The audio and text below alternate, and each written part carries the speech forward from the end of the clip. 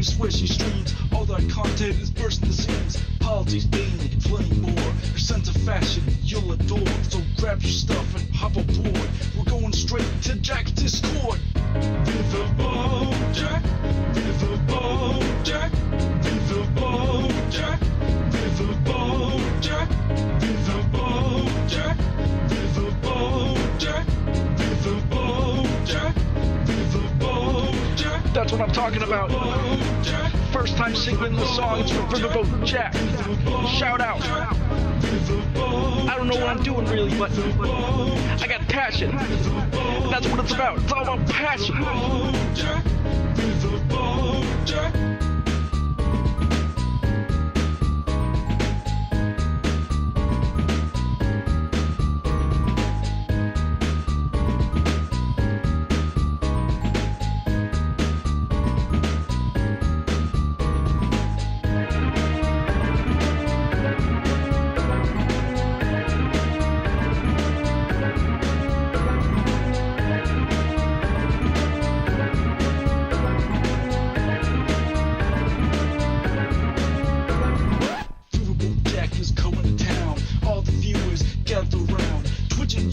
Squishy streams, all that content is bursting the seams. Politics, gaming, plenty more. Your sense of fashion, you'll adore. So grab your stuff and hop aboard. We're going straight to Jack's Discord. Viva Bojack, Viva Bojack, Viva Bojack, Viva Bojack, Viva Bojack, Viva Bojack, Viva Bojack, Viva Bojack, Viva Bojack, Viva Bojack, Viva Bojack, Viva Bojack, Viva Bojack, Viva Bojack. Hello, everybody. Hello. How you doing, Longshot F? Hello, Orvillaby. Hello, Gwenifer Forever. Hello. ACAB includes Tone Police. Hello, Satanic Panic at the Disco. Hello, you lovely beans, you. Hello, Bastion. Hello, Failsafe. Hello, Snuggle Kitten. Hello, Salty Turtle Cupcake. Hello, Depraved Ambiance. Hello, Social Psych Explainer. Hello, Will Kale. Hi there. Doug is a good dog. Hello, Jazz Dog. Hello, Mr. Miyagi. Hello, Erica. Hello, B. Parker. Hello, Blueberry Bumblebee. Hello, the Profane Priestess. How we all doing, folks? Hello, Metal Kitty Mom. Hello. Just in time. Hell yeah, Liz Galahad. Hello to you as well. I do hope that y'all are gonna have a There we go. Knew something was missing. Do hope we're all gonna have a good time tonight. A lot of awful news, a lot of awful people. Got no Twitch notification.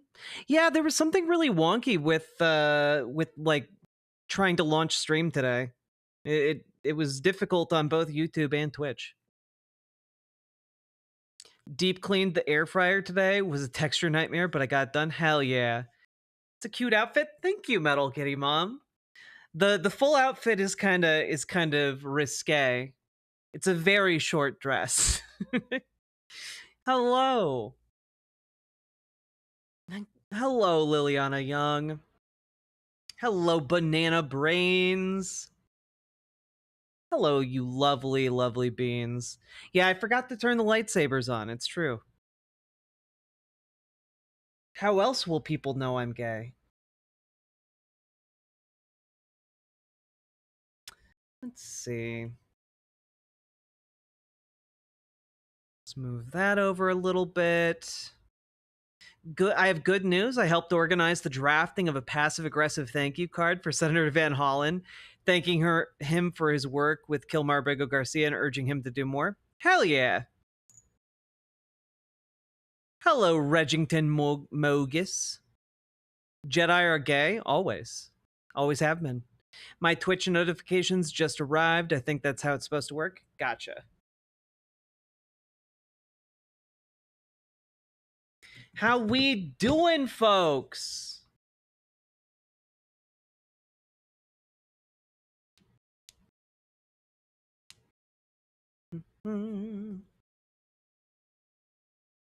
You're rocking the teacher fit? Oh, this is a little bit too risque to be a teacher outfit. It's very short. If I stood up, it would be a danger move.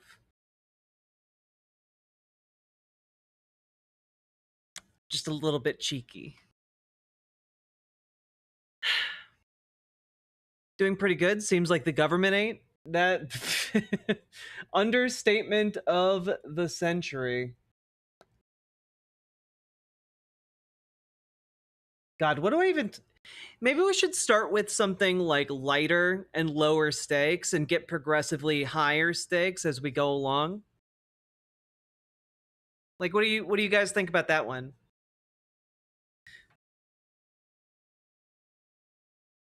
Oh, it is a super cute outfit.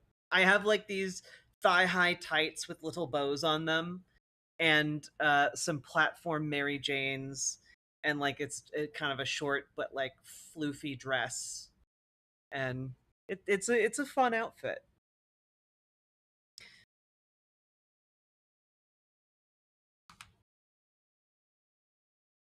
Sounds good to me.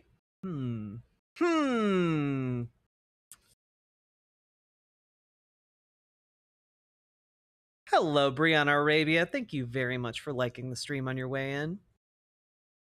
Honestly, prefer the hard stuff up front. Interesting. Okay.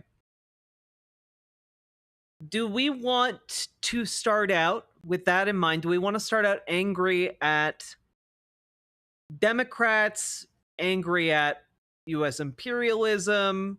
What are you guys thinking? What's on the menu for tonight for you folks? How many subs for Jumping Jacks? I don't think I can, in good faith, respect like TOS if you guys give me subs for Jumping Jacks. Honestly curious about the Ezra Klein thing. Oh god, we're gonna get there.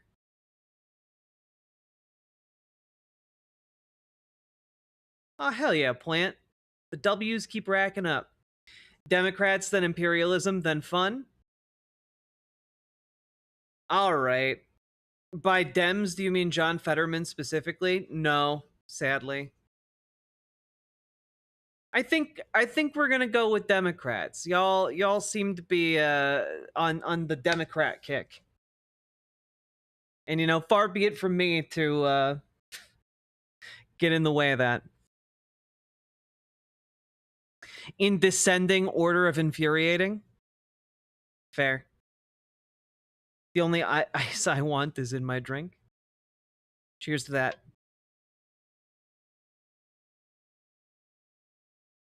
Is it sad that I have to ask what he did this time? You're gonna have to be be more specific about who you mean by he. I'm tired, boss. Yeah. Yeah, so am I. Honestly, though, nothing made me as tired as this Ezra Klein interview, you know?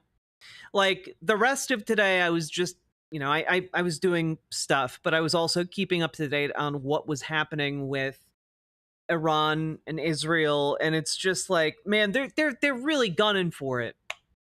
You know, Democrats, Republicans, the war hawks are out in force, and they are really genuinely trying to make Iraq 2.0 happen. You know, they want so badly to say like, oh, there are WMDs in Iran, but we gotta get boots on the ground.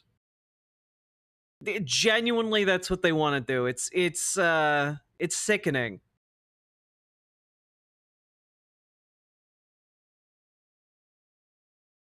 The military industrial complex wants another war.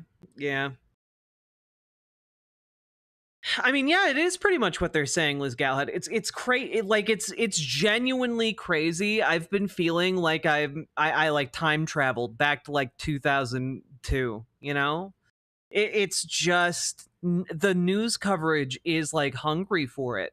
Literally anything to avoid talking about Donald Trump's failures. Literally anything. Yeah, the media is already manufacturing consent. It's insane.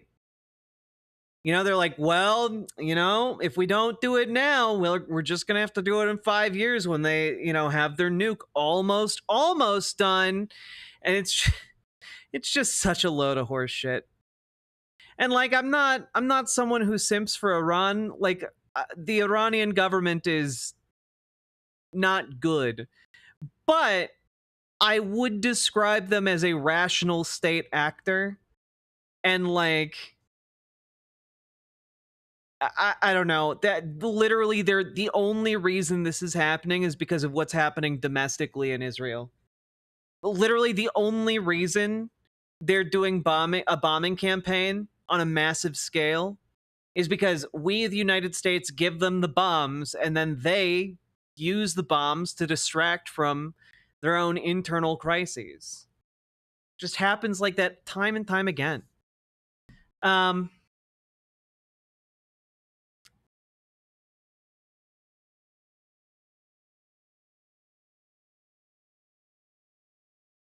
Oh, well, leaving Ukraine to fend for themselves against Putin's bloodlust. I mean, yeah. And, you know, I was listening to a news report earlier today, and it was just like, you know, Donald Trump has said if one hair, you know, harm comes on one hair of one American, we will strike Iran with a righteous fury. And it's just like, earlier today, an American citizen got killed in a Russian bombing raid in Ukraine, and it's just like what American citizen, says the entire GOP at this particular point in time. It's wild.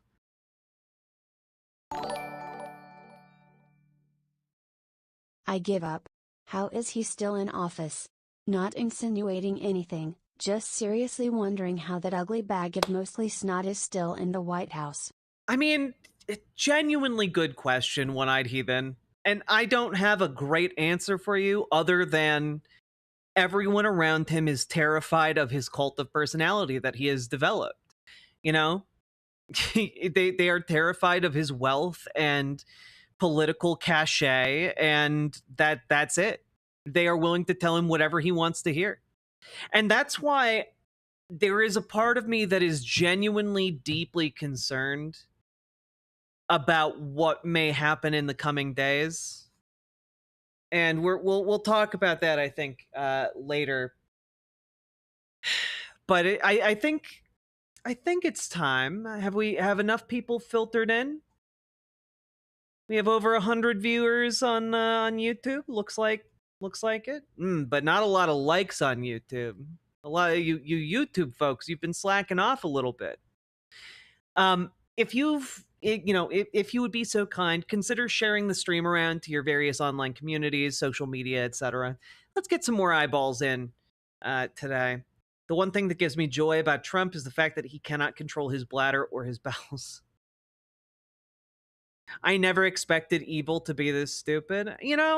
I guess we all fantasized about a smart, intelligent, suave evil. God. I'm here. You can start the show. What are we talking about? Hell yeah. Butt song? So early? Okay. Just because I love you guys.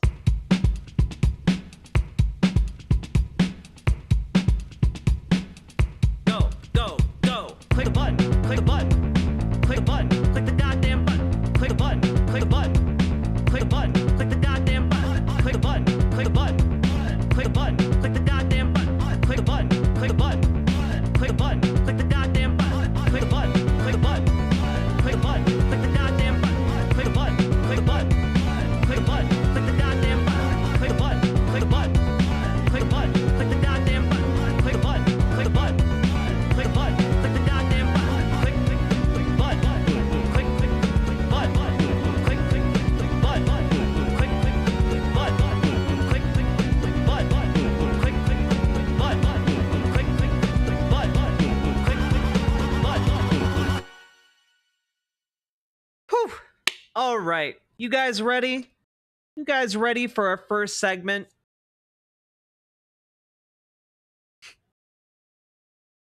Also, thank you all for hitting the follow button and the subscribe button. We've been doing pretty good over on YouTube with new subscribers. Just want to say, welcome, new subscribers. It's lovely to have you all here. We're closing in on 13,000 subs. That's pretty goddamn cool. No, lol, I'm not mentally ready. That's okay.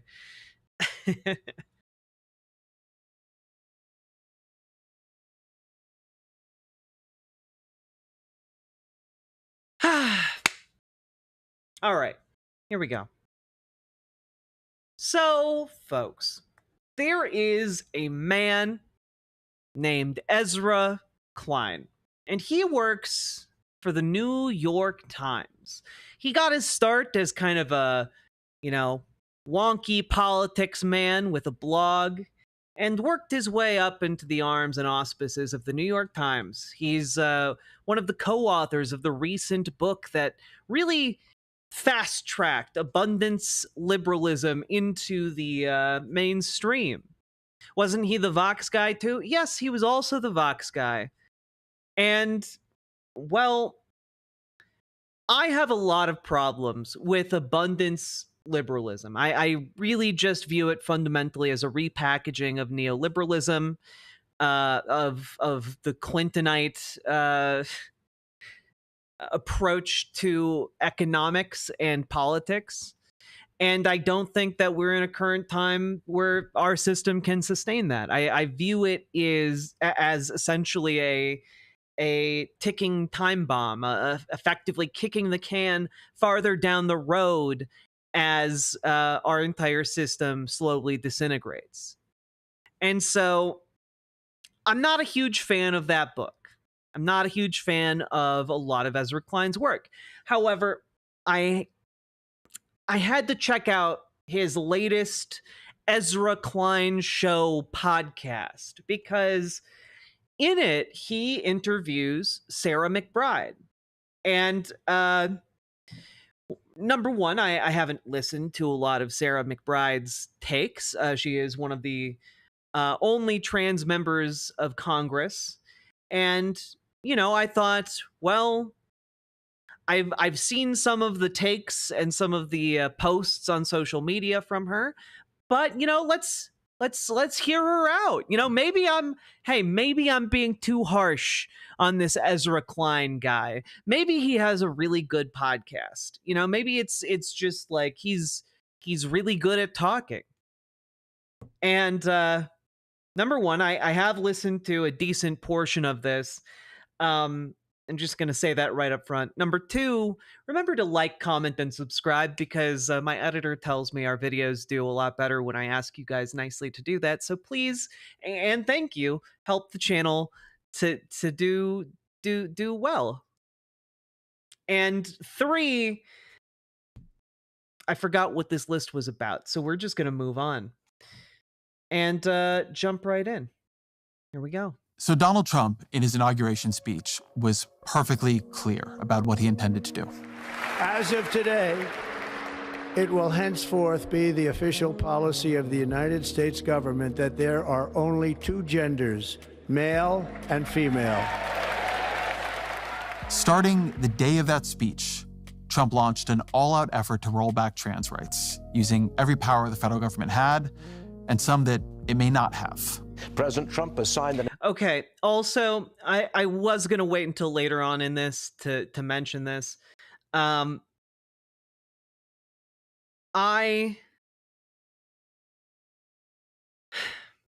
really dislike how Ezra Klein talks.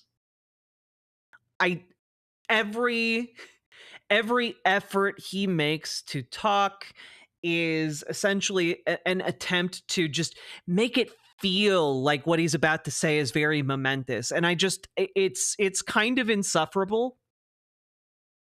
It's like you bottled the most insufferable parts of like the NPR radio voice and like jazzed it up to 1,000 and then put it into a podcast, and I dislike it very much. An executive order which declares the U.S. government will no longer recognize the concept of gender identity. President Trump directing the Secretary of Education to create a plan to cut funding for schools that teach what he calls gender ideology. This afternoon, President Trump makes a move to ban transgender athletes from competing in women's sports. Ban on gender-affirming care for transgender kids. A ban on gender-affirming care for transgender inmates in federal prisons. Ban on transgender troops serving in the military. These executive orders, many of them have not actually gone into effect yet. But when I look across the country, we're already hearing the stories of impact. It's a complete dehumanization of transgender people. It's about privacy and dignity for me to be able to change my passport to male. It's going to come along with... Which, by the way, a court ruled that transgender people are a protected class and can't be discriminated against for passport purposes, you know? So that's pretty neat. You know, maybe consult a lawyer before getting into, you know, putting a new, you know, application into that program, just because it's almost certainly going to be appealed. But it's nice to have a win on that, you know? Having to out myself to like Border Patrol agents. We are begging to be allowed to continue our service, and you're just going to wash us away. A lot of the things Trump is doing... Oh, that's such a good observation, Paladin Lost. Ezra Klein functions in the same space people like Eric Weinberg or Jordan B. Peterson exist in. A person who seems like a really smart person to really dumb people. Yeah. In this term have put him on the wrong side of public opinion. But not this. In a recent poll where Trump's approval rating was around 40%, 52% of Americans approved of how he's handling trans issues.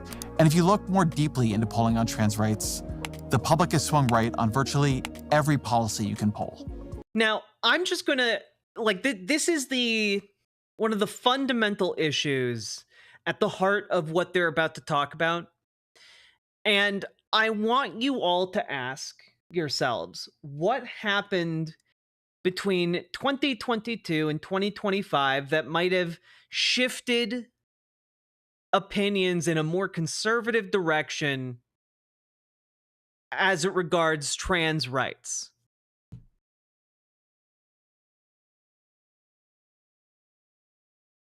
What has happened?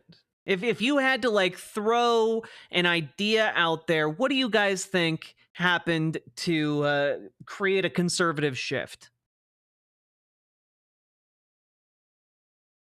Sports? It's a little bit of it. Heritage Foundation propaganda, Matt Walsh.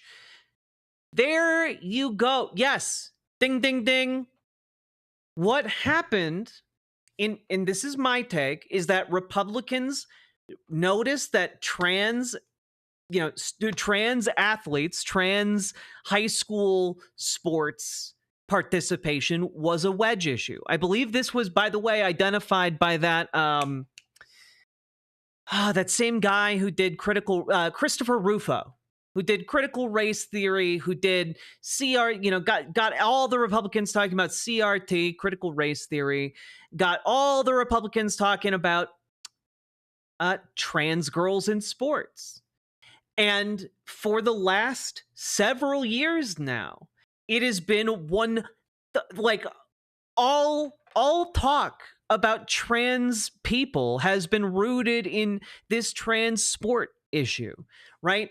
And that has been milked to death by the conservative propaganda machine, right? So like when I see these numbers, what I see is a shift born out of manufactured public opinion.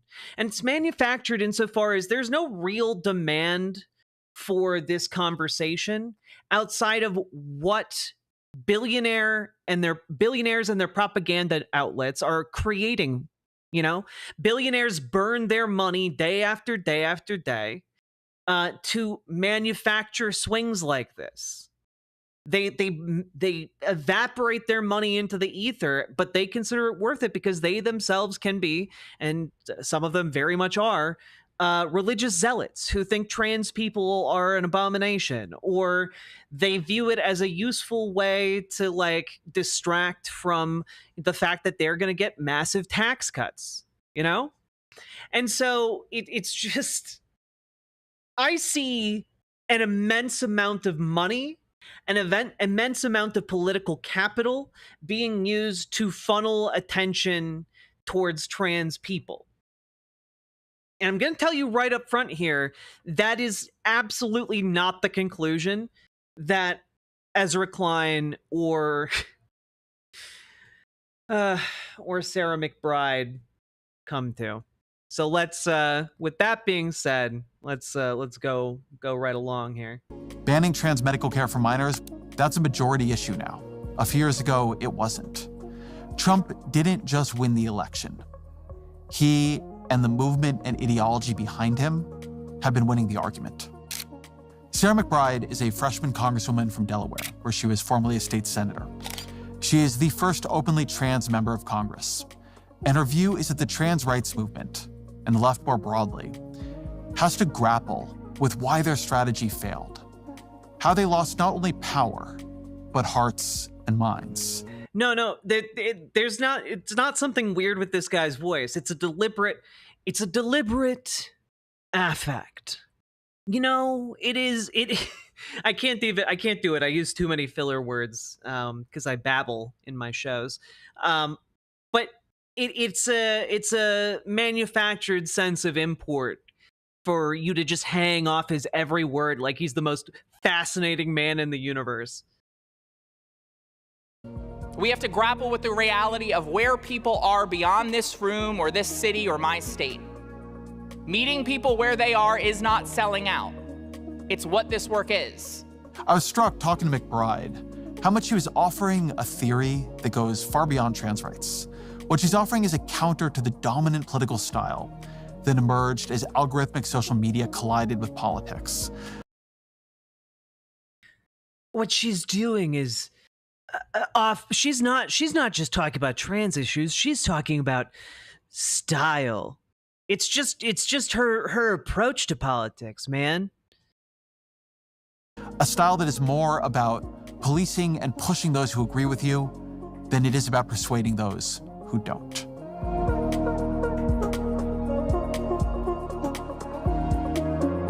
Sarah McBride, welcome to the show. Thanks for having me. So I want to begin with some polling. So Pew asked the same set of questions in 2022 and 2025. And what it found was this collapse in, I would call it, persuasion. So they polled... what I want to know is why are you having to say what I would call persuasion?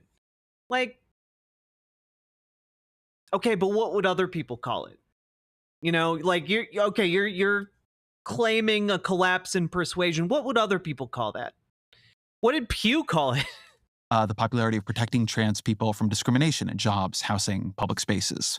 That had lost 8 points in those 3 years. Requiring health insurance companies to cover gender transition lost 5 points. Requiring trans people to use bathrooms that match their biological sex gained 8 points. When you hear those results, what to you happened there? By every objective metric, support for trans rights is worse now than it was 6 or 7 years ago. And that's not isolated to just trans issues. I think if you look across issues of gender right now, you have seen a regression, right? Marriage equality support is actually lower now than it was a couple of years ago in a recent poll. We also see a regression around support for whether women should have the same opportunities as men compared to 5, 10, 15 years ago. And so there's a larger regression from a gender perspective that I think is impacting this regression on trans rights. But I think it has been more acute, more significant in the trans rights space. I think... Oh, okay. Yes. To a degree, there's a whole manosphere thing happening for sure. There, you know, a retreat to different conservative strongholds of identity. And like, yeah, that's a part of it. But it's like, these are different issues, frankly. Trying to say, oh, there's a large... I understand her point. I think these are different things. Just candidly, I think we lost the art of persuasion. We lost the art of change making over the last couple of years.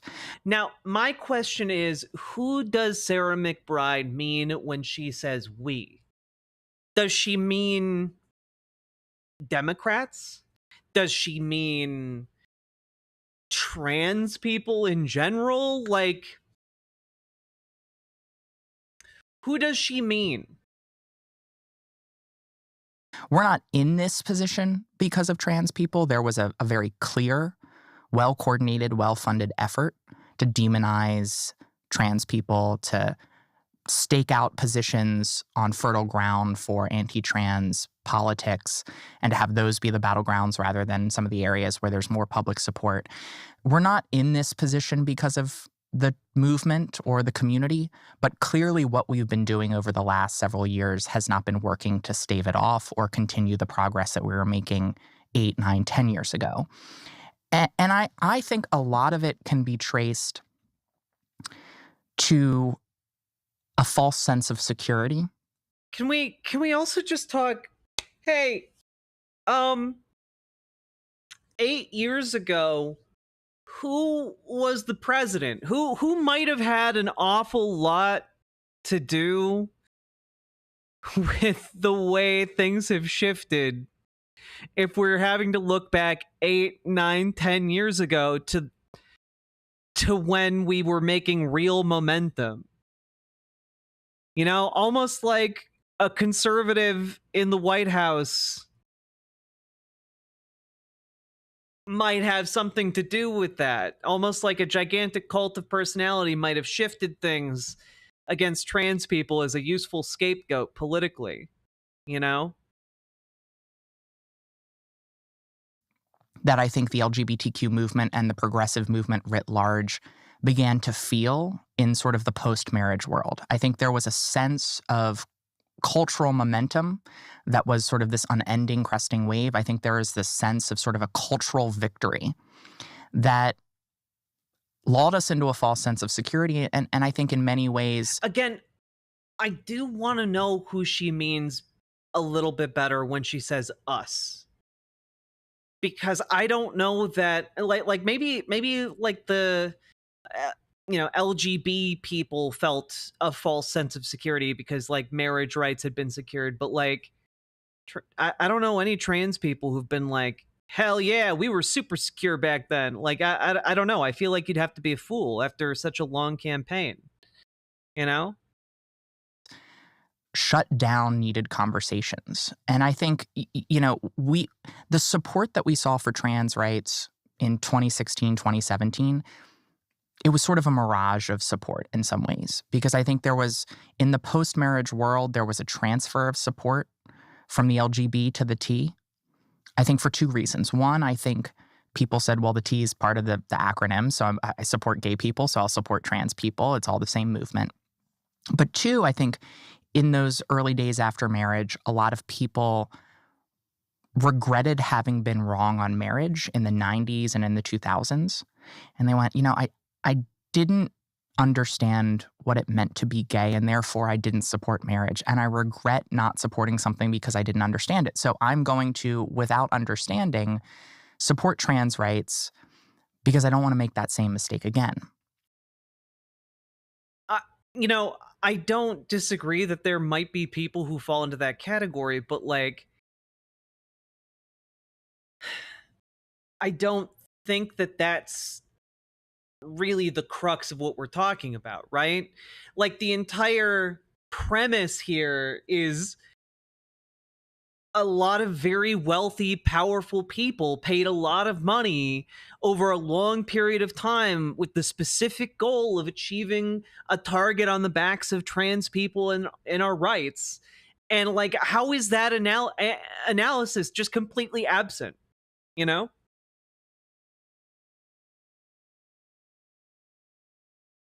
Yeah, like part of the issue is that the wider, exactly, Liliana Young, part of the issue is that the wider LGBTQ community, that was the end goal. Like, marriage equality was the end goal for, a certain kind of lesbian, a certain type of gay, and trans rights kind of just limped along.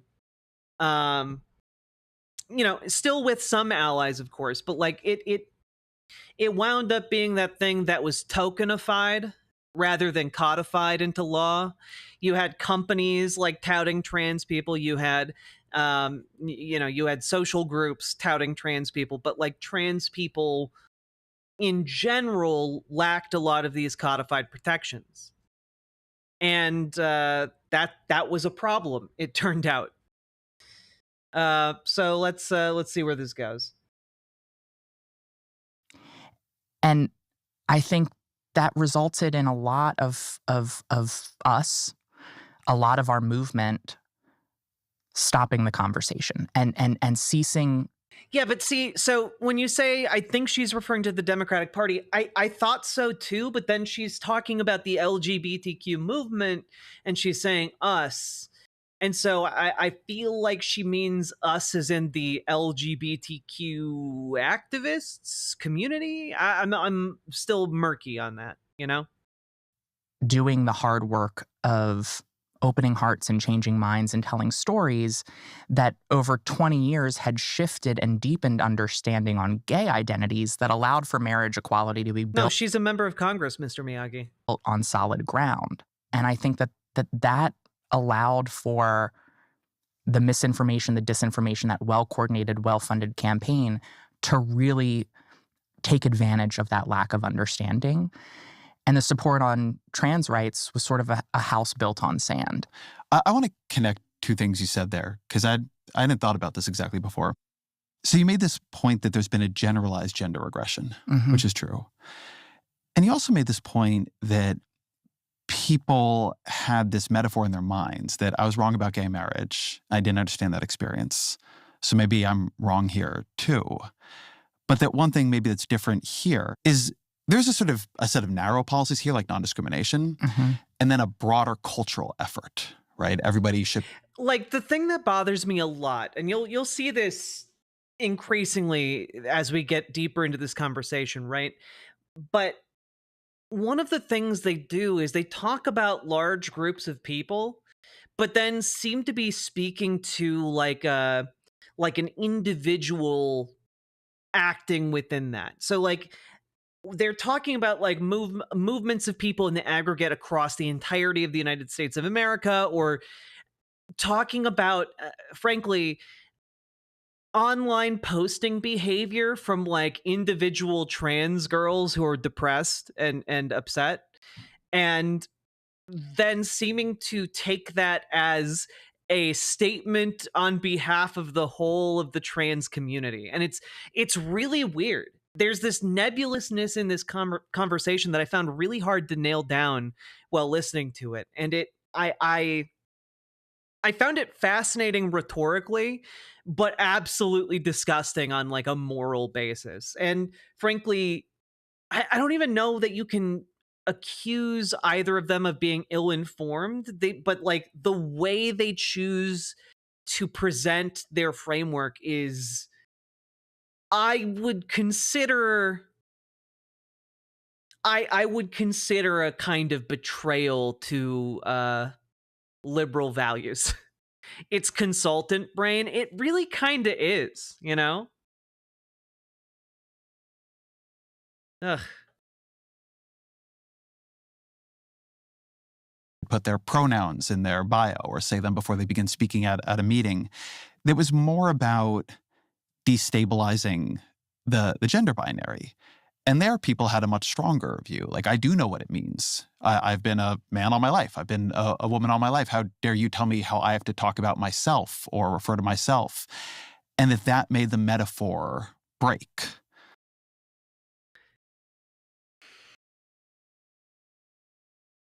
If you know what a man is already, why are you being upset when someone asks you what a man is? You know, like, what do you mean? Like, if people were secure in these ideas, they wouldn't be getting upset about it. But like, the thing is, they keep talking about like imagined people. They keep talking about like, oh, I can imagine someone being very upset that they have to learn new pronouns. I can imagine someone being very upset that someone hypothetically told them they couldn't refer to themselves in a certain way. Like, that's weird, right? Like, at no point did like doctors come into like a woman at the hospital and say, you can't call yourself a woman, you have to call yourself a person with a uterus. You're coming with us, we're the gender police. Fucking pronouns! And it's just like, this is all just imaginary. And it's weird that they treat the imaginary like it is concrete. Because if the gay marriage fight was about what other people do, there was a dimension of this. It was about what you do and how you should see yourself or your kids or your society. Yeah, I mean, how many of these people have their very own Baileys floating around in their head? You know, they just think about a hypothetical person and then they get aroused. People are aroused. I haven't seen people so aroused in a very, very long time. That's right, Chuck Schumer. I think that that's an accurate reflection of sort of the overplaying of the hand in some ways, that we as a sort of coalition went to Trans 201, Trans 301, when people were still at a very much Trans 101 stage, one. And then two, I think there were requests that people perceived as sort of cultural aggression, which then allowed the right to say, we're punishing trans people because of their actions rather than we're going after innocent bystanders. Good night, Lady Ringcloud. And I think some of the sort of cultural mores and norms that started to develop around inclusion of trans people were probably premature for a lot of people. And like this is what this is what gets me, right? Like developing a framework for rules to include trans people was probably premature for a lot of people. And I reject that notion. I reject that you have to treat grown-ass people like they're goddamn children. I don't think you have to treat adults like they're babies. You know, like, I mean, like, how do I put this into words? Because to me, this is like saying, oh, we're desegregating too fast. You know, we need like we took that, you know, the extra, the blacks only fountain down a little prematurely, don't you think? For some people, like, that seems like a really weird argument to make, actually. No, I think you need to do inclusion. I don't think there's a way to slow roll it. And it's just really weird hearing this argument. It is deeply infantilizing. You know, I'm sorry, like, my 99-year-old grandmother can, like, understand trans issues and trans people, okay? She literally grew up during the Great Depression, and she understood trans issues, okay? You know, like, I'm sorry, you don't have to treat people like they're children. We became absolutists, not just on trans rights. I think actually, can we I have a perfect clip.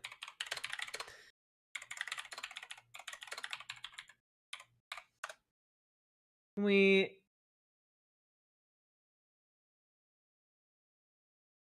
get this? Yeah, here we go. Ba-ba.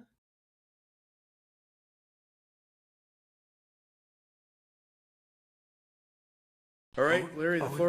No. I need an actual YouTube video. Don't. Come on. Give it to me. No, not that. That has a person in it.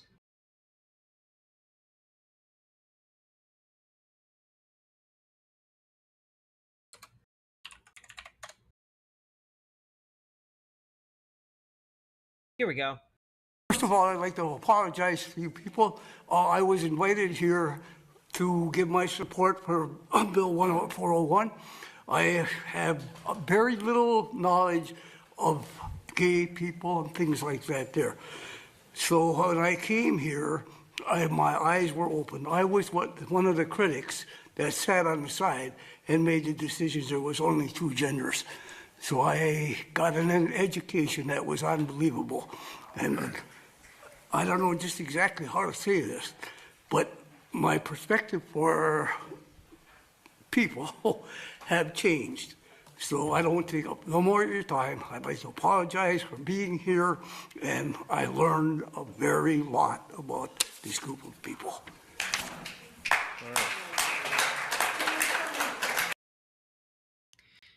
You know, like, when we're talking about, like, oh, we instituted things too fast. No, we didn't. That man was able to sit in, like, a city council meeting over the course of, like, a couple hours, and he was like, oh, wait, I get it now. Like Frank from Always Sunny watching Max dance. One of the best parts of Always Sunny. He gets it. And so I reject this notion that, like, oh, well, you know, we moved too fast when it came to, you know, creating cultural norms and expectations around accepting trans people into society. We didn't move too fast. A man like in his 80s can, like, go to a city council meeting and come out completely changed by just hearing trans people talk about their experiences. That I'm sorry, that to me doesn't indicate people who've been indoctrinated beyond our reach. It doesn't indicate that we've lost on trans issues. It indicates that we're actually winning, and very easily can win if we have the resources to match even a tiny fraction of the media messaging that conservatives put out every single day, shitting on trans people, you know? Across the sort of progressive movement, we became absolutist. And we forgot that in a democracy, we have to, one, grapple with where the public authentically is and actually engage with it. And this is, I just want to stop here. because this pissed me off a lot. Because as a politician, you have the power to help shape the story. You know, it's not just that you have to meet the public where they're at, but you also have to push them forward. You have to make the argument. You have to, like, have a spine and stand up for what you believe in.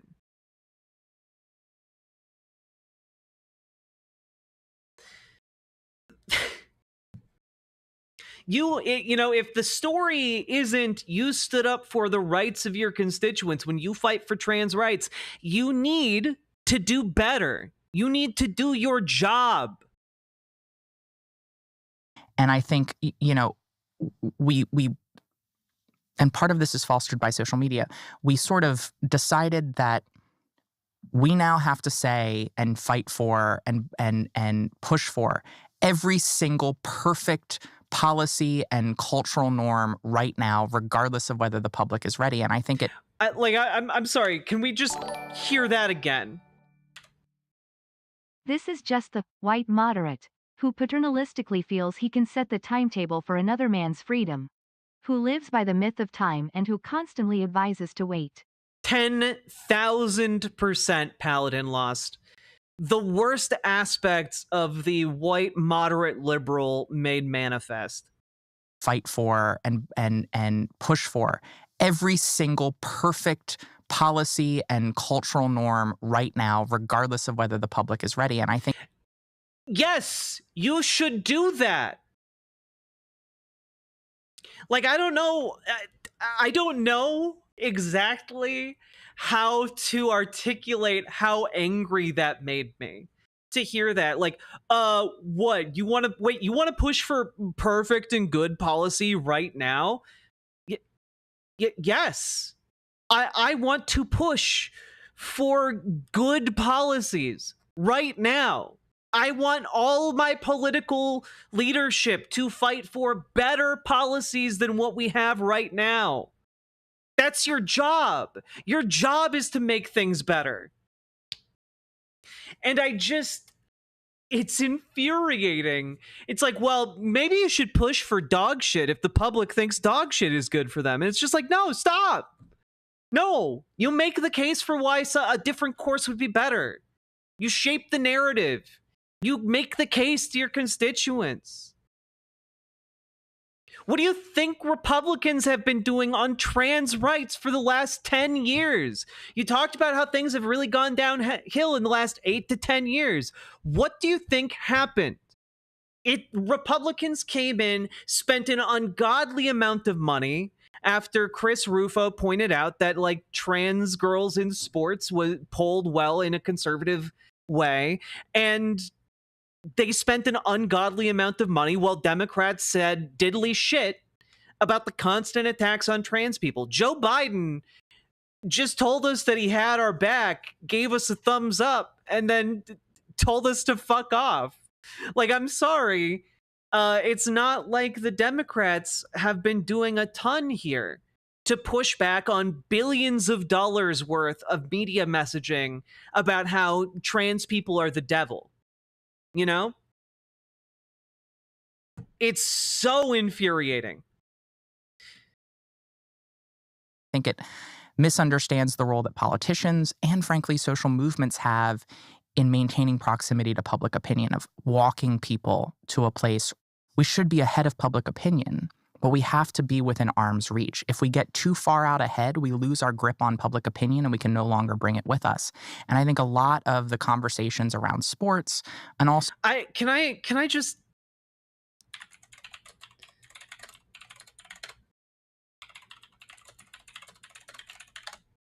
Can we just take a look at this Smithsonian piece again? Even though he is revered today, MLK was widely disliked by the American public when he was killed. 75% of Americans disapproved of the civil rights leader as he spoke out against the Vietnam War and economic disparity. And I just, again, it's according to a 1968 Harris poll, and he died one of the most hated men in America. And I'm sorry, but if your response to some people don't like this policy, we only have 49% support now for trans rights, it's like, bitch, do better. Like, I'm sorry, do better. One day everyone will have always been against this. Yeah. One day it will be unthinkable to a new generation of children that trans people were ever considered like lesser than. So some of the sort of cultural changes that we saw in expected workplace behavior, et cetera, was the byproduct of maybe just getting too far out ahead and not actually engaging in the art of social change making. And what I want to know so badly is when they say we got out too far ahead, what does that mean? No. Seriously, what does that mean? Like, we're talking in vague generalities here. I want more specifics. Like, when you say we got out too far ahead, what do you mean by that? You know, in a conversation where someone should ostensibly be asking follow-up questions, come on. Paladin, she's only a congresswoman, Paladin. She can't demonstrate leadership.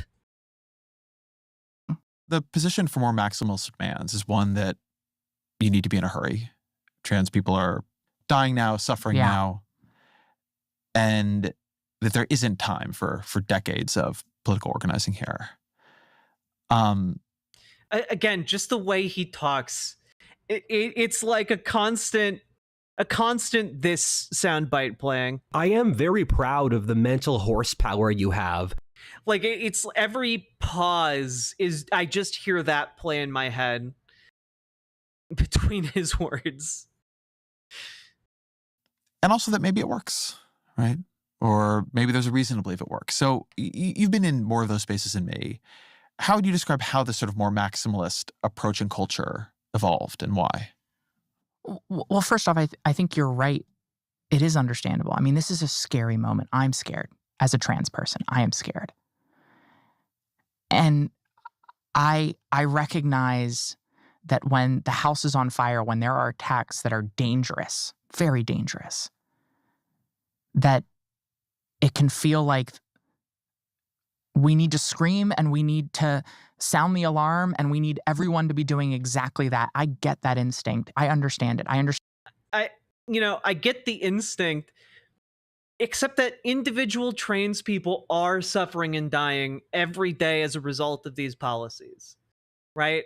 It's not just an instinct, that there's a very real suffering and desperation and fear that pervades the trans community right now.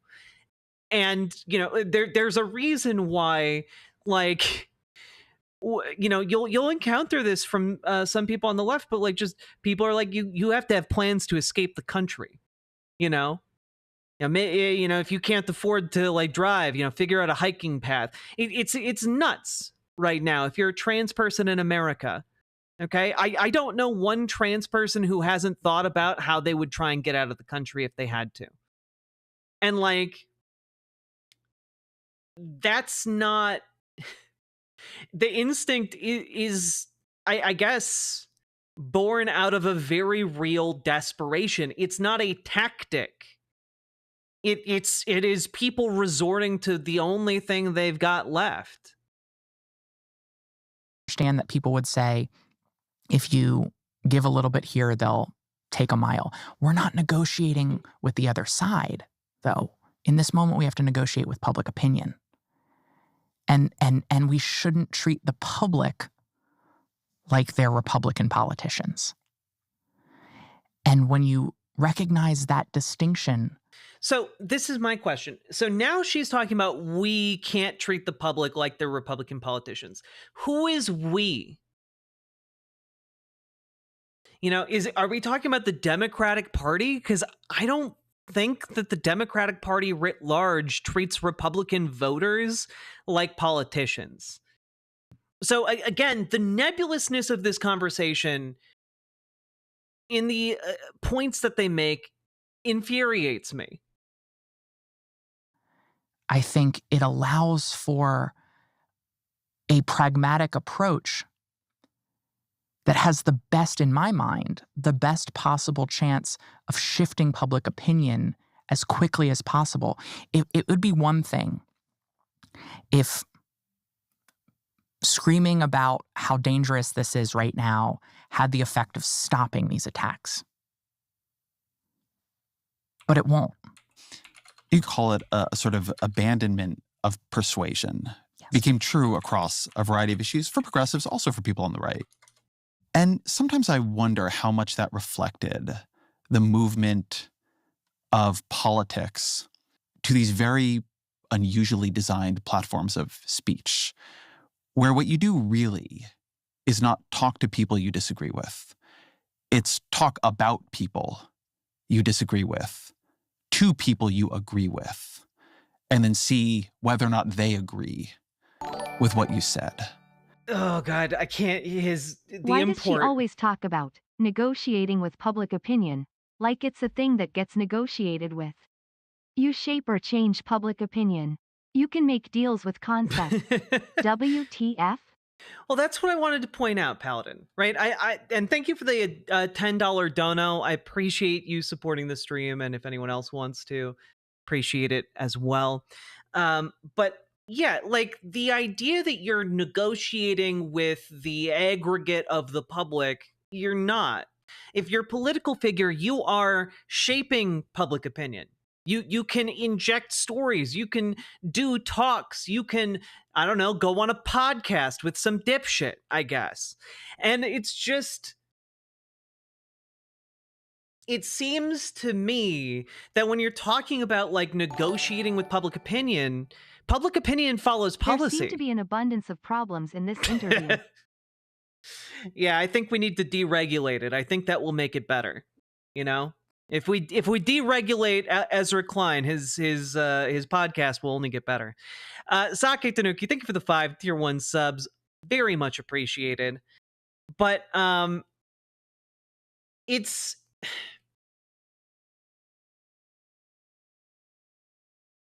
I don't know. You set better policies and the public catches up.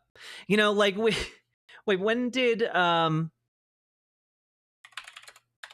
Loving v. Virginia. When was that? 1967. So like 1967, public opinion, interracial marriage. Let's see.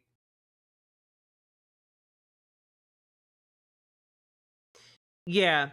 So this is interesting, right?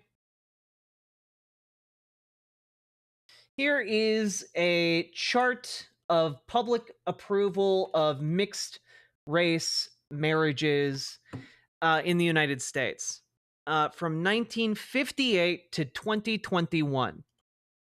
Now, Loving v. Virginia was 1967, and that is what allowed black and white people to get married. Have we tried going fully? It's always sunny. And tried full deregulation? Sake Tanuki, thank you for the 5 tier 1 subs. Also, I need like that starter ting of Always Sunny. You know, the starting like music as on my soundboard. Immigration stances is a good one to look into as well. I mean, I think this tells us basically everything we need, right?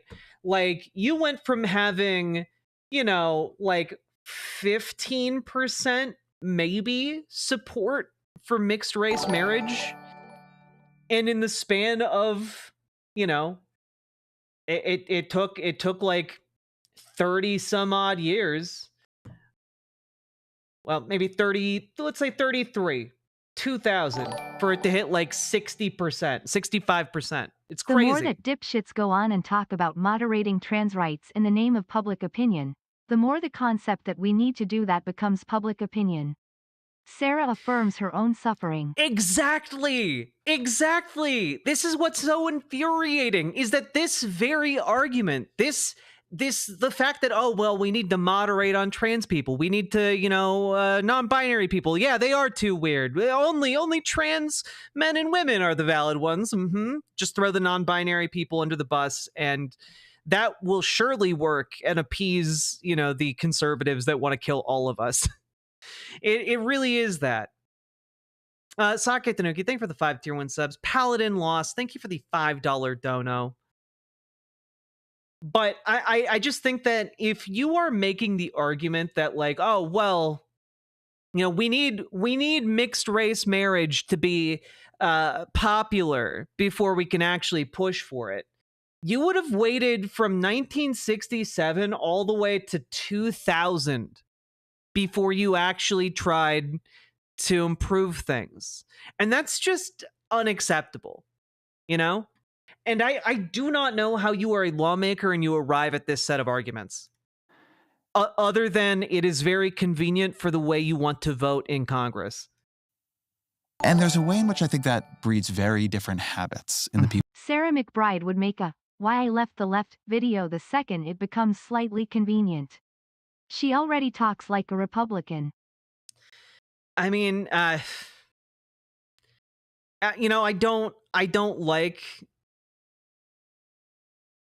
don't like critiquing trans people when everything that is currently happening around trans rights is happening, but I needed to talk about this after I started watching it because it makes me so mad. No fucking capitulation on this issue. Like, I'm sorry, but what our opposition demands of us is annihilation. And what we need to demand from our allies is for them to stand strong against that. It's not, we cannot simply go, okay, we'll allow a few of us to be annihilated. No, like, I'm sorry. Once they know they can get a few of us, they get all of us. That's how this works. People who do it. I think that that's absolutely right. I mean, again, we're not in this place because of our community or our movement, but clearly we aren't in this place because we weren't shaming people enough, because we weren't canceling people enough, because we weren't yelling at people enough, because we weren't denouncing anti-trans positions enough. I think the dynamic with social media is that the most outrageous, the most extreme, the most condemnatory content is what gets amplified the most. It's what gets liked and retweeted the most. And people mistake. Yeah. Maybe online extremism and the way media works really exacerbated this issue, huh? Getting likes and retweets as a sign of effectiveness. And those are two fundamentally different things. And I think that whether it's Sarah McBride is a neolib, I don't think she's a grifter. She just has bad ideas. I don't know that she's a grifter either. I just don't think. I just don't think this is effective politics.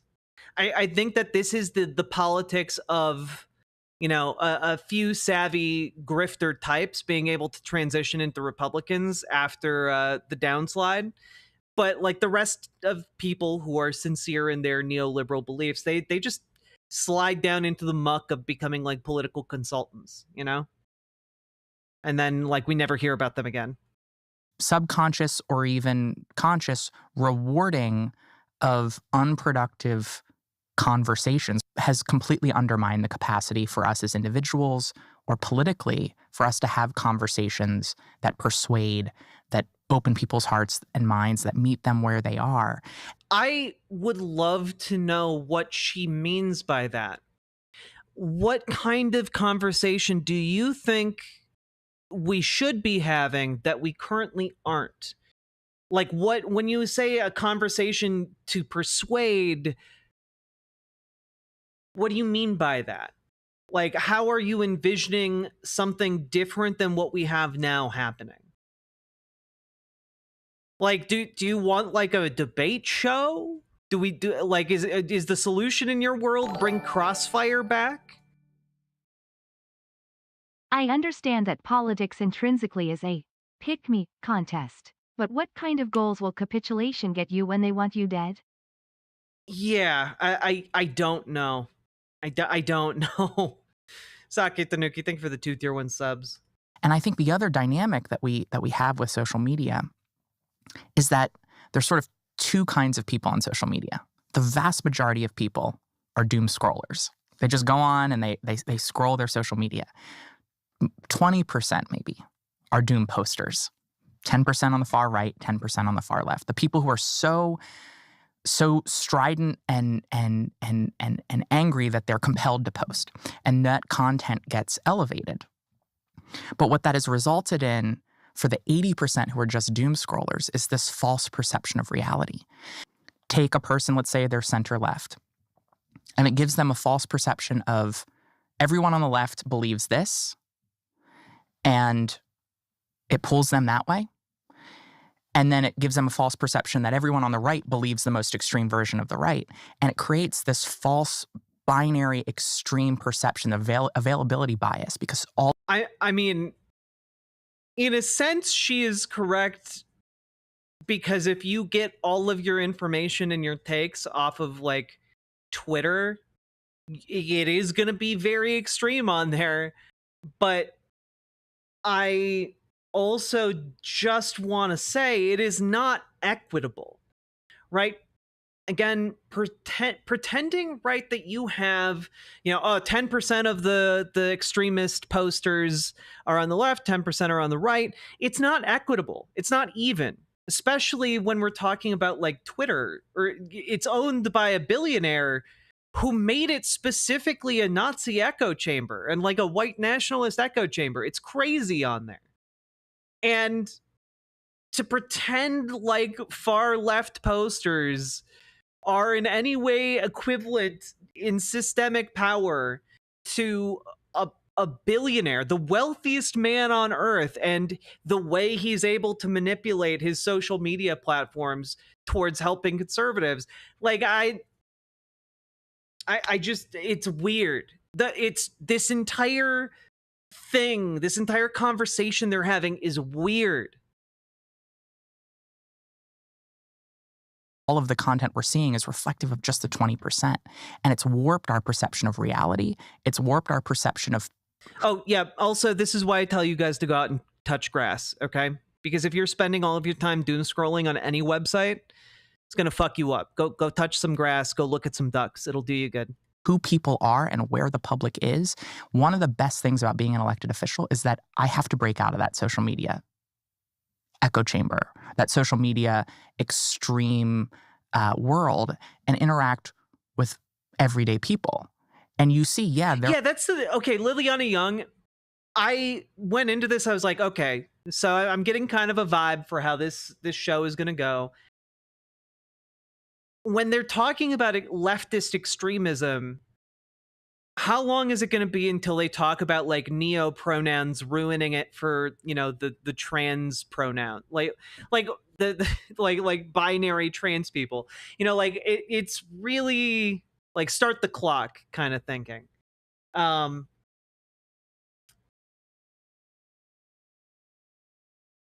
Yeah. I don't know about this. There are real disagreements, but that 80% of the doom scrollers, or the people who aren't even on social media, are actually in a place where we can have a conversation with them. When I ask this question, I don't just mean on trans issues, but you represent Delaware, which is a blue state, not Massachusetts blue, but blue. If you took your sense of what Democrats want or what the country wants from your experiences on social media versus your sense... what are neopronouns? Neopronouns are like when someone's like, I identify as... I don't know. I identify as only my name, and but I also use ze/zer pronouns or something like that. Basically people just make up their own pronouns. That's it. And in a lot of, like, neo-lib and conservative communities, you'll find people talking about, like, all the pronouns, infinite pronouns now. It's really, really weird, It's not that hard to use different pronouns. From traveling around your state. How would they differ? I thought it was a right-wing straw man. No, there are actual people who, have neopronouns. I think they would differ in two ways. One, they would differ in the issues that we would focus on, right? What you hear on social media is a preoccupation with sort of the most inflamed culture war issues that you almost never hear when you're out talking to voters in any part of the state. What you hear is a understandable catastrophizing around democracy, which you don't hear nearly as much when you're out talking to voters. What you hear when you're talking to voters is you hear about the cost of living. You hear about the bread and butter issues that are keeping people up at night, people who aren't on social media or aren't posting on social media. And so you hear a difference in priorities, but then you also hear a difference in approach. People are hungry for an approach that doesn't treat our fellow citizens as enemies, but rather treats our fellow citizens as neighbors, even if we disagree with them. I mean, I think that where we're at right now is that people just want their, meat and potatoes issues taken care of. They want to be able to go to the grocery store. They want to be able to continue driving their cars. They want to be able to, do X, Y, and Z. And that's why we need politicians that focus on, material issues, but also we need politicians that can do that while also fighting for civil rights. An approach that's filled with grace. And I think on social media, we have come to this conclusion, rightfully so, that people's grace has been abused in our society. That the grace of marginalized people, the patience of marginalized people has been abused. And that is true. But on social media, the course correction to that has been to eliminate all grace from our politics. So when we're talking about, but on social media, our approach has been to eliminate all grace from our politics. So what this really seems to be boiling down to is people on social media sure are mean, huh? And yeah, that's social media. And then this is about to take a turn that made me really also just infuriated because it's stupid. It's how dare you have conversations with people who disagree with you? How dare you be willing to... No one thinks that. No one thinks, oh, how dare you talk with someone who disagrees with... No one thinks that. What people do think is, oh, that person just sat down and talked with a well-known white nationalist neo-Nazi who Sieg Heiled once in 2014 and has since changed nothing about their rhetoric or political stances. And yeah, that's bad. That's not just like you talked with someone who disagrees with you, that you talked with someone who's like a white nationalist. And so I'm not saying Sarah McBride did that, but like that's usually how these kinds of conversations go. You look into it and you're like, oh, wait a minute. They talked with a far-right extremist. Work with people who disagree with you. How dare you compromise? How dare you seek to find common ground with Republicans? And I think when you go out into the real world, Democrats, independents, and Republicans, there is a hunger for some level of grace, for us to just not be so angry at one another. And why can't you guys on social media be nice? Why can't you be nice to all of those people who disagree with you? Why can't you guys be nice?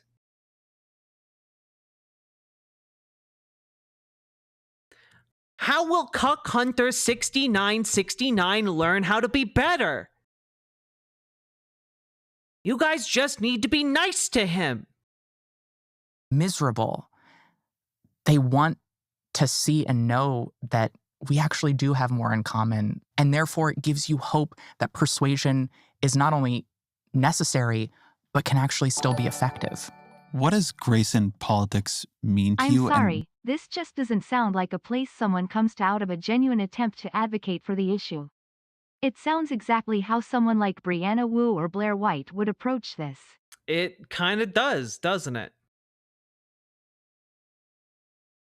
Yeah.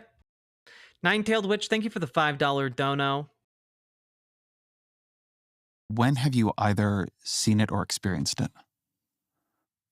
I think grace in politics means,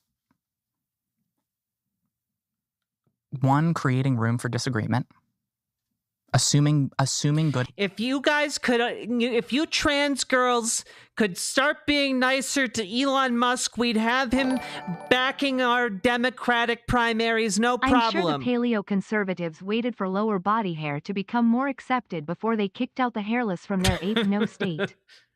Sake Tanuki, thank you for the 2 tier 1 subs. Oh, God. If you guys were just nicer to Elon, he'd be nicer to us. Don't you get it? Good intentions, assuming that the people who are on the other side of an issue from you aren't automatically hateful, horrible people. I think it means... But here's the thing. We don't automatically assume that. You know, like I'm sorry. The 17-year-old anime cat girl on Twitter these days isn't making assumptions that people are being hateful. The people that like find her account and attack her are being hateful. The people who are like, "Oh, pronouns in bio. You're next, motherfucker." Like they're the hatred is on our doorstep. We don't have to go and make assumptions about people because, you know, people who disagree with us come into our chat sometimes and just call us the F slur. You know, they just drop that T slur. You know, I don't need to make that assumption about anyone because, you know, they clear it up pretty quickly. God. Creating some space for disagreement within your own coalition. I think it's a kindness that just feels so missing from our body politic and our national dialogue. And look, what I find fascinating about this is that fundamentally it's just we should all be nicer to each other with no framework whatsoever of how to actually do that. You know, part of the reason we, you know, us trans people on the ground, we feel like we can't be nice to people is, one, just not true. Trans people are some of the sweetest individuals on the planet. But number two, not only is it not true, it's just we don't make those assumptions. People just come at us constantly. You know, like it's not, I don't know any trans people who are like, I'm never having any conversations about transness again. You know, like I'm sorry, this is an imagined like Twitter poster. It's crazy. I saw it in the Delaware State Senate on both sides of the aisle, whether it's in Republicans in Delaware joining. Yeah, Republicans in the State House were really nice to me, guys. On to be co-sponsors on an LGBTQ panic defense bill that I was the prime sponsor of, whether it was the discourse being much kinder and more civil on a whole host of even cultural war issues. I saw that grace have the effect of lowering the temperature, removing some of the incentives to go after. Yeah, you know, a Republican lawmaker came up and didn't immediately misgender me. And so I decided not to immediately respond with, "Fuck you!" We also forget trans guys, which tend to be almost incapable of being mean. It's true.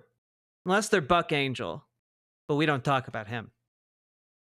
Sake Tanuki, thank you for the 2 tier 1 subs. Vulnerable people in this country, in our state. But like, I'm sorry, if somebody's coming up to you and being like, hey, I'm not going to vote to torpedo your trans panic defense bill that is trying to undo that as a legal loophole in our state. Like, yeah, no sane person responds with just like, I don't know, 6 middle fingers in their direction. Like that doesn't happen. The aggression is born out of individual interactions well outside of state houses. I saw it with my colleagues on the Republican side of the aisle who didn't vote for bills that were deeply personal to me, and yet we still found ways to work together. We still found ways to develop friendships. And look, I know that places more of a burden on me than it does on them, right? I know that when you're asking a marginalized person to extend grace in a conversation, you're asking much more of that marginalized person. But change making isn't always easy, and it's not always fair. And why would we expect that the extra burdens and barriers of marginalization would cease at the point of overcoming the marginalization, of creating the change necessary to eliminate prejudice and create equal opportunity in our society? We don't? Like this is the... Yeah, what if we imagine a person who's just wrong about everything? Yeah, wouldn't that be silly to be that person? No, that's where the barriers are going to be greatest. That's where the burdens are going to be greatest. It reminds me of a line that I hear it less now, but I used to see it a lot, which is, it's not my job to educate you. Mm-hmm. And I always thought about that line because on one level, I understood it. I mean, it's probably not your job to educate anyone. And then if you're in politics, if what you're trying to do is political change, I always found that line to be almost anti-political. Yeah.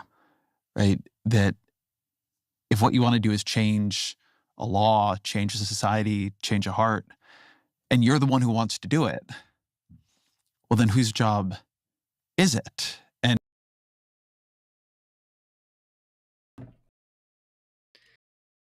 but the people who are saying it's not my job to educate you aren't people who are going out there as activists to educate people. The people who say it's not my job to educate you are randos. They're people minding their own business and being like accosted by strangers. You know, like, it's not my job to educate you. Yeah, like I'm minding my business on the internet, and you know, I've got shit I need to do. And it's just so weird, right? Like they're talking about like some random internet poster and relying on their audience having seen a poster like that at some point and be like, yeah, people do exist like that. Except that it's not enough that people exist. You have to make the argument that there are actual serious like politicians who are going up on stage saying it's not my job to educate you. That's not happening. And who are you expecting to do it? It's an understandable frustration, but it's the only way forward. And look, I don't believe that every person from an underrepresented or an unrepresented community needs to always bear the brunt and burden of public education, right? Like, Thank God. I don't believe that every LGBTQ person has to be out and sharing their story and doing all of that hard work. But for the folks who are willing to do it, we need to let them. And one of the problems we've had is that we've gone from, it's not my job as an individual person who's just trying to make it through the day to educate everyone, to no one from that community should educate. And frankly, no, we should just stop having this conversation, because the fact that we are having this conversation at all is hurtful and oppressive. And where is this happening? Give me one citation. It's not Betsy DeVos' job to educate you. Sake Tanuki, thank you for the 2 tier 1 subs. But like, what is she even saying? She's saying that it went from people saying it's not my job to educate you to saying, you know what, let's just play it again. Just play it again. To educate, trying to make it through the day to educate. We've gone from, it's not my job as an individual person who's just trying to make it through the day to educate everyone, to No one from that community should educate. And frankly, no, we should just stop having this conversation because the fact— Who's saying that? I'm sorry, who is saying it's not the trans community's job to educate you? No one in the trans community should educate you. Like, what are you talking? Like, we're shunning? We're doing like a reverse shunning? I guess not a reverse. We're just doing a good old fashioned shunning. The fact that we are having this conversation at all is hurtful and oppressive. And maybe it is hurtful, but like, give an example. What example are you talking about? Because like the only one that I can think of where trans people might react to that is like, hey, should we do conversion therapy on all trans people? And it's like, what? No. Even trying to open that line of questioning is hurtful and oppressive. And like, I don't think we should. I don't think that's a good conversation to have. You know? It's just very weird. But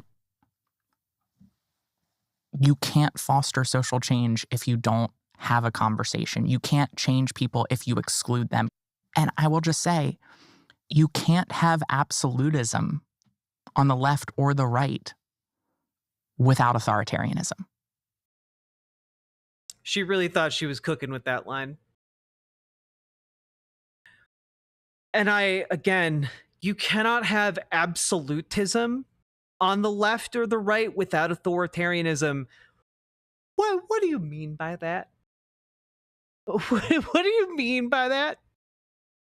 The absolutism on the left right now that is authoritarian would be what? Is it Juniper posting over on Blue Sky? Is that authoritarianism to these people now? On the one hand, you have Donald Trump and like a Republican majority in Congress, you know, preparing to slit the throat of Medicaid and like, you know, ignoring any kind of democratic checks and balances on their power. And on the other hand, you have the Twitter and Blue Sky poster Juniper being sassy towards Elon Musk and Cenk Uygur, and that's also equally authoritarianism right there. Getting made fun of on Blue Sky, that's the strongest form of authoritarianism there is. Jesus. Right? The fact that we have real disagreements, the fact that we have difficult conversations, the fact that we have painful conversations is not a bug of democracy. It's a feature of democracy. And yes, that is hard. But no one is saying you shouldn't have hard conversations. Again, the straw man you guys brought into the studio with you here should really be given a mic. I want to hear from the straw man. And difficult, but it's just so big.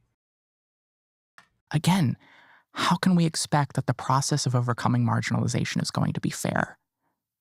And I think the discourse has taken this understandable critique of society and the way we operate and the burdens we place on marginalized people. And we've somehow said, well, the one place that we have control over whether we allow for that marginalization is in the strategies we use to overcome it. We're not going to engage in that because it's sort of self-oppression.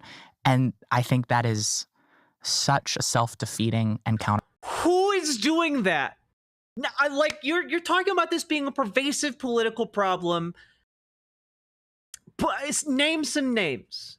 Who is doing that? Because I haven't seen that happen in politics with anything that is happening right now. This is, from my opinion, from my point of view, completely fabricated. It's disappointing to a degree I find difficult to articulate. Nobody. Exactly, Winnie Rose. On a productive approach. I've been thinking in the past couple of months, because we are in the most illiberal era of my lifetime in American politics. I don't mean liberalism in the sense of supporting or not supporting universal health care, but in terms of due process, in terms of tolerance, in terms of the basic practice of politics and living amidst each other.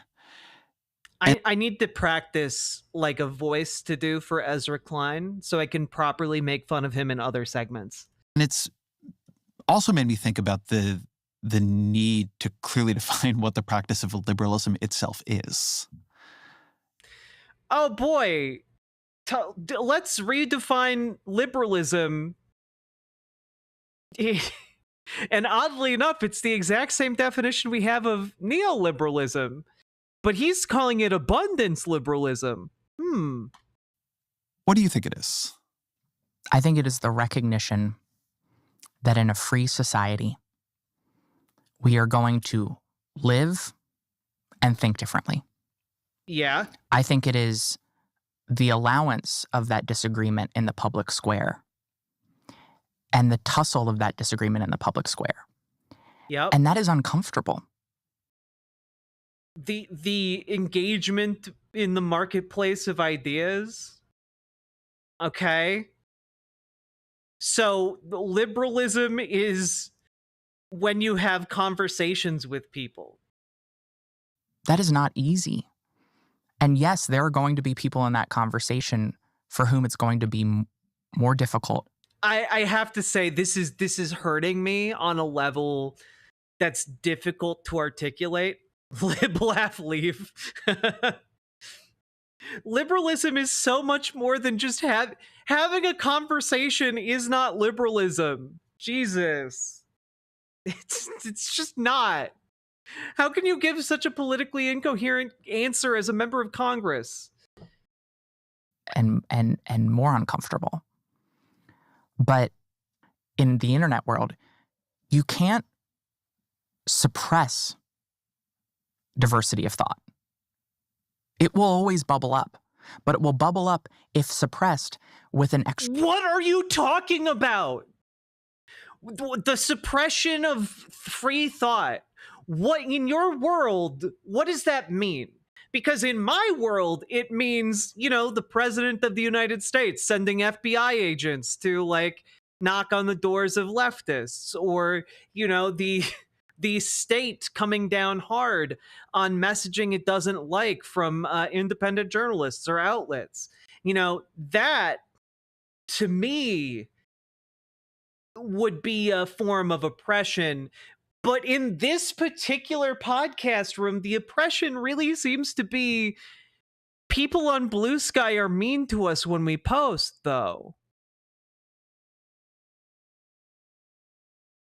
Like, it really does come down to, but people don't like what we have to say. They're allowed to not like it. That's not oppression. Extra bitterness and an extremism fostered in that echo chamber that it's been suppressed to, it'll inevitably bubble up like a volcano. And I think that's what we're seeing right now.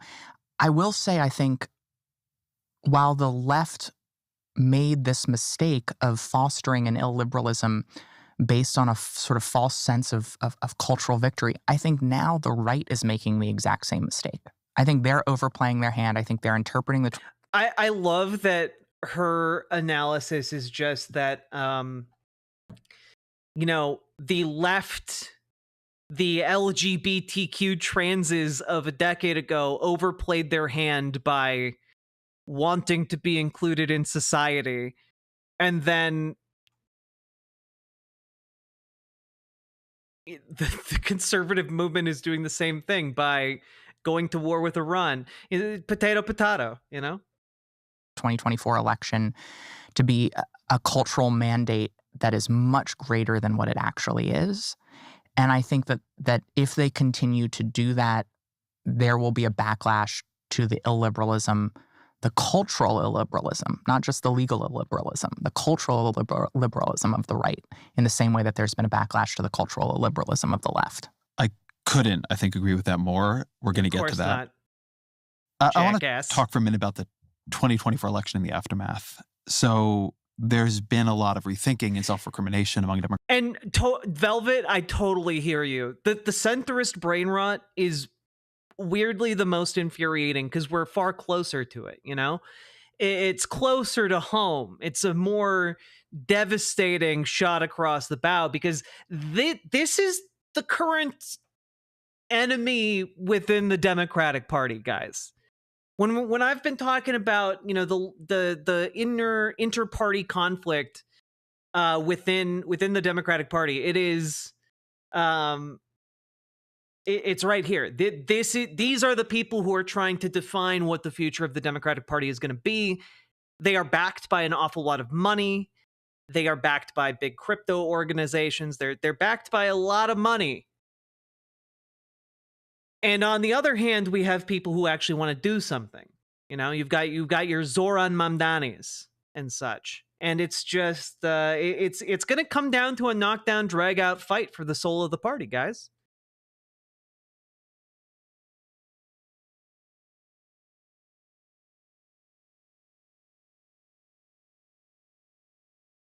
She's so unbelievably frustrating, though. God, she could have been so much more than she is. She's just another self-blaming, internalized, phobia-riddled disappointment.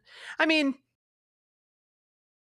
I'm barring the a lot of those adjectives that I'm not entirely sure about. I am disappointed. Yeah. Democrats. One of the comments that got a lot of attention came right after the election when Seth Moulton, who's your colleague, a Democratic congressman from Massachusetts, said, quote, Democrats spend way too much time trying not to offend anyone rather than being brutally honest about the challenges many Americans face. I have 2 little girls. I don't want them getting run over on a playing field by a male or formerly male athlete. But as a Democrat, I'm supposed to be afraid to say that. Yeah. So now we get into an interesting part of the show. So yeah, they're about to start talking about trans sports and specifically, you know, Seth Moulton and his comments about trans girls in sports. And this is when I knew that I had to talk about this on stream. Because this is just some shit. What did you think when you heard that? One, that it wasn't the language that I would use. What language would you use instead of "I don't want my little girl to be run over by a male"? What language would you use instead?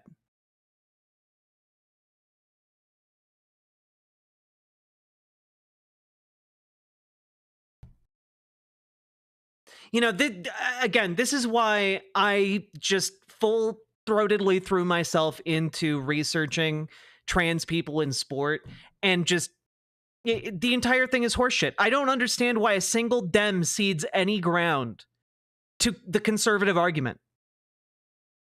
The cowardice around this subject is frankly unbelievable when you look into the actual data.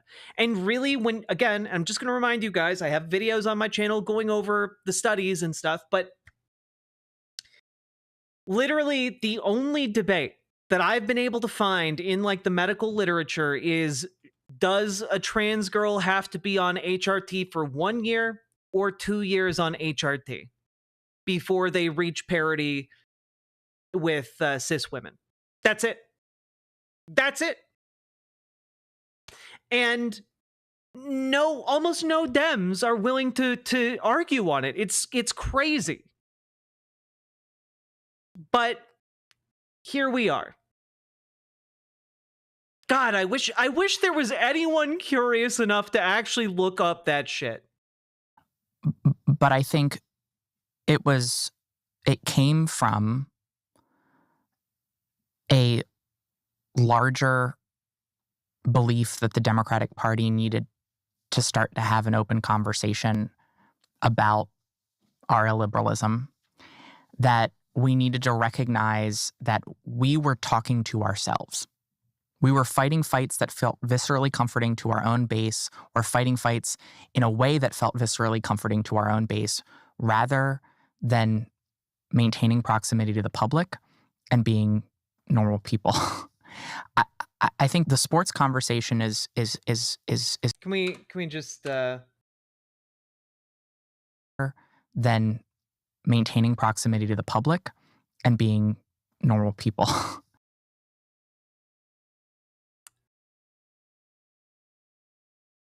That's, I think, where we get hung up, right? Being normal people. Because for those who are unsure what I mean by that, there is a line of thought in the trans community that the reason trans people have not gained as much mainstream acceptance as we should get is because we're simply not normal enough. You know, it's because of all of those weird trans cat ladies. It's because of all of those weird trans girls with their blue hair and their programming socks and their blahages. It's because of all of that. Why can't you just be normal about it?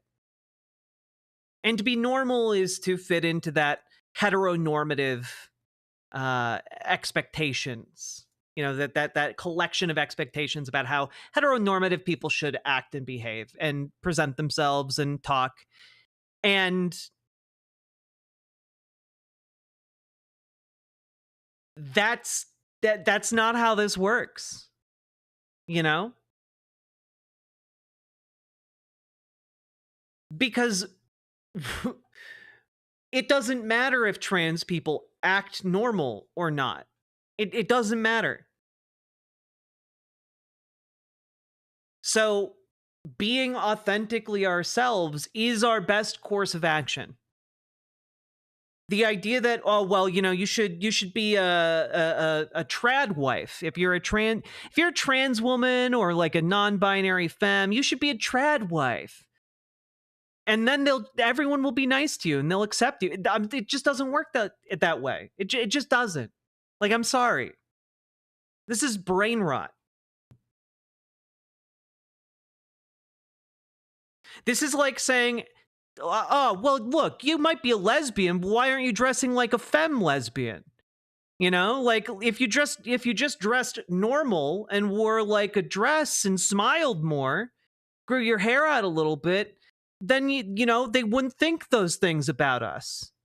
You're giving lesbians a bad name. Like it's just the same old tired rhetoric used for gay people being recycled to attack trans people. It's weird. And I'm not saying that that's what Sarah McBride is doing here, but the appeal to normalcy that is underlying what she's saying is rooted in that exact ideological framework. I think the sports conversation is a good one, because I think, you know, there's a big difference between banning trans young people from extracurricular programs consistent with their gender identity and recognizing that there's room for nuance in this conversation. What is the room for nuance?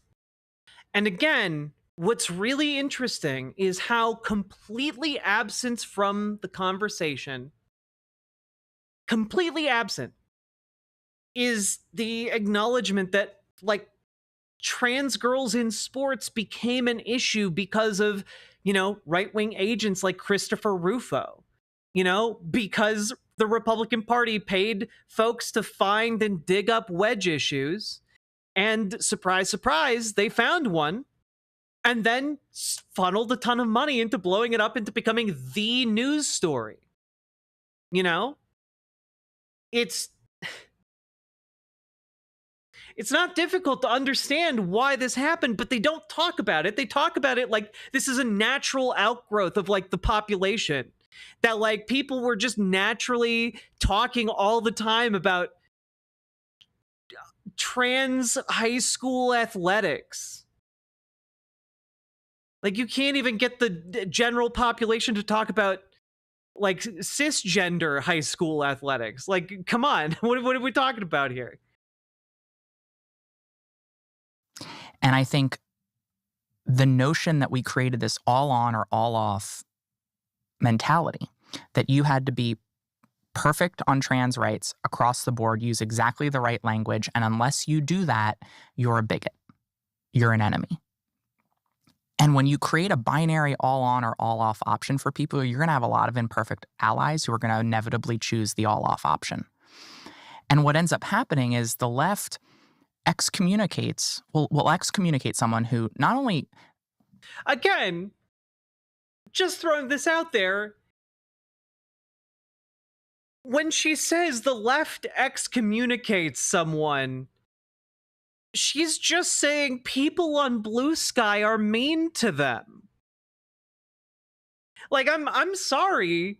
If you actually have principles, they need to be like firmly rooted and not dependent on people liking you. Like, I'm sorry, I have my beliefs on my politics, and like that's independent of whether or not you guys are particularly fans of them, you know? Like, this is just imagined people in the audience would boo me, you know? The mentality is weak. Seth voted against the ban on trans athletes. But we would excommunicate someone who uses imperfect language. Yes, look, again. Oh, what happened to Seth Moulton again? What did he get fired? You know what? Let's take a look. Seth Moulton. What happened to Seth Moulton? Let's see. Ba-ba-ba-ba.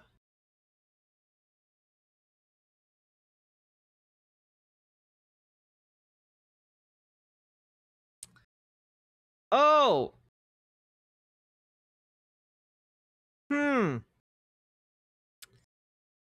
Yep, he's just still in office. So when you say he got excommunicated, what does that mean? Is it just people got mad at him online?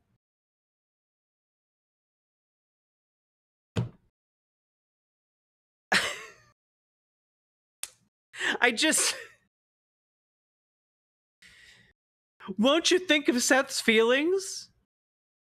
Not language I would use. But we would excommunicate someone who's saying that there's nuance. Not language you would use, but would you say the same thing in different words? This conversation and uses language that we don't approve of, yet still votes. I'm sorry, would you... It's not the language that we don't approve of. It's the position that, like, trans girls are men.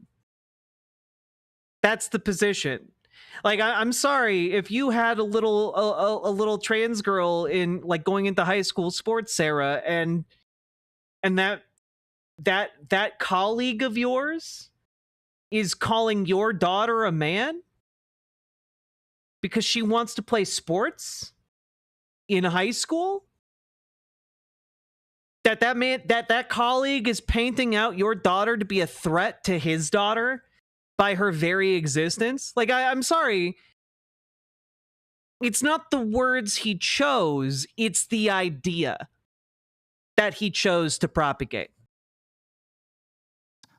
Quote, the right way is exactly what's wrong with our approach. And look, Seth's not going anywhere, but for a lot of everyday folks, if they think how Seth thinks, or if they think that there's room for nuance in this conversation, and we tell them, you're a bigot, you're not welcomed here, you're not part of our coalition, we will not consider you an ally. The right's done a very good job of saying, listen, you have violated the illiberalism of the left, you have been cast aside for your common sense, welcome into our club. And then human nature starts... I'm really sorry. Nuance in this conversation, and we tell them, you're a bigot, you're not welcomed here, you're not part of our coalition, we will not consider you an ally. The right's done a very good job of saying, listen, you have violated the illiberalism of the left, you have been cast aside for your common sense, welcome into our club. And I'm sorry, but painting it this way is just not how the right works. Like they the idea that people are just on they're being yelled at on trans issues, so they're gonna change all of their politics and become conservative. That's not how it works. And then human nature starts to be, once you then get welcomed into that club, human nature is, well, I was with the Democratic Party on 90% of things, maybe against them on 10% of things, or sort of in the middle on 10%. Once you get welcomed into that other club, human psychology is you start to adopt those positions. And instead of being with us on 90% of things and against us on 10% of things, that person now welcomed into the far right club starts to be against us on 90% of things and with us on only 10% of things. And I think that that dynamic is part of the regression that we have seen.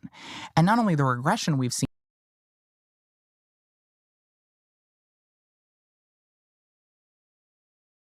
You know, there's a really great anecdote, story, whatever, fable about the Nazi bar.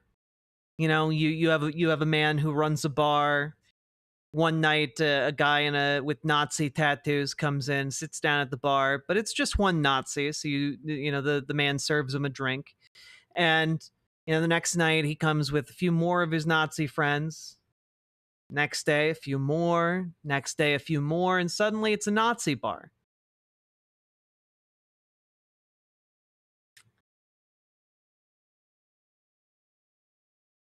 I just don't think that this is what's happening. Like, I just think that she's really full of shit, you know? There isn't an organic shift because people on Twitter are being mean.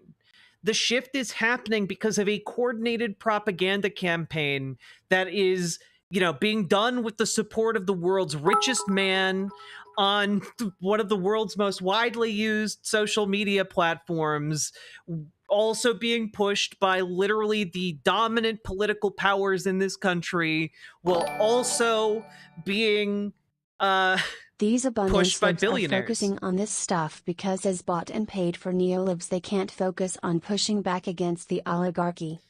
I mean, but like what's fascinating is they can't even focus on pushing back against Republicans, Also, Quasi-Spec, thank you for the 1,000 biddies over on Twitch. I very, very, very much appreciate that. Von Tux, thank you for the $5 dono. Let's keep going. But the hardening of the opposition that we've seen on trans issues. We have been an exclusionary tent that is shedding imperfect allies, which is great. We're going to have a...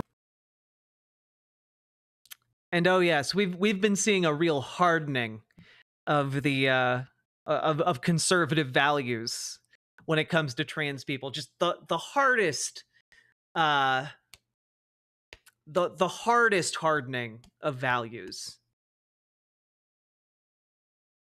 They're just all over the DMs. A really, really miserable, self-righteous, morally pure club in the gulag we've all been sent off to. I think this goes to your point in a way. So after he made those comments, the Times reported that a local party official and an ally had compared him to a Nazi cooperator. There were protests outside his office. Yeah. We all know the most prominent political power is the Zoran Mami Dami power that is young cardamom. Saki Tanuki, thank you for the 2 tier 1 subs. And yes, don't forget, folks, rank Zoran Mamdani 1. Do not rank Cuomo. But true.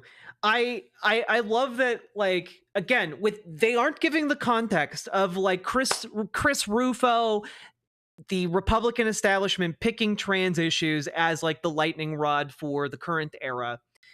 They completely just don't mention it and are instead talking about how, like, oh yeah, people were really mad at Seth Moulton for, saying those mean words. But the issue is, right, Seth Moulton didn't just say mean words. He deliberately went out of his way to agree with one of the main conservative wedge issues. It is a wedge issue because it divides us. And if you stayed in solidarity with trans people, it wouldn't divide us.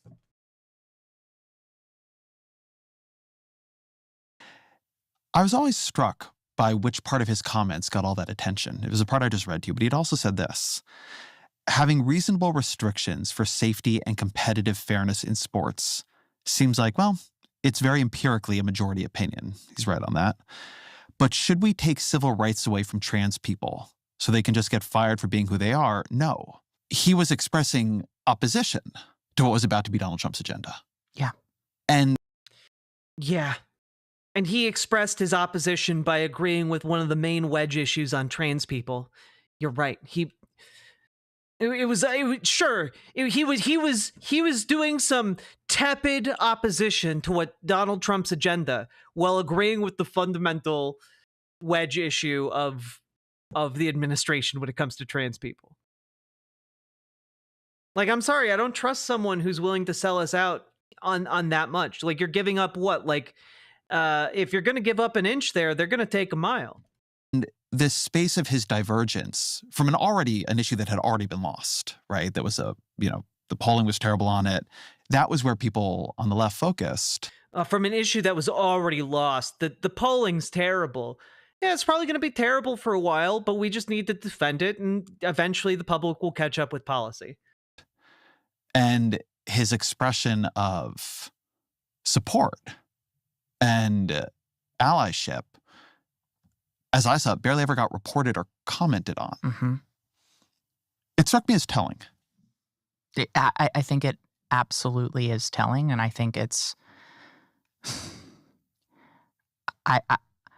the best thing for trans people in this moment is for all of us to wake up to the fact that we have to grapple with the world as it is. Why is she giving us homework when people like Seth make so little effort to educate themselves so we don't feel overwhelmed just trying to exist despite federal persecution? Well, the issue is people like Seth Moulton doesn't like people like Seth Moulton aren't going to educate themselves. They need the education, but that relies on them being willing to learn. You know, there needs to be a willingness to learn in order for education to happen. You know? Thistles for Eyes, thank you for the $10 dono. But also, yeah, I'm sorry. She just told trans people that we need to live in the real world. We do. We do. Like, I'm sorry if you're upset with the fact that people have standards. You know? We do live in the real world. Like, I would argue most trans people are some of the most economically precarious people on the planet. And I would argue that those in such economic precarity are the most connected to the real world, the world as it is. Because we know if we fuck up, if we wiggle on that tightrope a little bit, we're fucked. That we have to grapple with where public opinion is right now, and that we need all of the allies that we can get. Because if you, again, Seth voted in against the bans. If we are going to defend some of the basic fundamental rights of trans people, we are going to need those individuals in our coalition. If you have to be which individuals? Again, like the vagueness, the vague posting in this interview is off the charts. Perfect on every trans rights issue for us to say you can be an ally and part of our coalition, then we're going to have a cap of about 30% on our coalition. If we are going to have 50% plus one, or frankly, more necessarily 60% or more in support of non-discrimination protections for trans people, in support of our ability to get the health care that we need, by definition, it will have to include a portion of the 70% who oppose trans people's participation in sports. And right now, the message from so many. If you look back on the history of civil rights activism, you will know that she is just out of step with the history of activism, the history of political action on those issues. You know? Is you're not welcome. And your support for 90% of these policies is irrelevant.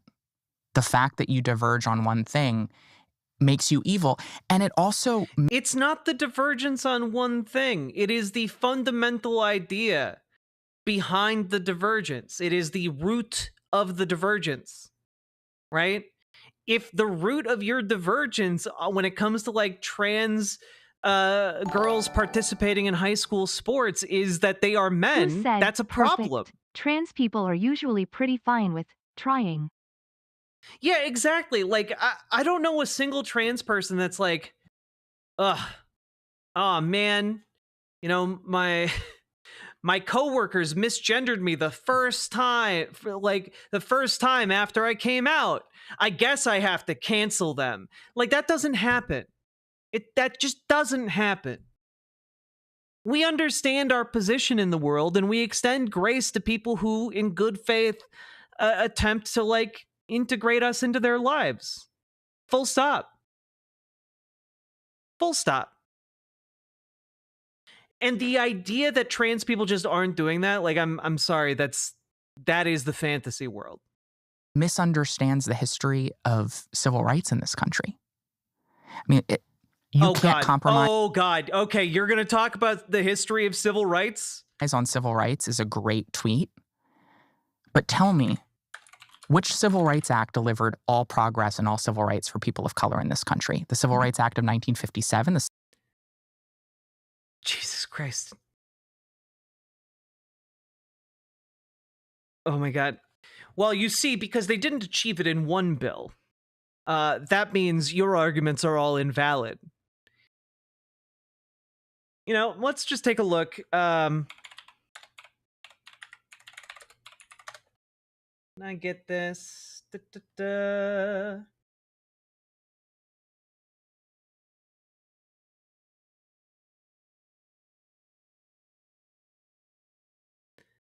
Is this the one I'm looking for here?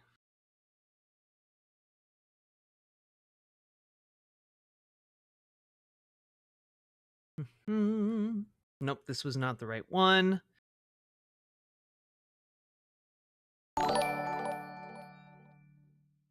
This is the rot at the heart of liberals. It really is, Exendu. It really, really is. Is this it? Jacobin, do you got my back? Let's take a look. Ah, here we go. Let's just take a look at some of the historical polling on different civil rights issues of the day. 1961. Americans were asked whether tactics such as sit-ins and demonstrations by the civil rights movement had helped or hurt the chances of racial integration in the South. More than half, 57%, said such demonstrations and acts of civil disobedience had hurt chances of integration.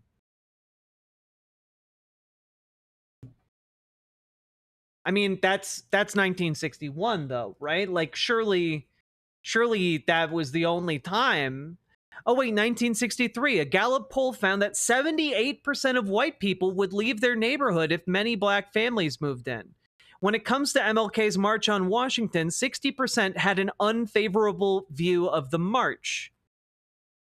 In 1964, less than a year after Dr. King's march, Americans were even more convinced that mass demonstrations harmed the cause, with 74% saying they felt these actions were detrimental to achieving racial equality, and just 16% saying they were helping it. But we need to be just ahead of the public opinion, chat. Look, if only 16% of the population supports supports this. Well, we have to just be a little bit upfront about it. And so we have to say they're definitely not helping. The civil rights marches of Dr. King, they're definitely not helping. That's the position you would have to have if you had Sarah McBride's mentality in 1964. 1964, a majority of white New Yorkers questioned here in the last month in a survey by the New York Times said they believe the I'm just going to say the Black civil rights movement had gone too far. While denying any deep-seated prejudice against Black people, a large number of those in the 1960s, they talked very differently about Black people. Anecdote. One-Eyed Heathen, thank you for the $5 super chat. While denying any deep-seated prejudice against Black people, a large number of those questioned used the same terms to express their feelings. They spoke of Black people receiving everything on a silver platter and of reverse discrimination against whites. More than 1/4 of those who were interviewed said they had become more opposed to Black people's aims during the last few months. This was in 1964, chat.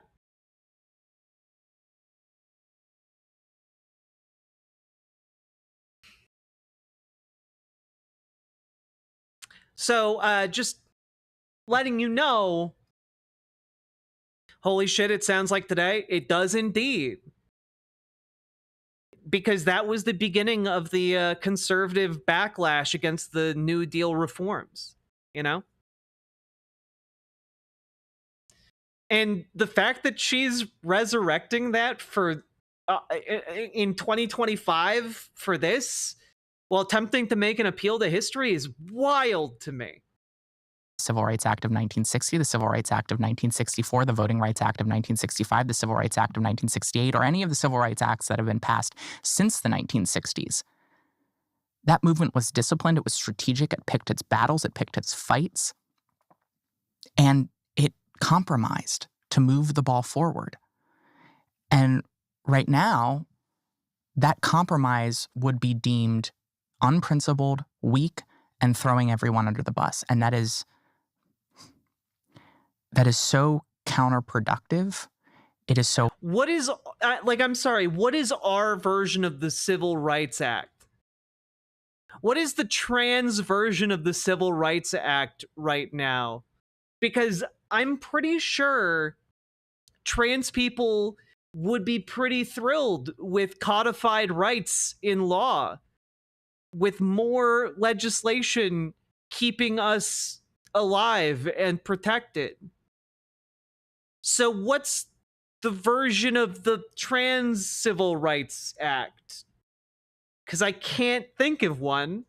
And making this argument is really bizarre if there is none. So harmful, and it completely betrays the lessons of every single social movement and civil rights movement in our country's history. And we have an example of a very successful social movement in recent history with marriage equality. Where would we have been in 2007 and 2008 if not only we had not tolerated the fact that Barack Obama was ostensibly not for marriage equality then, but if we had said... Wait, but Barack Obama's position on gay marriage was irrelevant. The Supreme Court ruled on it. To voters, if you're not comfortable, even if you vote against the marriage ban, but aren't quite comfortable with marriage yet, that you're a bigot and you don't belong in our coalition. Where would that movement have been? What are you talking about?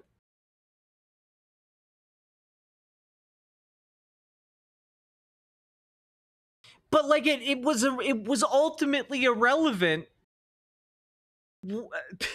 because the gay marriage was codified by the Supreme Court. So what if you had told voters this? Like, what? Okay, if you had told anything to voters, it wouldn't have mattered because it went through the courts. Oh, God. All right. the most effective messengers were the people who had evolved themselves. We had grace personified in that movement, and it worked beyond even the advocates' wildest expectations. What are you talking about?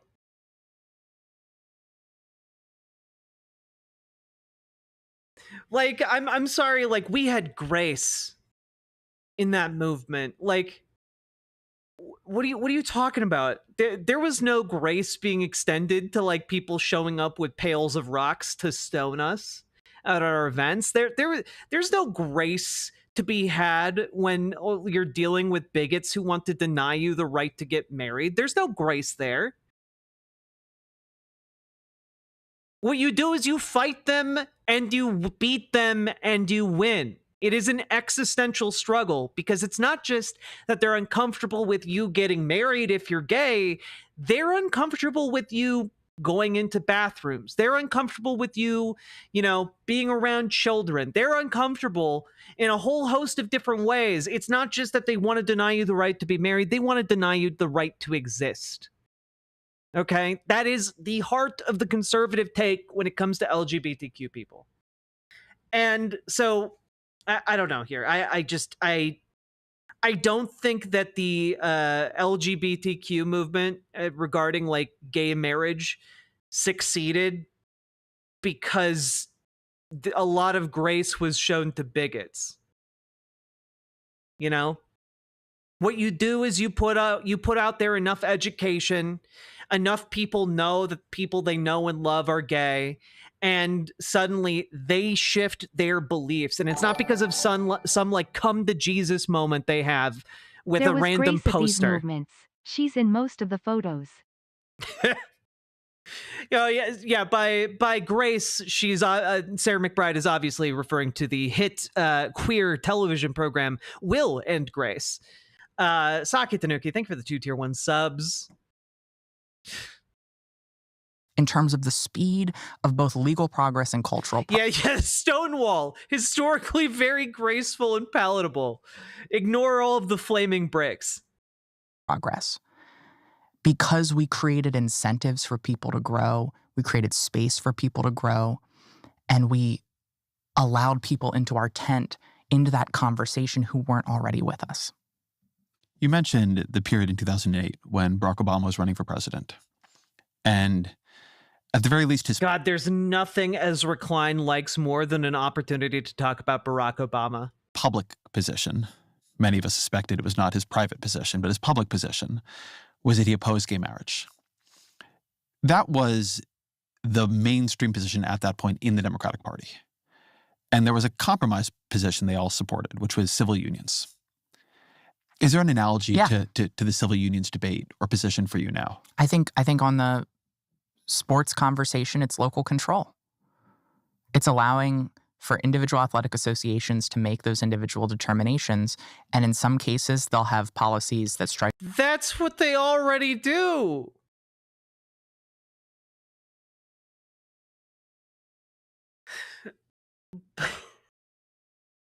They already do that. And they all already say, based on the science, that trans girls should be able to compete and against cis girls, and trans boys should be able to compete against cis boys. Like, that's already where the scientific consensus is. That's where all of these organizations and leagues have based their rules.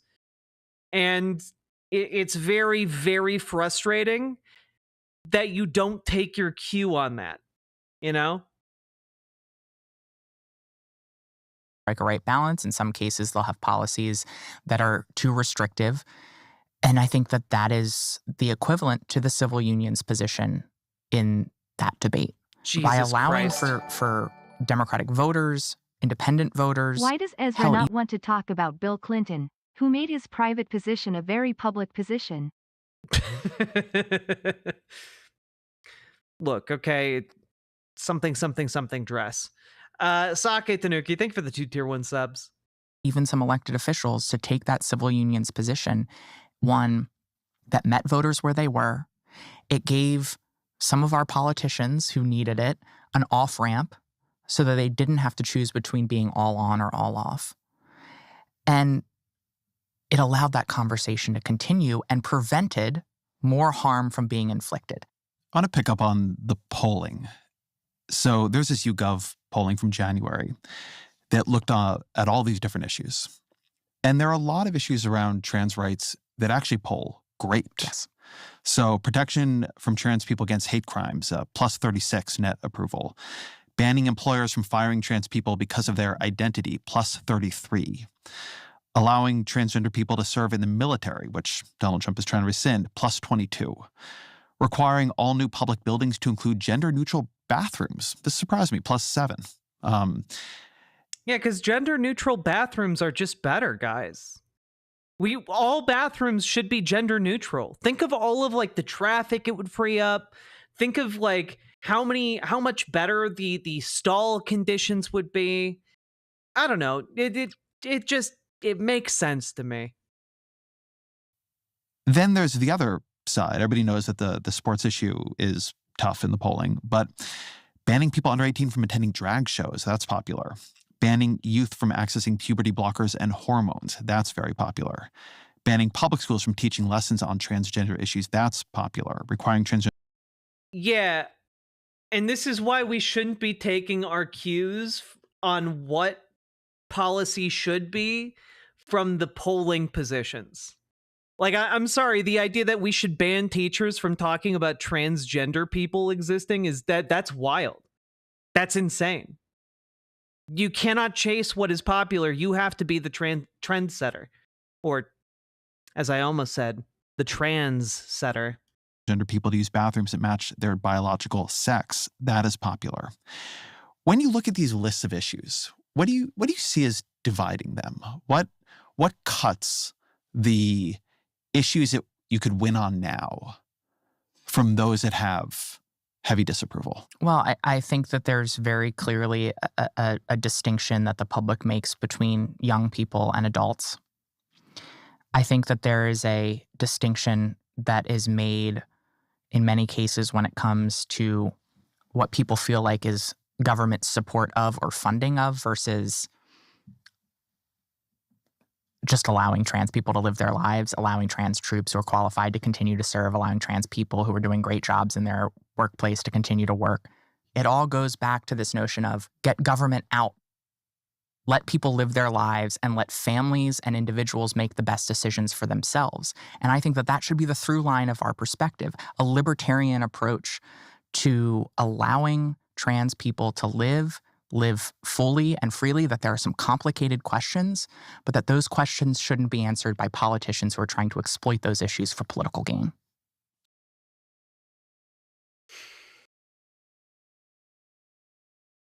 Yeah, and again, this is where, again, it'd be really useful if you guys dove at all into the origins of why people are fear-mongering and using this for political ends, because frankly, Republicans correctly identified that Democrats wouldn't have the spine to actually defend trans people. And they were right. They were right.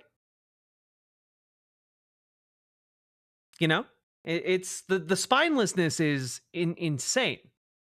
I was struck by your use of the word libertarian there. Mm-hmm. Because when I look at this polling, what I see is something quite similar, which is Americans, by and large, aren't cruel. Mm-hmm. And their view here is pretty live and let live. Yes. They have different views, which we can talk about in a minute on minors. But where the question is the government coming in and bothering you being any trans person, they don't really want that. What they don't want to do is change their lives or think something is changing for them in their society. And what they don't want to do is change their lives or think that something is changing in their society. And it's like, well, that's kind of too bad. That's the nature of living in linear time. Maybe those two things are not in all ways possible, certainly over the long term. But there are a lot of places where they are possible. It seems to me that in 2024, and over the last couple of years, what Republicans did very well, their approach to persuasion was to pick the right wedge issues. Mm-hmm. And you would think that the entire debate over trans policy in America was about NCAA swimmers. Like, this was the biggest problem facing trans people, the biggest problem in some ways facing the country, when it's a pretty edge case issue. And questions like non-discrimination and access to healthcare are much more widespread. Yeah, I'm just kind of throwing this out there that maybe acknowledging that it's a wedge case issue, you should stand in solidarity with the people that it's trying to wedge you against. Instead, the cowardly thing to do is to break, and to break towards the conservative end of the argument. That's the cowardly thing to do. That's the entire purpose of a wedge issue. But what they did was they used their wedge issue, and they're now attacking those majority positions, right? Trump is attacking discrimination, right? He wants people discriminated against. He doesn't want trans people to be able to put the identity they hold and present as on their passports. It's not a huge winning issue for him. And so there's this question of picking the right wedge issues. Mm-hmm. Is there a wedge issue for you that you wish Democrats would pick? Well, I think that we do much better when we keep the main thing the main thing. Defending Medicaid in this moment is the main thing. For everybody. For everyone. For everyone. And look, I think abortion to some degree had been a wedge issue that was to the Democrats. I love that, like, she's just like, yeah, the wedge issue that we should go with is Medicaid. That's not a wedge issue. Like, that's not actually a wedge issue. That's the main issue. A wedge issue is a smaller niche issue that you can use to fracture the Republican Party. That's not going to be Medicaid. If that was the wedge issue, it already would have triggered a huge conversation in the Republican Party. Advantage, not to the Republicans' advantage. But I think we have to reorient the public's perception of what our priorities are as a party. And I think when we lean into the culture wars and lean into culture war. Yeah, she said it was the main issue for Lauren, but she was asked to name a wedge issue. And she picked the main issue, which is not... Anyway, you understand. Or wedge issues, even if they benefit us, they reinforce a perception that the Democratic Party is unconcerned with the economic needs of the American people. When you ask a voter, what are the top 5 priorities of the Democratic Party? What are the top 5 priorities of the Republican Party? And what are the top 5 priorities for them as a voter? 3 out of the 5 issues that are the top issue for that voter appear in what their perception of the top 5 issues for the Republican Party. Only 1 of their top 5 priorities appear in their perception of what are the top 5 priorities for the Democrats. That's healthcare, and it was 5th out of 5. The top 2 were abortion and LGBTQ issues. And I don't care what your position is on those 2 issues, you are not going to win an election if voters think that those 2 issues are your top issues rather than their ability to get a good wage and good benefits, get a house, and live the American dream. And I think we have to, in this moment, reinforce what is our actual priority as a party, which is making sure that everyone can pursue the American dream, which has become increasingly unaffordable and inaccessible, that everyone should be able to get the healthcare they need, be able to buy a home. Is Sarah McBride distantly related to Benedict Arnold? Montax, I have no idea, but maybe. Like, she's not wrong insofar as, in order to win in politics, you need to be able to assure your base that you are going to help them materially, that it's with your leadership, you are going to allow them to be able to better their lives. Like, people need to be able to believe in that, But simultaneously, you also need to advocate for the rights of people in your district, the rights of people who live and are represented by you, you know? So you need to be someone who's able to communicate that you are both there to materially improve your voters' lives as well as fight for their rights.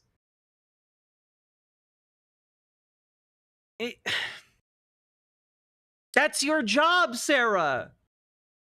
Send their child to childcare without breaking the bank if they can even get a spot. That needs to be our focus. And I think when we have this sort of purity politics approach to LGBTQ issues or abortion, what we communicate, even if we're not talking about those issues, is we communicate those are threshold issues, and therefore the voter reads that as those are priority issues. And the only way to convince the voter that those are not our priority issues, that that's not what we're spending our capital and time on, but rather giving them healthcare and housing, is to make it abundantly clear to people that our abundantly clear? No. I kid. But also, what would be really, really nice in this conversation would be an acknowledgement that there is a multi-million, at bare minimum, possibly billion-dollar propaganda apparatus inundating Republicans with anti-trans messaging all the time. You know, you've got like your feelers out, your support for like YouTubers like Tim Pool and Charlie Kirk. You've got like the fear and hate mongering of like the Southern Baptist churches and the evangelical, Christian nationalist movement. You've got like an incredible array of propagandistic tools at the disposal of the Republican Party, and I just think that is way more significant than like people being mean on Twitter. Like, you're not going to be able to. I'm sorry. I'm just too upset to be able to articulate this properly. And can include diversity of thought on those issues. Like the reason Republicans think that Democrats stand for like, I don't know, the Green New Deal and trans rights first and foremost, it's because they're lied to on a daily basis. They live in a fundamentally different reality. A reality shaped by untold amounts of money and conservative values,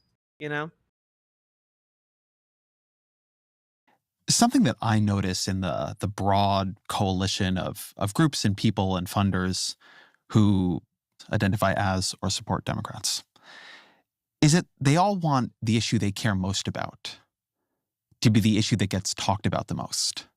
Yeah. People who fund anything from climate to trans rights. Yeah, people tend to want to talk and push the thing they like, yeah. To all kinds of the hotter issues in American life. You could actually imagine a strategy where those groups and that money went to making every election about Medicaid. Can you, though?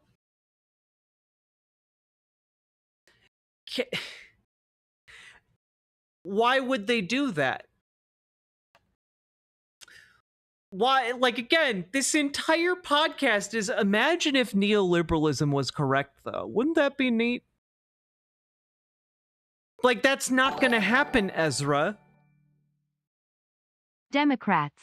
We put the fun in fundraising. Jesus. They do, don't they? Sake Tanuki, thank you for the 2 tier 1 subs. Appreciate the support. Because Medicaid is just a killer issue for Democrats. And then the people who get elected are better on those other issues too. But it doesn't. That money, those groups that are organizing, what they often want Democrats to do is publicly take unpopular positions on their issues. I think all the time about the ACLU questionnaire. Yeah, they want that to push their special interests. Yes. Because there is an underlying dynamic here of corporate power, of capitalistic power, Ezra, the one that you steadfastly attempt to ignore 24/7. That asked candidates, and in this case Kamala Harris, whether she would support the government paying for gender reassignment surgery for illegal immigrants in prison. Oh my God. Why are we bringing up this thing from like 6 years ago? We're talking about how she answered a survey question 6 years ago? Even if your whole position in life, your point is to make that possible, the last thing you would want is for anybody to claim it out in public, right? You'd want... Why? Why? Unless you are incredibly weak on the issue, and she was, the very easy, very strong position is just emphatically, yes, I believe everyone in this country deserves health care. Yes, I think that if a prisoner gets sick, we should, as the state, have a duty to treat them. Does Ezra think that every right-wing position is popular? Virtually every conservative supports assault rifles and 6-week abortion bans. Yeah, that again, excellent point, Paladin. Thank you for the $5 dono, because conservative positions aren't popular, guys. It's not a popular idea for Republicans to cut Medicaid and Medicare in order to give the biggest tax, the biggest tax cut in human history to the richest people to ever exist in our country. That's not popular, but they're doing it anyway, and you have to ask why. It's because they want it, because their big-time donors want it, because that's how power works. And so, what's interesting... Racist, sexist, Republican, these words are virtually interchangeable. Indeed. Thank you, DB Wolf. Ezra Klein is an infuriating son of a bitch. Nobody did ever think about that question ever at all.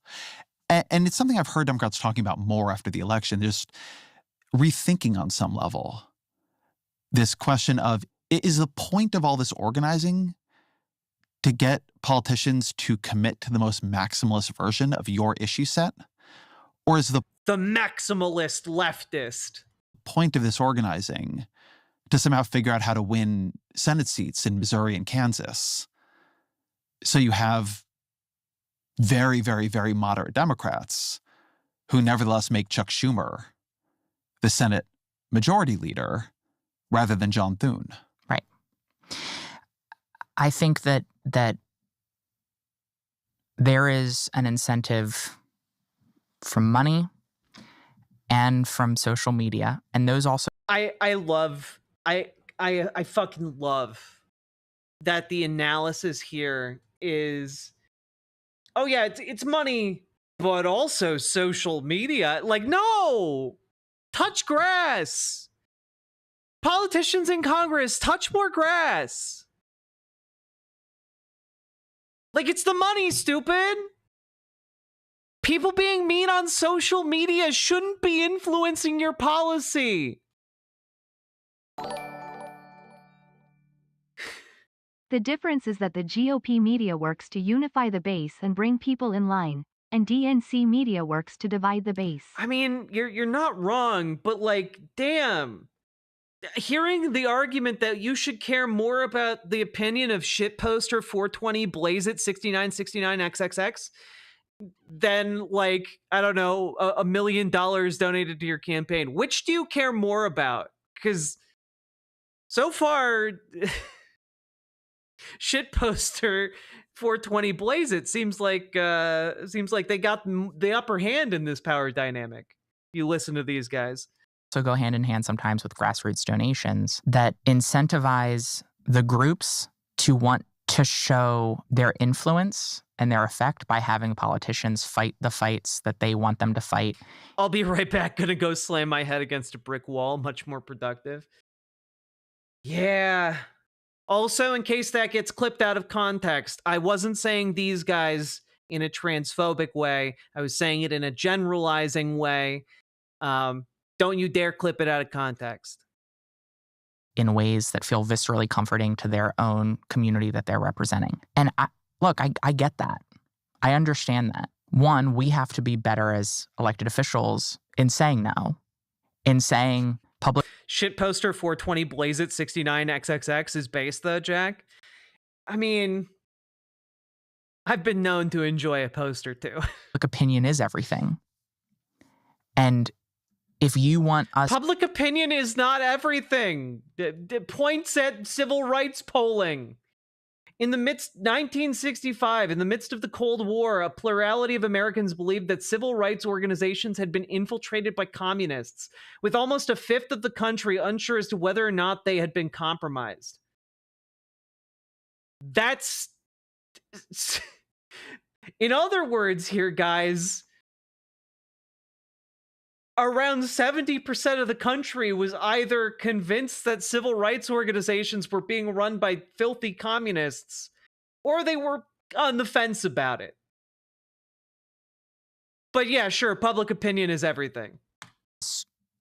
To change, you need to help foster the change in public opinion before you're asking these elected officials to betray the fact that they are, at the end of the day, representatives that have to represent. You have to make it popular before they're willing to have a spine and be brave about it. Shit, man. This is why modern Democrats are weak as hell. This is why modern Dems are weak. Okay? They're not willing to actually fight for an issue. You know? I just...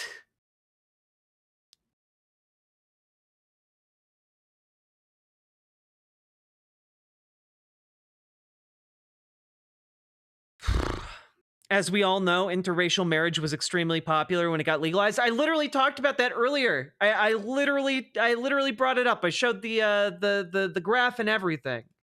But yeah, again, using Sarah McBride's logic, interracial marriage shouldn't have been legalized until the year like 2000. Insane. In some form or fashion, the views of the people that they represent. Like at some point, you will represent the people's positions or they will find someone else who will. And so it is just an unsustainable dynamic for the groups to continue to ask elected officials to take these maximalist positions, to ignore where their voters are. They have to do the hard work of persuasion. And there's always going to be a tension between the groups and elected officials. Everyone has to do their own job. But there has to be some degree of understanding. How do you hold that tension? I always think this is such an interesting question for politicians to work with, because there is the internal and the external push to authenticity. Yeah. We don't want these poll-tested politicians. Yeah. And it's also your job to represent. Yes. On issues personal to you, on issues not as personal to you. You have to represent, but you also have to be yourself. It's not that deep, man. But have you ever thought that maybe giving up and surrender is somehow a winning position? It's not called weakness, it's called being a political loser. You know, I hadn't considered that the winning position would be the fetal one. Neolibs are a cult who worships power, whose gospel is a series of line graphs, and whose sacrament USXA ritual sacrifice of their principles. I mean, you're not wrong. I have a lot of contempt for neoliberalism. It is the deregulation that led to the current crisis with Donald Trump.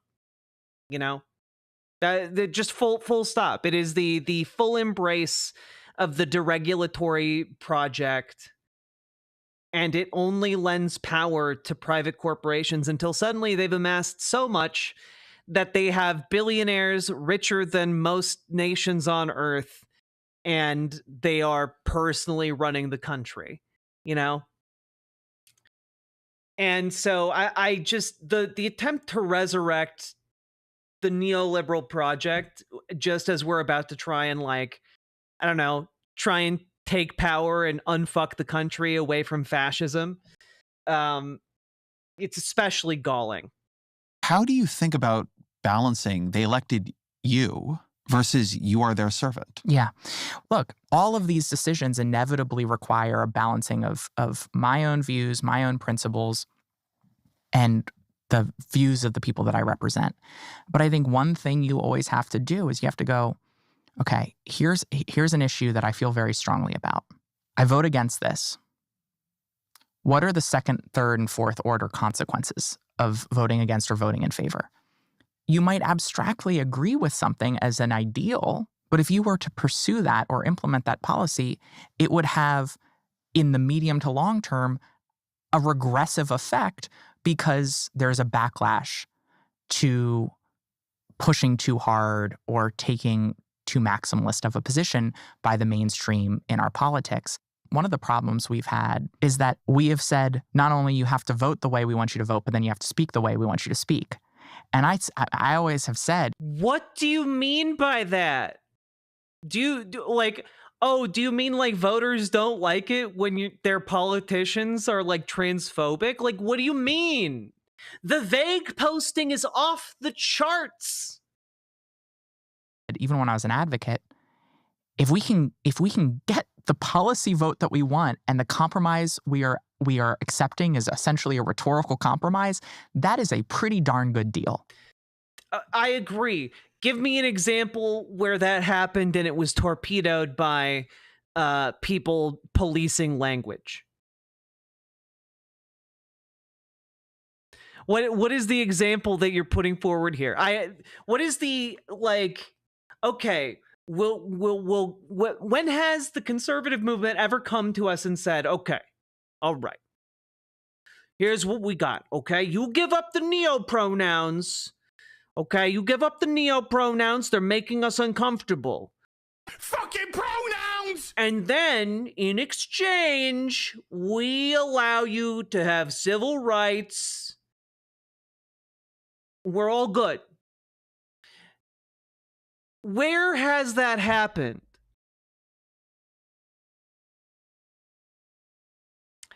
She's talking, okay, but you can say like she's talking about birthing person, and I can understand that take on it. But the issue I have here is that there's never been like conservatives coming out and saying, okay, if you just stop saying birthing person, we'll stop talking about trans healthcare. Like, that deal has never been on the table.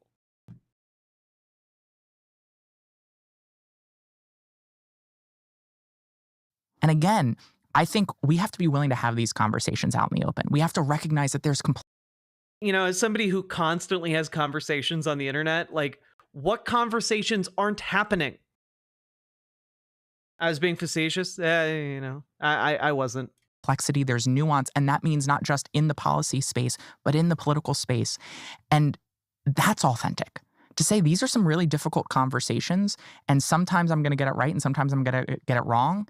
And sometimes I'm voting exclusively with what I think is the right. As somebody who talks a lot online, if somebody came into a conversation with me and said, hey, like, I'm trying my best to get all this stuff right, but, maybe I might not say the right thing all the time, I'm willing to have conversations with those people. Some of those people are in my own family. These conversations are had all the time. So I'm not sure what conversation she's thinking just doesn't happen,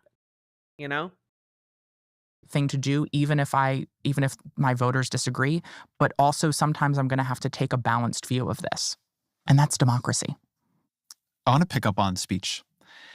It's true on trans and gender issues. It's also true on a bunch of other issues in the past couple of years, that a huge number of the fights that ended up defining the issue were not about legislation, they were about speech. I've always myself sort of thought this reflects social media. But I mean, the number of people who've talked to me about the term birthing persons. Nathan Drake in YouTube chat, you fucking called it. You magnificent son of a bitch. You called it. You did it. You win the prize. Jesus. Which I think virtually nobody has used. Or Latinx was a big one like this. There is, in general, this extreme weighting of, can you push changes of speech onto the people who agree with you and possibly onto society as.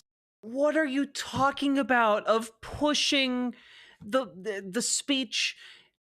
Speech changes all the time out of necessity, out of, a sense of spontaneity and fun, but also out of necessity.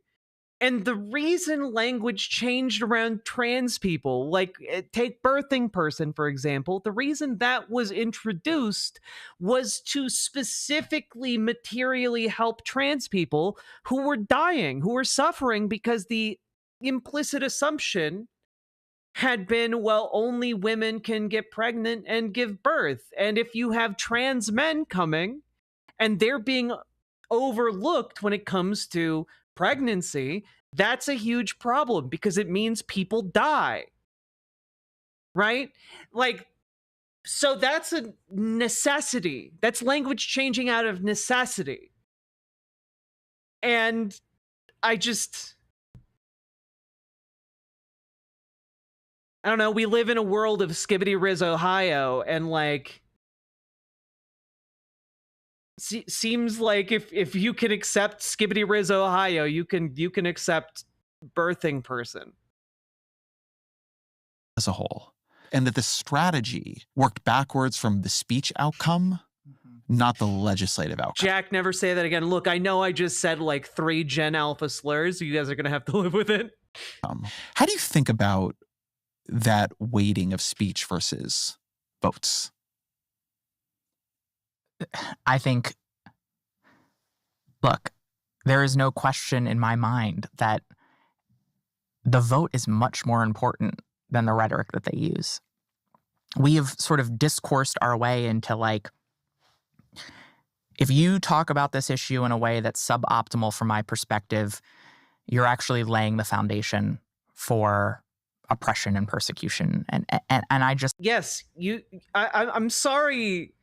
Again, if you're lacking the additional aspect of this that has been absent for this entire conversation so far, that there is a multi-million/billion-dollar propaganda campaign being run 24/7 against trans people that has lasted for the last decade. If you don't see the problem with adopting the rhetoric of that propaganda campaign, I don't understand how you're able to even begin to comprehend politics. I just think like maybe academically that's true, but welcome to the real world. You're not doing this in a vacuum, exactly. Like, we are prioritizing the wrong thing. It's an element of sort of virtue signaling.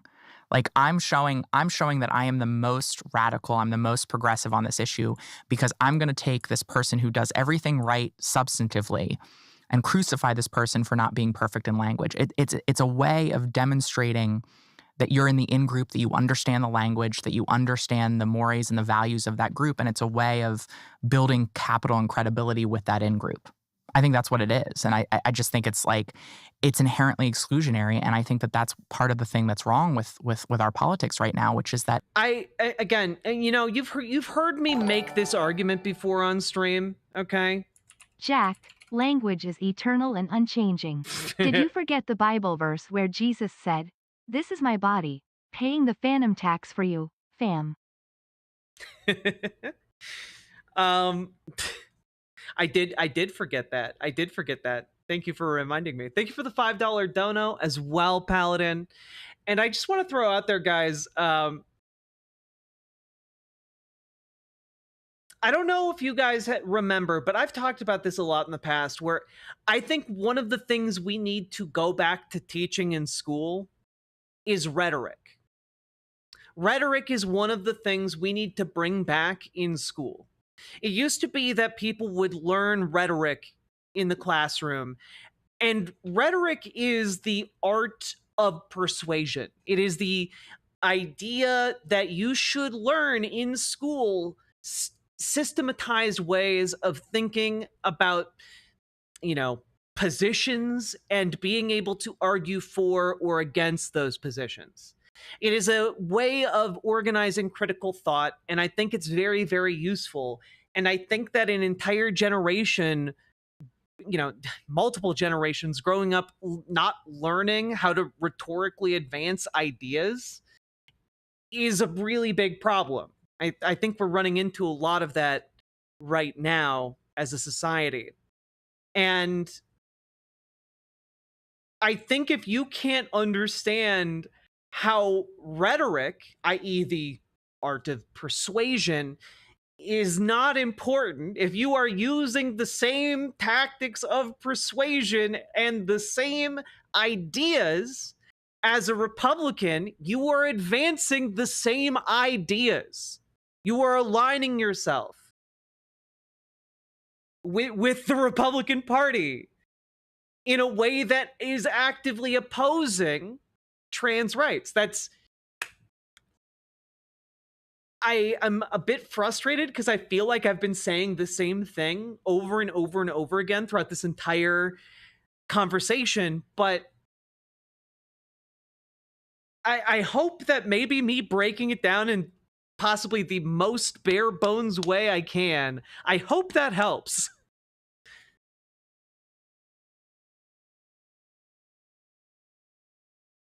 All of our politics feels so exclusionary. The coalition that wins. Oh God! For those of you saying, I see you in Twitch chat saying I make bad jokes about it, but critical thinking is really being lost. Total tangent, and we're going to talk more about this in a future segment. But just some fascinating stuff here from a study that was released on June 10th of this year in Artificial. Where was this published? Cornell University, right? Your brain on ChatGPT, accumulation of cognitive debt when using an AI assistant for essay writing task. This study explores the neural and behavioral consequences of LLM-assisted essay writing. Participants were divided into 3 groups: LLM, search engine, and brain only, no tools. Each completed 3 sessions under the same condition. In the 4th, LLM users were reassigned to brain only group, LLM to brain, and brain only users were reassigned to LLM condition, brain to LLM. A total of 54 participants took part in sessions 1 through 3, with 18 completing session 4.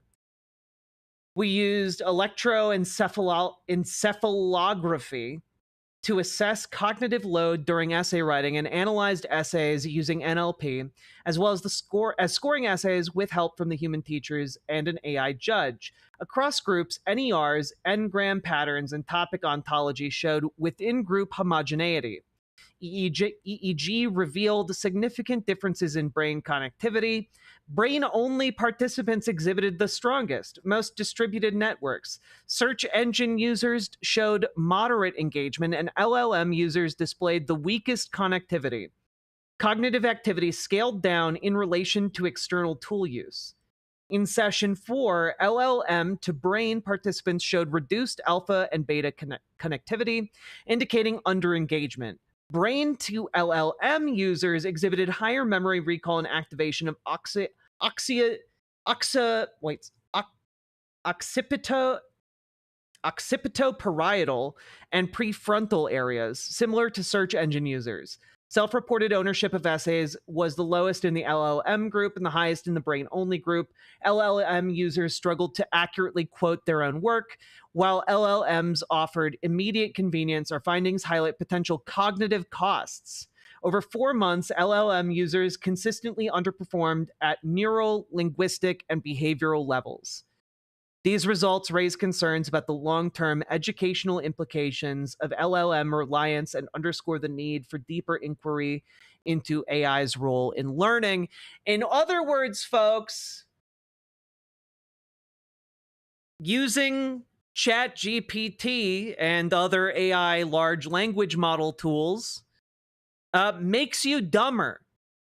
It literally activates less of your brain. It literally like dumbs you down. It is, you know, a problem for how you think. When we're talking about the problem of critical thinking being on the decline, that's what Remember, it's a reduced very alpha real and beta risk. brain usage is what makes you a sigma cuck. Paladin, thank you for the $6.90 dono. I appreciate it. Yeah, alpha and beta brain usage makes you a sigma cuck, indeed. Oh god. Also, apparently, again, total aside, apparently XAI is costing Elon Musk $1 billion every month to run. And they have there's nothing that is possibly making it profitable at this particular point in time. Like, it's $1 billion a month up in smoke from that particular endeavor. Insane, unsustainable. But let's get back to this.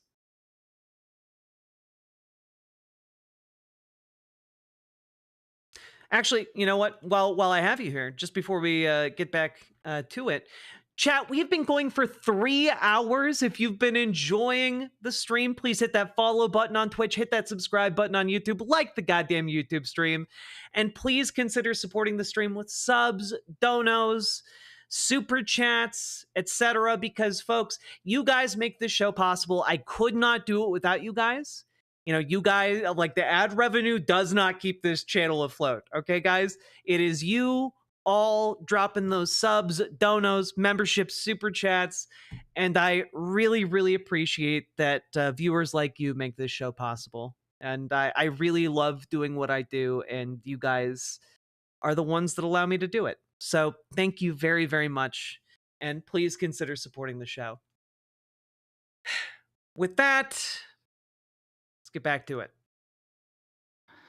The argument about who is most welcoming will be the coalition that wins our politics. I think that's such an interesting point, and I think probably true. I'd also be curious to your thoughts on this. I think there's a very interesting way that speech and its political power confuse people because it's two things at once. It's extremely low cost and extremely high cost.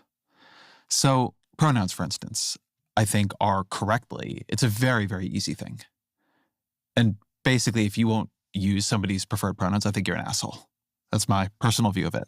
Cool. But trying to execute a speech change where everybody lists their pronouns in their bio. Everyone didn't do that, though. Like, I'm sorry. Like, the way libs like this talk about it, it's like there was a Spanish Inquisition going around checking for pronouns in bio, and if you didn't have your pronouns in your bio online, they like put you on the rack, the gender rack. You know, like that didn't happen. It just didn't happen. And I don't understand, like, this almost whispered tone of horror. This is a horrific journey into neolibland, indeed. Indeed it is. Journey to the center of neolibland. Just earlier, they were talking about selection and availability bias. Jesus. And they are literally doing the thing. They are literally doing the thing. Where every meeting begins with people going around the circle and saying their name and their pronouns. Mm-hmm. Every meeting begins with people going around the circle saying their name and pronouns. I'm sorry. The number of people affected by this are very much just in Ezra Klein's, like, social strata. You know, like, or in, like, large corporate companies. You know, the reason, by the way, HR started doing those meetings is not because of a deep and abiding love for trans people. It was so that they could have documented instances of training so that they could cover their ass in case they got sued. That's it. That's all we're talking about. We're talking about the corporations behind a lot of this trying to avoid lawsuits. That's it. Oh, God. Elantizo in YouTube chat, I'm gonna give you one chance to correct your behavior there. We start all our meetings with name, age, genitals. I mean, that is how they talk about it, right? Like, all right, time to go around the circle and pull down your pants so that we can all do our customary genital acknowledgements. Like, no, that didn't happen. That didn't happen. Saki Tanuki, thank you for the 2 tier 1 subs. I appreciate that for happening. I appreciate the subs for happening. Okay?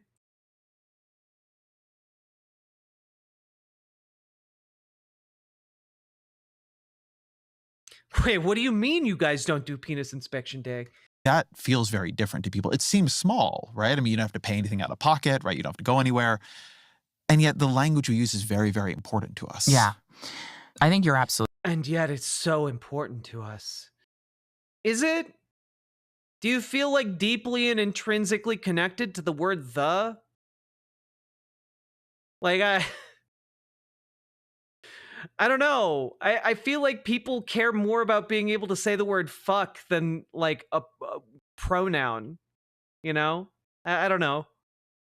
Right there. And I think the thing with pronouns too is a prime example of where we've lost grace, though. Me calling people assholes is not graceful. Well, no. I think there's a. I'm really I'm confused by the transphobe that entered YouTube chat to say that it's easy to change your gender when you're raped, which I feel like implies like I don't know, like they're threatening to do that to me, or like I'm unsure of how to take that. Oh, the Horowitz of pianist inspections. I understood that reference, Sake Tanuki. Thank you for the 2 tier 1 subs. But also to follow it up with, I will correct my behavior when you correct your shave.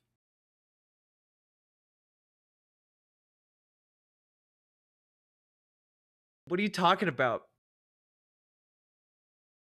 I look great. But also you just tried to do like a rape threat, so I'm confused about what you're looking for. You know? Transphobic chatters are wild. And like, do you guys really think you come out looking like the sane ones? when you come at me like that? Like, absolutely not. We're the normal ones. Also, I'm gonna do an unhinged threat towards you. Like, okay, yeah, sure, bud. Nailing it.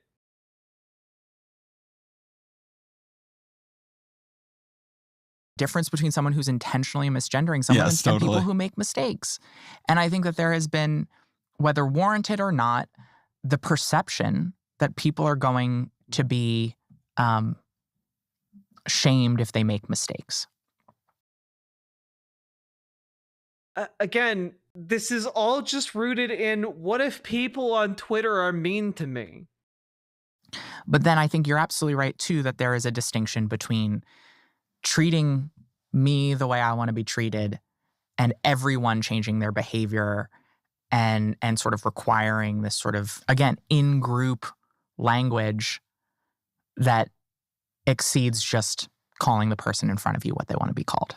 And I think it gets to something we were talking about earlier, which is a way that there are 2 pieces to the politics of this. One is fairly popular, at least for now, and the other is a much tougher lift, which is, I think most people have that basic sense of politeness. If you want to be referred to in a certain way. A new word was used in the office today, and I felt ashamed when I got it wrong.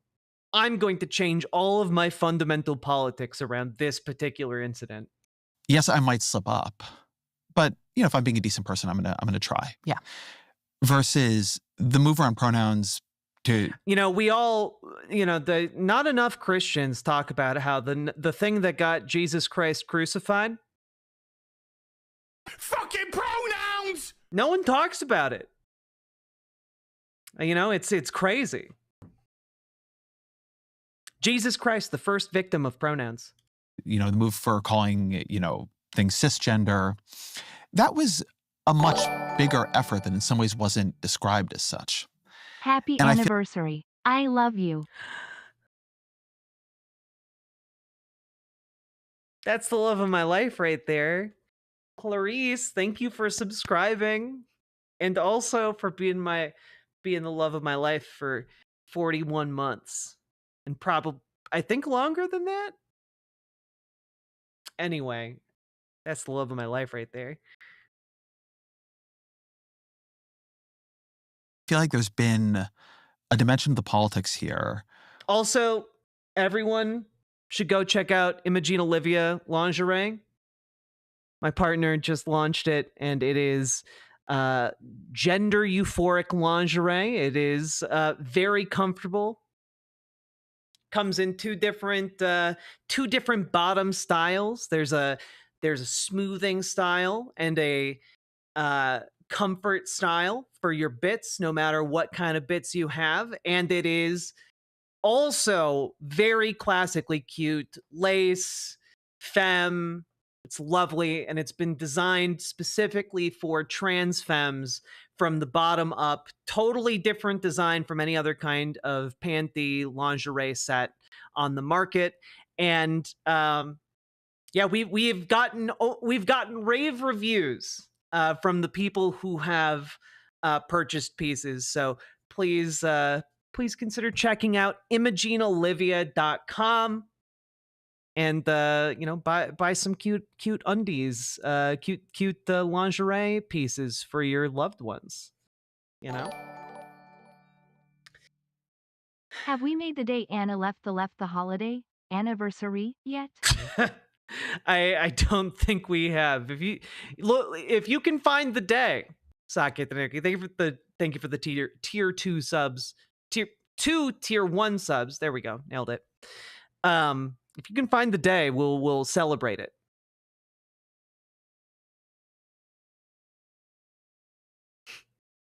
From the bottom on up. Yeah, I said what I said.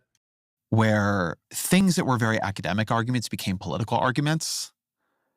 And then people were a little bit unclear on what the political win would be. To like destabilize the fundamental gender binary that people understand as operating is, you know, touching something very deep in society, versus treating other people with respect and courtesy and decency and grace. Yeah. Is a much easier sell. And I think it's okay to want to do the former, but I think people kept sort of mixing up which their actual project. Oh, that's very, very interesting. So a little bit of a wrinkle here, folks. I've just been alerted.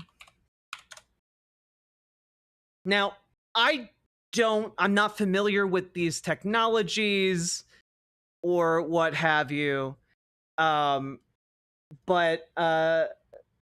a Blue Sky user, Liberal Dan Radio, has alerted me McAfee is claiming the stream is using deepfake technology. I'm wondering why, and the only reason I can think of is you're not actually using that tech. If you are not actually using that tech, is horrible, and I can assure you that I am not using that tech.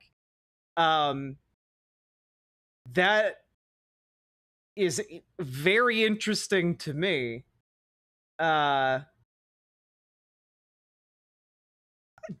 Does Ezra Klein deepfake? Of all of the pundits that might be using deepfake technology, Ezra Klein does indicate a possible person who might be using that. That's very interesting. Yeah, no. The video on screen could, i.e. the Ezra Klein video. Is Ezra Klein real? That's what I'm wondering now. Whomst among us has seen him in the same room? Is Ezra Klein a bot? Who knows? I don't know. I find it very fascinating, though. I can assure you all, I don't use that tech, and I honestly wouldn't even know how to begin to do that. But if any of you doubt that this video is real, I'll just link it in chat real quick. You all can check it, make sure nothing weird went on with it. I've seen the same warning on a previous stream of yours. Well, then I don't know what that means.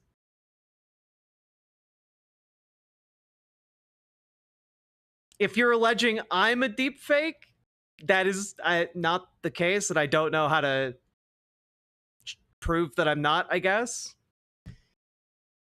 Is Ezra or Sarah real? Who knows? Is it false positives? I have no idea. Maybe it's because of all the deep fake podcasts out there right now. Means the software is trash? I have no idea. I'm not familiar with McAfee deepfake tech, but I do find it very funny if it is dinging Ezra Klein as being a deepfake.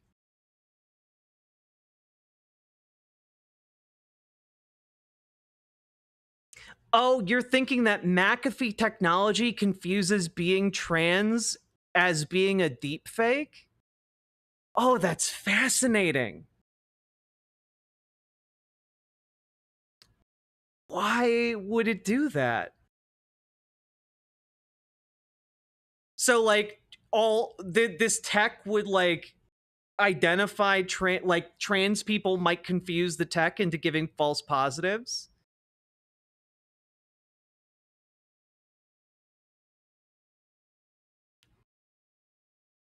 That's really weird.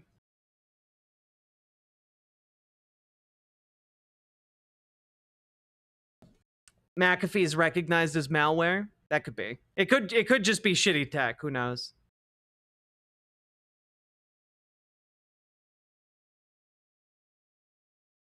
Jack isn't real. The birds told me. All right, I'm going to continue not worrying about it, but that is interesting and weird and a little disturbing. Yeah, Liberal Dan, if you find anything else about it, let me know. Birds are real. It's going off of the audio only. Maybe it's because Ezra Klein just talks like a robot.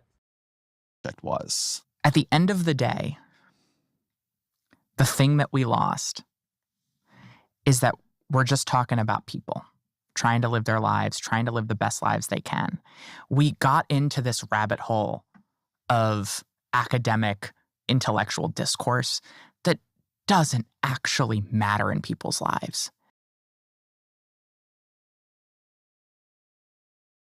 What?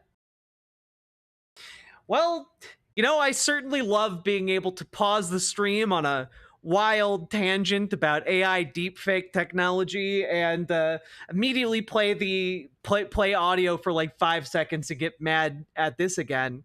So, yeah, the reason it matters what academics are saying is because a lot of people that tends to percolate down into the general, you know, zeitgeist and discourse after several years. You know, like that's it matters what academics talk about because that is usually then reflected downstream. So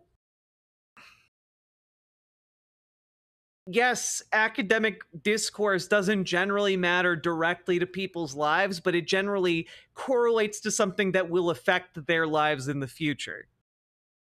You know?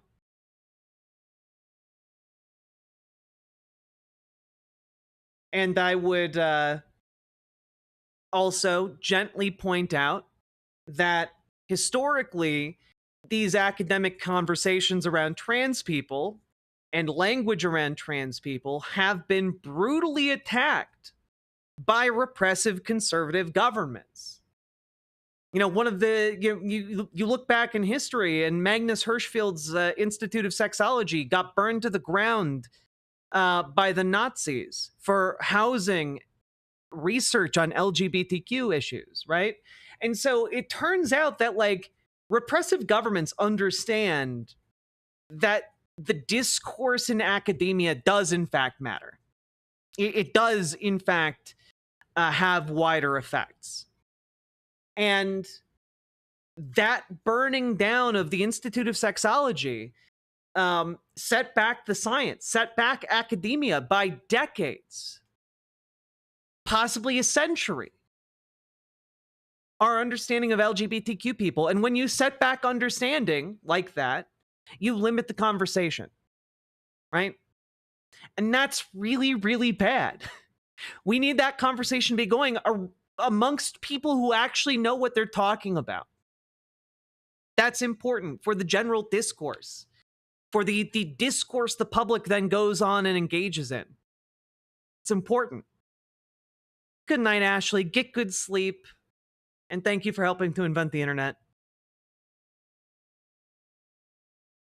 We got into this performative fighting to show our bona fides to our own in-group. And we lost the fundamental truth that all of those things are only even possible once you've done the basic legwork of allowing people to see trans people as people. When you allow trans people to be seen as human beings who have the same hopes and dreams and fears as everyone else. One way that you facilitate that, though, is by fighting for their rights. You know, you don't wait until they're seen as people and then give them rights. You fight for their rights. And in the process of that fight, working your way towards winning, you win over people. But you don't wait to do the fight until everyone's already on your side. Once that basic conception of humanity... Would you say they're trickle-down academics? Yeah, in a sense. Yes, I would. ...exists, then all the other things, all the other conversations sort of fall into place. Language inevitably changes across society, across cultures, across time, but it is a byproduct of cultural change. Oh, sorry to derail, but I wanted to drop a little positivity in the middle of this. My 70-something father just became aware of the 2022 trans survey and is excitedly emailing me about it. He's always been my biggest ally. That's wonderful. And you know, I just think it goes to show that a lot of this hand-wringing is just so off the mark. Change. And I just think we started to have what maybe were conversations that were happening in academic institutions or conversations that were happening in sort of in the community. And we started having those out in public on social media and then demand that everyone else has that conversation with us and then incorporates what the dominant position is in that conversation and the way they live their lives. And it's just like, that's not how this happens. Let's just talk about human beings who want you to live by the golden rule. Let's just talk about the fact that trans people are people who can be service members and doctors and lawyers and educators and elected officials and do a damn good job in that. That is the gateway to everything else, and it has always been in every social movement. The place where... Yeah, but you get recognition as a human being by fighting for your rights. You don't just sit there and wait for recognition. It doesn't just naturally occur. It is complicated. And the place where not just the politics, but I think the answers are complicated is around children. And we talked about the NCAA swimmers and the edge case nature of that. But schools are broader. And a lot of what the Trump administration is doing, a lot of what you see Republicans doing in states is around schools and minors. And that's tougher. Parents want to know what their kids are doing. On the one hand, if you're a kid with gender dysphoria and taking puberty blockers early matters. On the other hand, there are a lot of things parents don't let their kids do young because they're not sure what they're going to want in a couple of years. How do you think about that set of issues? Oh boy. Ezra Klein sucks so much. He's just such a piece of garbage. Sort of leave them alone makes a lot of sense for adults. But we don't leave kids alone. Kids exist in a sort of paternalist system where their parents have power over them, their schools have power over them. And so the question of policy there becomes very profound. Yeah. I think, first off, in that instance, we acknowledge and rightfully acknowledge the important role that parents play in decisions for their children. Look, you can recognize that there's nuance here.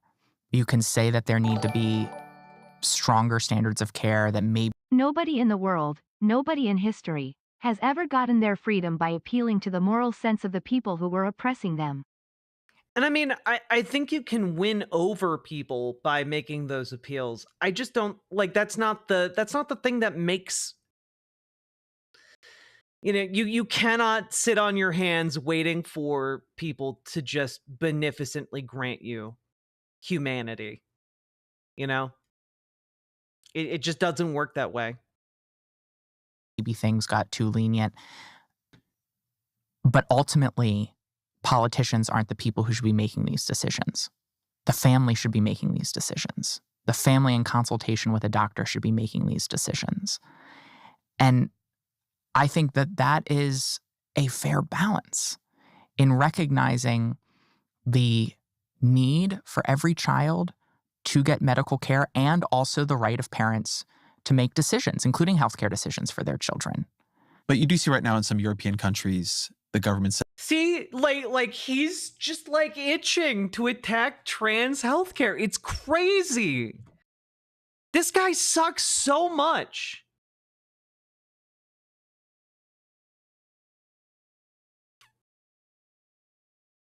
He's just like, but some European countries are cracking down on this puberty blocker thing. I still can't do a good Ezra Klein. This puberty blocker thing. And I'm sorry.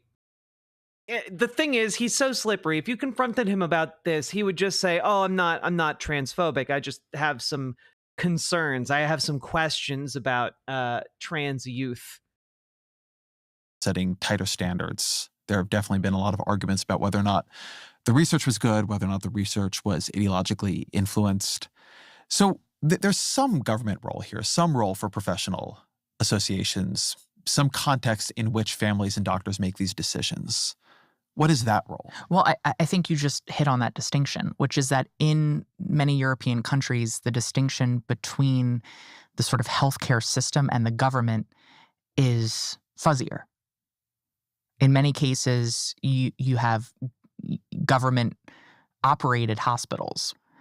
Here, you have healthcare systems, you have standards of care developed by providers in those medical associations. And that is where those decisions should be left up to in terms of establishing the standards of care. And then when applying those standards of care, allowing the practical application of those standards of care to happen between patients, families, and providers, because it's fundamentally a different kind of system. I think the critique, the fear of the right that I hear, that some of these same dynamics towards pushing out people who question the evidence, towards there being things you can say and things you cannot say. Dude is fishing so hard to try and get her to attack like puberty blockers. It's insane. Cold. And that the results of that can't be trusted. That everything you said is happening in politics is also happening in medicine and elsewhere. I think that we actually started. I love that his attempt to like get her to engage on this is essentially like, some people are saying that the same effect that's governing our political moment is also happening inside of science and medicine. And it's just like, God damn, dude, do you realize what you're pushing right now? Like this idea that he is saying, and he's not saying it in so many words, but like if you extrapolate what he's saying from what he said previously in this show, like you're looking at, say,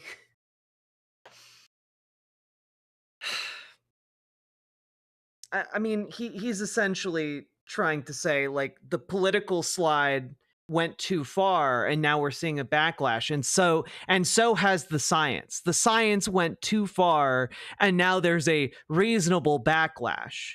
That's insane. That's not how science works. And frankly, if he's doing that, I find it deeply dishonest. To see a pretty difficult but important conversation within WPATH, the World Professional Association for Transgender Health, about the standards of care for youth care before government started intervening, where they started having a conversation about how to adjust the standards of care, recognizing perhaps that they needed to tighten them. And that's true across healthcare. I mean, standards of care across different forms of care are constantly evolving. That conversation was starting. At least she has the spine to defend, trans medical care. At least she has the spine to do that. To happen, you cannot tell me that it's the role of the government to preempt those conversations. Those conversations should not be settled in legislative bodies by politicians who aren't looking at the data, don't understand the data, and certainly aren't objectively interpreting the data. And look, yeah, of course, yes, he's very mad that she didn't just go along with his transphobic attacks. You know, she was on board to equivocate with him for a while, but she wouldn't go that far. And props to Sarah, I guess, for not crossing that bridge. I think all of this changes, though. The conversation changes, I should say, when people understand what it means to be trans. Because I think right now we think of it as a choice. We think of it as an intellectual decision, right? Like, I want to be a girl, I want to be a boy, and I want to do this because of these rewards, or I don't want to do it because of these risks. That's not what gender identity is. It is much more innate. It is a visceral feeling. It's not the same as whether you get a tattoo or what you have for dinner. It's not a decision. It's a fact about who you are. And I think the challenge in the conversation around gender identity that differs from sexual orientation is that most people who are straight can understand what it feels like to love and to lust. And so they're able to enter into conversations around sexual orientation with an analogous experience. And the challenge in the conversation around gender identity is that people who aren't trans don't know what it feels like to have a gender identity that differs from your sex assigned at birth. For me, the closest thing that I can compare it to was a constant feeling of homesickness. Just an unwavering ache in the pit of my stomach that would only go away when I could be seen and affirmed as myself. And I think that because we stopped having that conversation, because we stopped creating space for people to ask questions, for people's understandable, perhaps invasive, but understandable curiosity to be met with an openness and a grace, not by everyone, but just the people who were willing to do it, we stopped people having an understanding of what it means to be trans, and it allowed them to start to see it, or it allowed for their... I don't think this is happening. I don't think people are being punished for not understanding trans people. I don't think people are being punished for asking, hey, what's it like to be trans? This is they are shadowboxing against a hypothetical blue sky, anarcho-communist who drinks 10 Monsters in the morning and then just shit posts all day. It's really weird. In the age of all of these existential threats around us, this is what they're shadow boxing. You got to be turning that way. An actual boxing, girl. Pre-existing perception that this is some sort of intellectual choice to manifest. And in some cases, the perfect, quote, discourse started to reinforce that. Right? Say how? That we started to get to this place where you couldn't be I'm born this way. Right? That we policed the way even LGBTQ people or trans people talked about their own identities. to be this perfect sort of academic. Yeah, exactly, Paladin. It's like they keep like a hate book of like everyone who has wronged them on Twitter, and they have like, you know, Pussy Slayer 6969 on Twitter wrote, well, I think you should be excommunicated because you didn't support my trans girlfriend's right to be an anarcho-communist. And it's just like that's like their big dunk, and they're like, that's the worst thing anyone's ever said to me. I'm going to base my entire politics around this because this is where the normal electorate is. Why couldn't you say I'm born this way? Weren't you drinking a tall boy monster yesterday? Yes, I was. But you've only ever seen me drink one on stream. Because it was never 10. I'm not. No, I'm not saying you're saying it, but this is a I thing think I've there not was sort of been aware of. There was sort of an academic. Who's ready for Sarah McBride's podcast? First episode, Blair White. Sake Tanuki, thank you for the 2 tier 1 subs. And you joke now. Who's ready for Sarah McBride's podcast? First episode, Blair White. You joke now, and yet here is her take, episode 7. I want to put this one to bed. XY chromosome equals male. So let's break this down scientifically. Send this to your liberal friends and tell them to shut the up. Transsexuals would be, someone who has a mental disorder that is treated. Do you think you have a mental disorder? Yeah, and I think there's no shame in that. Just like there's no shame in Elon being autistic. I don't think that. Are you saying that you're trans because you have a mental disorder? For sure. I don't love that stigma. Yeah. Being gay is not a mental illness. But that's not trans. AI is reshaping the workforce. The so-called Big Beautiful Bill includes that provision that prevents states from regulating artificial intelligence. If it's not regulated and if we're not proceeding with caution, we're all screwed. Absolutely. I think this is the most dangerous. I can't believe this is real. This is like a goddamn fever dream. Industrial revolution that we've yet to encounter. We are not ready to be turning to this thing. I am sorry. I need to double check. I'm like, is this accurate? And then it has literally once replied to me and said, oh, I'm sorry. Did you only want me to give you real information? Good Lord. Like, yes, ChatGPT. I only wanted you to give me real information. Oh my gosh. Anyway, that's her take. Anna Kasparian guesting with, or not guesting, but sitting right next to a very special guest, Blair White. So, it's not, you're not that far off, Sake Tanuki.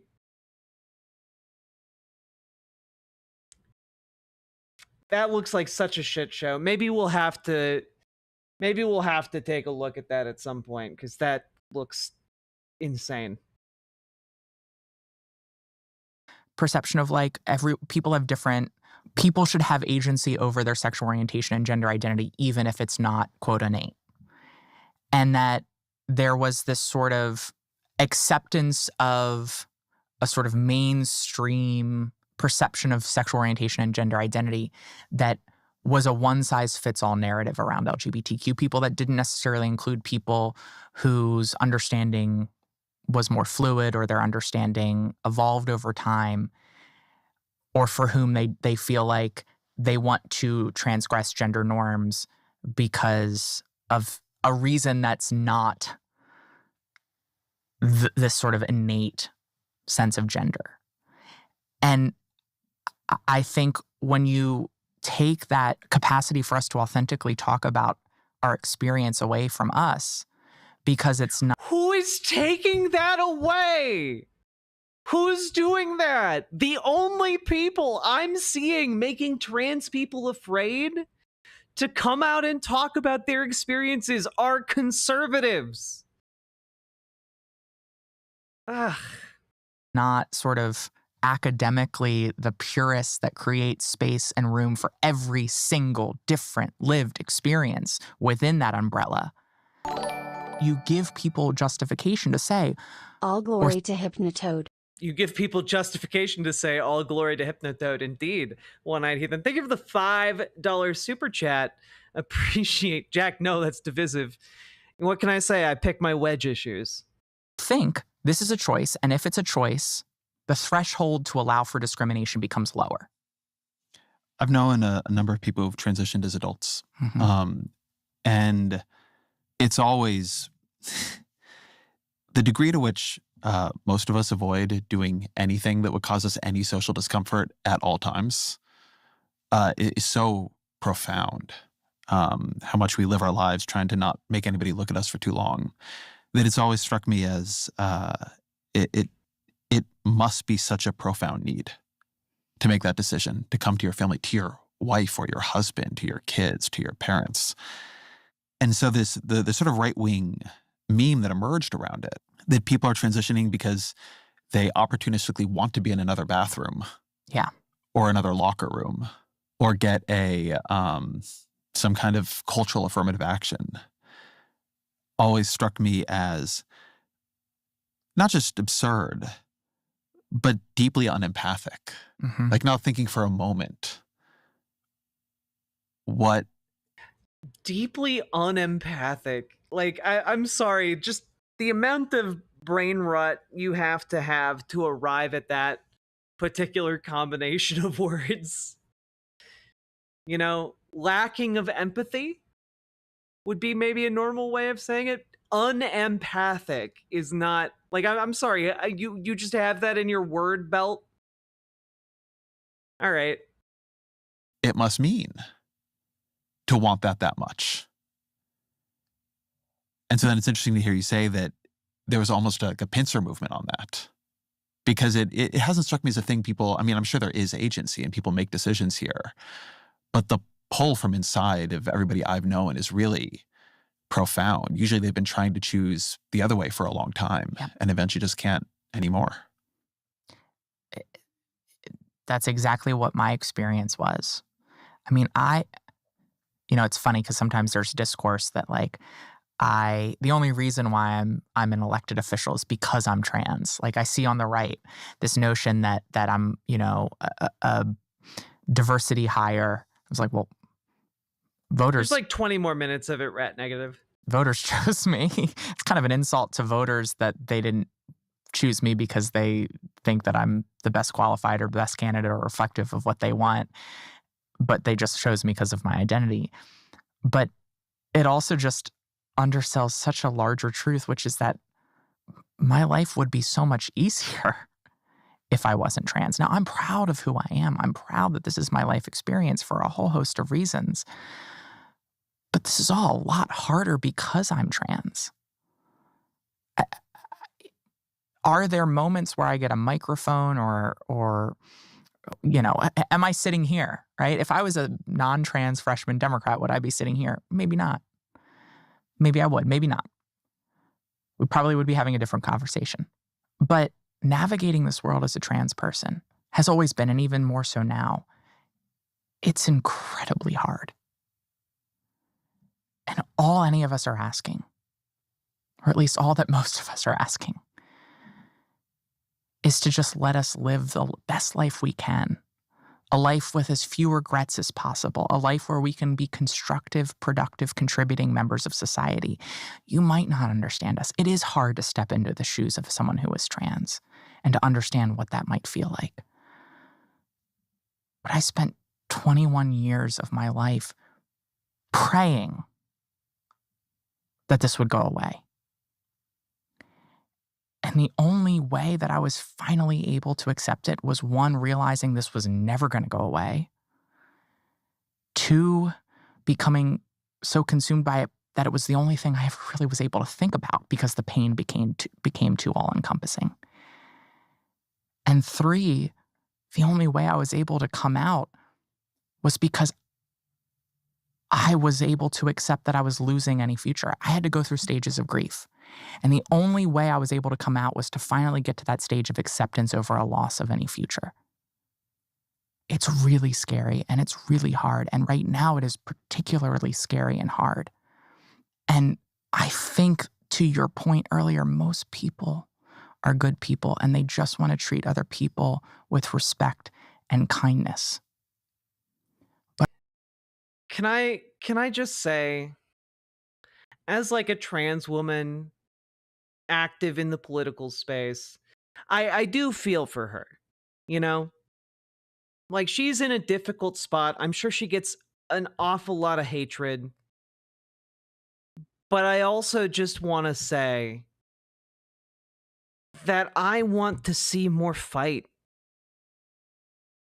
Like, nothing in this conversation has indicated to me that Sarah McBride would fight for my rights with everything she's got. You know, like I today, you know, Brad Lander got arrested by ICE for standing alongside undocumented immigrants and trying to escort one to safety after, you know, their immigration hearing. And he got arrested for that. And that took real guts. You know, there's like photos of him being choked by ICE agents. And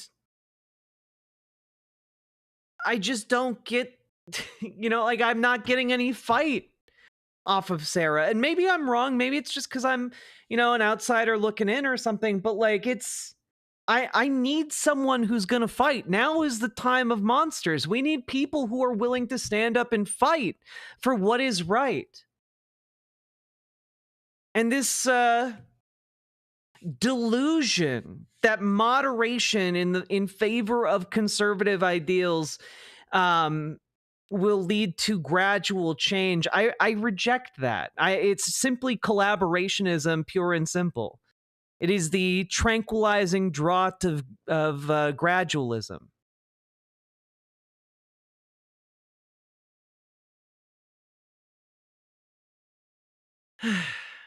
But unfortunately, in this moment in our politics. Oh wait, sorry. Sorry, your blue asks, for an old cis woman, what does it mean when they say someone transitioned? Is that just changing pronouns and name, or legally changing name, or taking hormones or surgery? Is there some line, or is it whatever an individual considers? I see all the arguments about not allowing children to transition, but can't say I've ever seen a kid who's had permanent surgery. Yeah. Actually, great question, right? So when we talk about people transitioning is a staged process.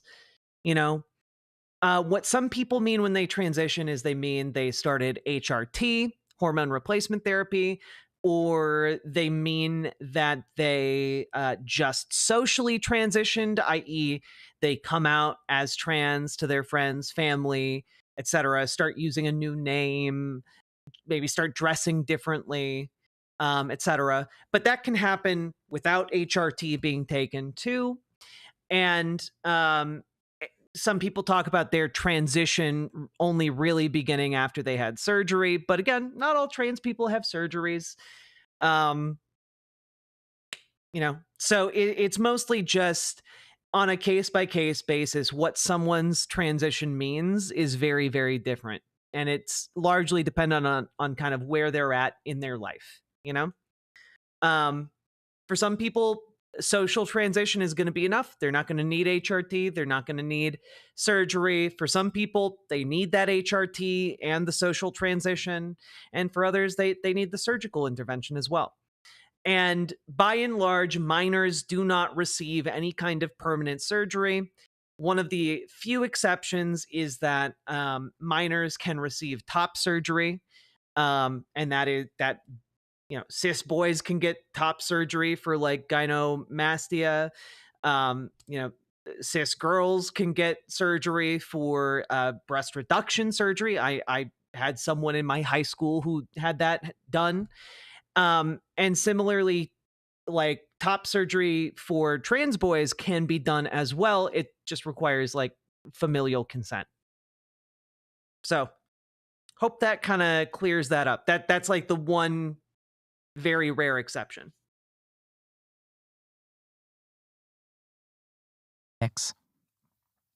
We were recently at something where someone gave us some information, and they said that when a voter was asked to describe the Democratic Party and the Republican Party, it was crazy for the Republican Party and preachy for the Democratic Party. I think that undersells something that's more true, which is that a voter will look and say, the Republican Party are assholes to other people. I don't like that. But the Democratic Party is an asshole to me.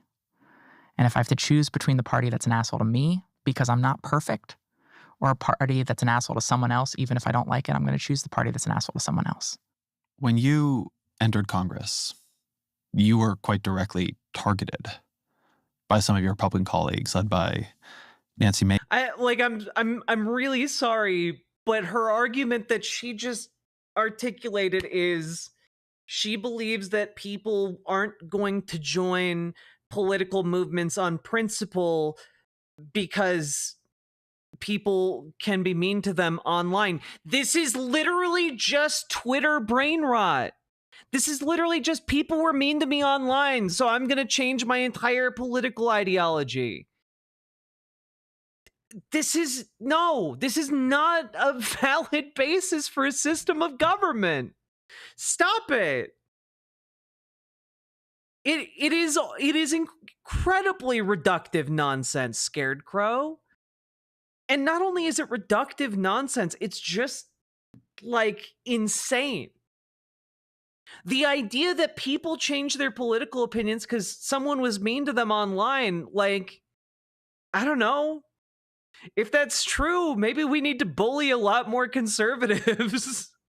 Like, I don't know. Like, if it's that effective of a strategy, like Sarah McBride is saying, then shouldn't she be advocating for all liberals to start bullying conservatives until they become, supporters of trans rights? Like, is this really the super weapon you're making it out to be? Because I would argue the billions of dollars spent on propagandizing to the Republican electorate is what caused this shift. But like, apparently that a similar shift can be caused by simply posters on Twitter being mean.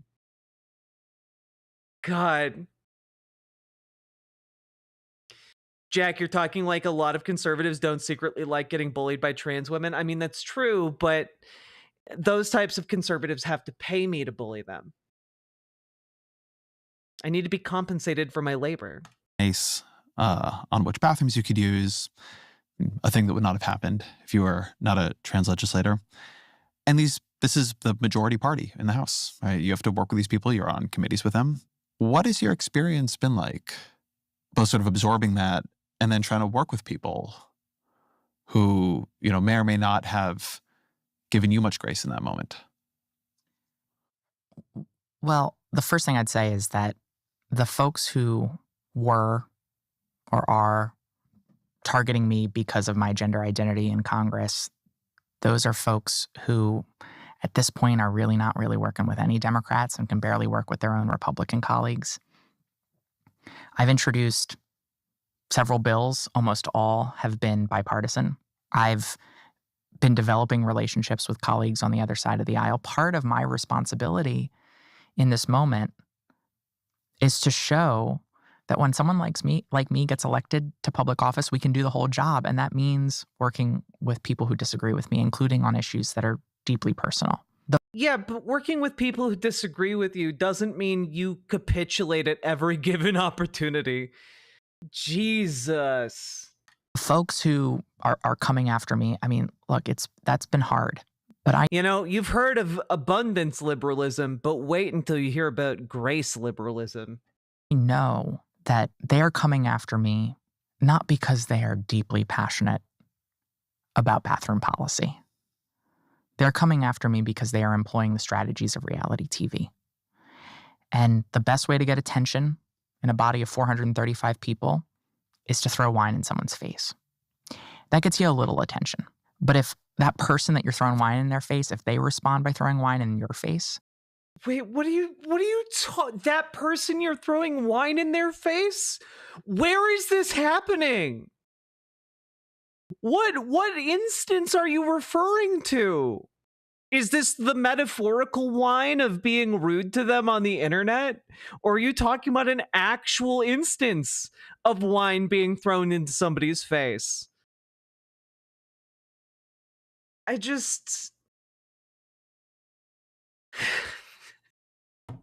I didn't intend for this to be like the entire stream tonight, but like, hot damn. There are so many layers. It creates a beef, which gets you a season-long story arc.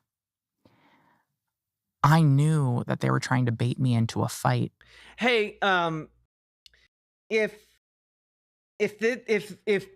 their propaganda machine creates a season-long story arc off of harassing you for being trans, maybe the issue is the propaganda machine.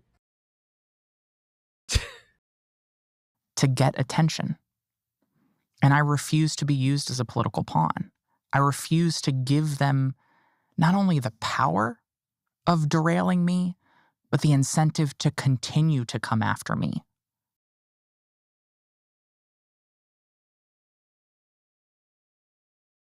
Representative McBride, you're the only trans woman in Congress. It doesn't matter if you're the least controversial person to ever hold the post. They're gonna come after you anyway. You are singular in Congress. You represent literally everything they're propagandized to hate. They are going to come after you whether or not you choose to engage with them.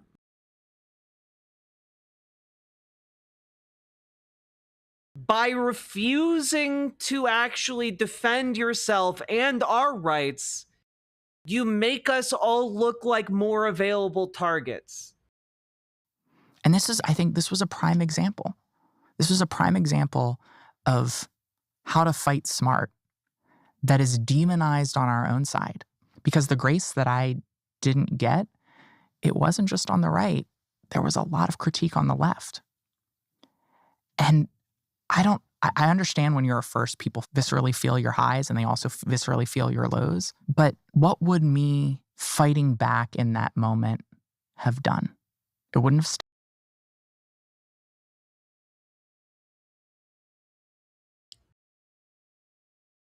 How would me standing up for myself and people like me have helped? It is an insane thing to talk about on an episode titled Sarah McBride on Why the Left Lost on Trans Rights. And you're literally talking towards the end of this episode about how you didn't stand up for your rights. Didn't stand up for yourself. You're trying to make the argument that not standing up for yourself was the winning play. Fuck. Man.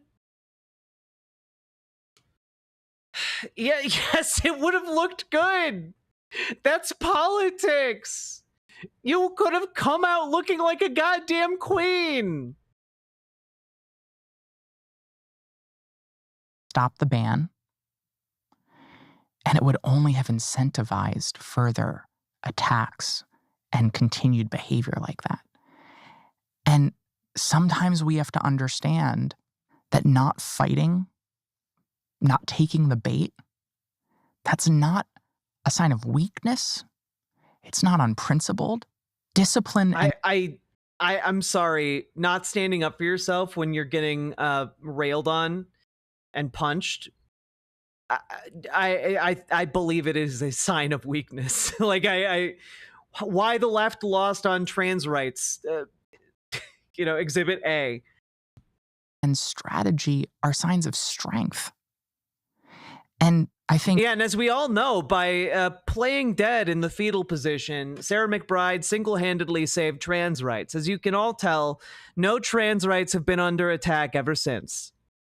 In the social media world, we have lulled ourselves into thinking the only way to fight is to fight. It's to scream and it's to yell, and it's to do it on every instance. And anytime you don't do it, you're normalizing the behavior that's coming your way, which is both a ridiculously unfair burden to place on every single human being to have to fight every single indignity. I don't think that's a ridiculous burden to expect someone to stand up for themselves. Like, especially if they're pioneering in a new venture, in a new circumstance that like people like you have never done before. Like, yeah, there should be an expectation that you're going to fight for yourself and for others. Like, is she really upset that we're disappointed that she's not fighting for her own rights, let alone ours? Jesus. But by that logic, the young Black students who were walking into a school that was being integrated in the late 50s and 60s, who were walking forward calmly and with dignity and grace into that school as people screamed slurs at them, by that definition, that student was normalizing those slurs by not responding. Instead, what that student was doing was providing the public with a very clear visual, a very clear contrast between unhinged hatred and basic dignity and grace, which is fundamental to humanity. Jesus.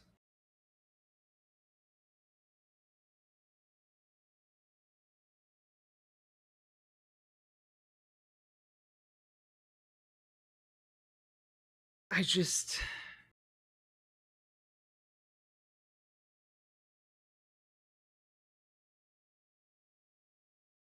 don't know. I think maybe there's a pretty significant difference between children who have been coached specifically not to engage with a hate mob that might break through police lines and kill them, and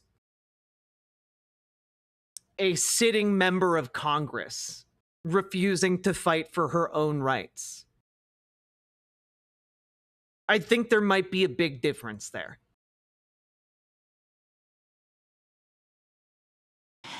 And I think for me, one of the things that I struggled with after that was the lack of grace that I got from some in my own community who said that I was reinforcing that the behavior of the people who were coming after me, that I was not responding appropriately. You know, can I just say, like, and I hope this has been reflected in how I've talked about this. Sarah McBride's rules for radicals. Rule 1. Power is not what you have, but what you give away to your enemy. Rule 2. Don't use your expertise or history as an argument. Paladin, thank you for the $5 dono. And I just want to say, like, I have reserved judgment on Sarah McBride until watching this, because I'm not super familiar where she is on a lot of different policy positions. You know, like I have a lot of things on my plate to keep track of. So I haven't, you know, taken a look at what she supports, what she stands for, etc. But like, I do remember being disappointed at like how she's handled some of the challenges of being in Congress so far. But I was willing to withhold my judgment of her as a politician until like seeing more of her talking and, you know, advocating for her positions. And I gotta say, having now listened to her in a back and forth conversation for almost an hour and a half, I am now deeply disappointed. But I'm not disappointed in her just because like she's a pioneering member of Congress who has failed to live up to her potential, but also because this entire interview belies weakness to a degree that is, you know, frankly breathtaking. To the bullying that I was facing, when the reality is that behavior has diminished significantly because I removed the incentive for them to continue to do it, because the incentive was so blatantly about attention, and I wasn't going to let them get the attention that they wanted. You remind me of something I heard Barack Obama say many, many years ago. when he was getting criticized for trying to negotiate, trying to reach out to people who by that point, many on the left thought he was naive for trying to work with.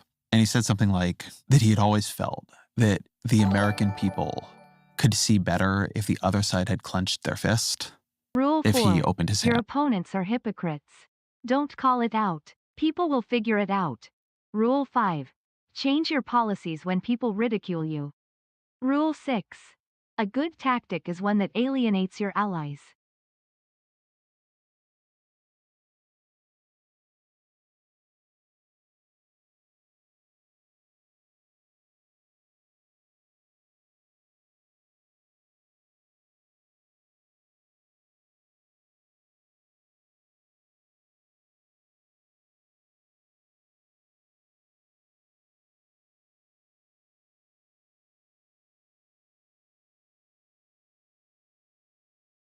Oh, God damn it. God damn it. I got muted. Damn it. I'm sorry. But like, as I was trying to say, Sarah McBride's already being quoted by Fox News as like saying the Democratic went too far on transgender issues. You know, in this way, she has now made herself a useful tool of the right-wing propaganda machine that neither of them acknowledge in this hour-and-a-half long interview. It's wild. And to say, by the way, that like the attacks have stopped, here's a piece that was posted 8 hours ago by the Daily Caller, Tucker Carlson's website. Democrats' favorite T slur admits party went completely overboard on LGBTQ bullying. Yep. So that's super cool. Yep, they're definitely letting off now that you've, you know, been so obsequious towards them. And I also thought there was a lot of wisdom in that. Yes. Yes, absolutely. Early on in those first few weeks, I had some folks text me as I was responding the way that I was, and they said, you should watch 42, which is the movie about Jackie Robinson, and I am not comparing my experience to Jackie Robinson at all. You did, though, compare your life experience to that of Black children integrating their public schools, though. You did do that, which honestly I think is worse. At all. But there's a scene in that movie that's so, I think, illustrative of these dynamics, which is he's meeting with the owner of the Brooklyn Dodgers, and the owner of the Brooklyn Dodgers is trying to sort of provoke him into anger. And when he sort of succeeds, the owner says to him, basically, you have to understand that when you are a first, if you respond to a slur with a slur, they'll only hear yours. If you respond to a punch with a punch, they'll say you're the aggressor. If we go in and say to these folks, we're never going to work with you because you're never going to work with us, then we get the blame for never working with them, not them. If we go in and we respond to their hatred with vitriol and anger, they're going to blame us. And that's the reality of the double standard in our politics. That's the reality that a first always has to navigate. Let them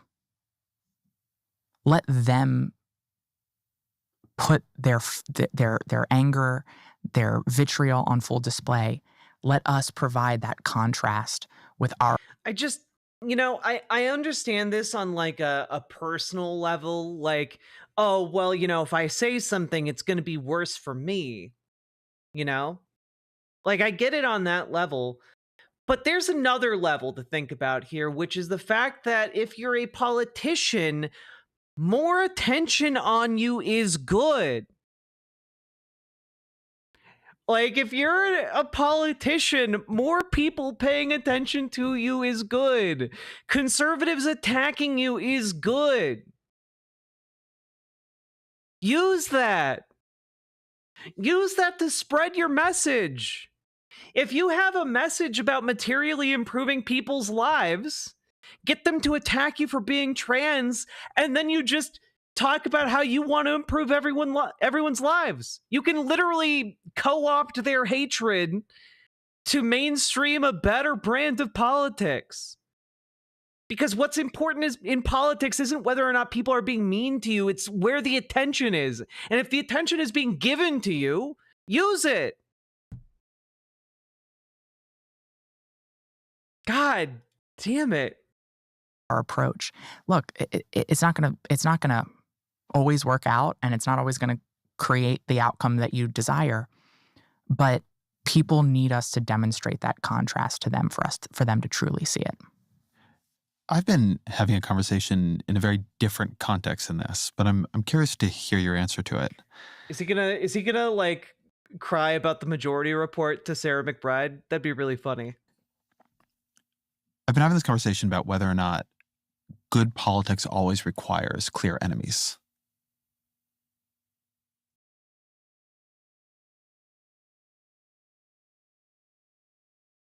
I mean, generally, you do want your base to have a good idea of who is causing their life to suck.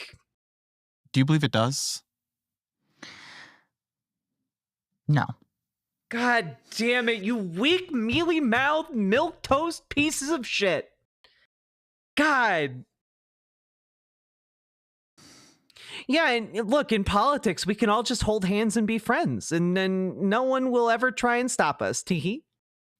I believe that you can tell a compelling story with an enemy. There's no question. It sometimes is an easy out in our politics. But I think that there's something to be said about a politics that is rooted in opposition to an enemy that is fundamentally regressive, that anger is fundamentally conservative in its political... Ah! No! Anger is fundamentally conservative? We're ceding the concept of anger to the conservative movement? What are you talking about?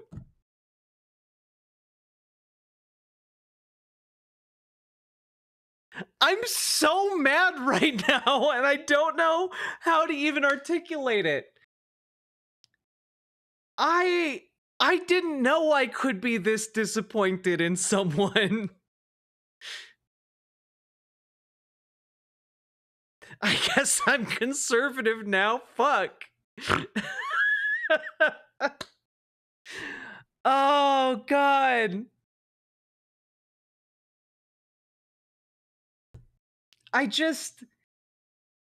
Yeah, if you're angry, you're engaging in some fundamental conservatism, okay? If you're angry right now. It makes me so sad that I, a cis male, with no real skin in the game aside from my desire for trans people to be happy, am more concerned with trans rights than the first trans congresswoman. Paladin, thank you for the $5 dono. It is insane, right? Like I feel like almost dissociated from reality over this. Like I'm sorry, you're not mad? You believe being mad at these circumstances is conservative? Anger leads to the dark side of the Force. Yeah, only Siths deal in absolutes, Matthew H. Thank you for the $10 Australian dollar dues. God. But will she release a book and promote it on tour next year? You know, Sake Tanuki, unironically, I had that thought earlier today, and I looked it up, and she does not, in fact, have a book. I got an amazing idea. I'm currently writing some lines for a voice actor I'm a hire for a mobster character. They'll talk about joining DSA and protesting and stuff during the jazz part in my song. Hell yeah, let's do it. Jazz Dog, let's do it. I love that idea. Now, I do want to say also,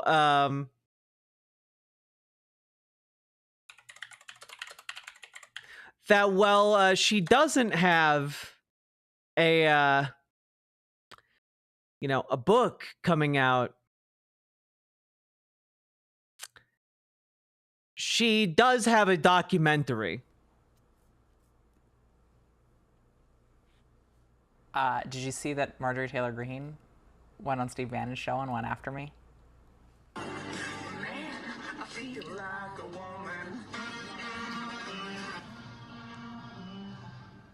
That video right there shows Tim McBride. Tim has transitioned to Sarah, and Sarah McBride will be the next member of Congress from one of the districts in Delaware. Yeah, it's gotten so much better. They made a documentary about how it's not better. You know. And let's be very real about this, Steve. This is a covert operation. This is a direct mockery of God's creation. America will be cursed for accepting and embracing complete evil targeted at our most innocent, vulnerable Americans, and that's our kids. Yeah, that definitely seems like they're moderating their position, in response to the Sarah McBride fetal position strat. I like that, one of the things she was most offended by is that I sang Shania Twain. That is... How dare you? How dare... That was my favorite song growing up. Man. My mom and I drove up to Connecticut one trip to visit my brother in college, and we literally listened to that song on repeat for 5 hours. That's why I'm trans. She's gonna just act like that every day, and my job will be to not respond, not give her the response that she wants.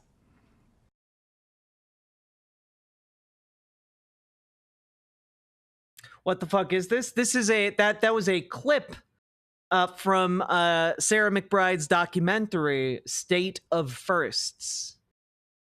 So she doesn't have a book. She has a documentary.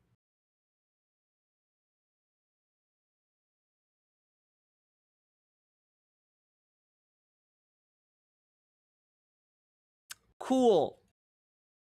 Political outcome, Barack Obama, and Bill Clinton, for that matter, did a good job of putting forward an aspirational politics that wasn't defined by who we are against, but by what we are for and about who we can be. And I think that that is a more successful path for progressive politics than an enemies-based politics, which so often devolves to anger, which I think more often than not facilitates in the medium and long term a regressive politics. I don't understand that calculation at all. A righteous anger can carry through some of the most trying times imaginable. Okay? Righteous anger fuels the changing of the tides. And I think ignoring that is, it's bizarre. I just want to point out the most successful politicians of our age, Bernie Sanders, Barack Obama, and, Donald Trump, pretty successful politician. They aren't running their campaigns on just hopes and dreams and cotton candy. It's anger. There's a deep and abiding anger in America, and Bernie Sanders can show up to a gas station in the middle of nowhere and have 50 to 60,000 people there within hours.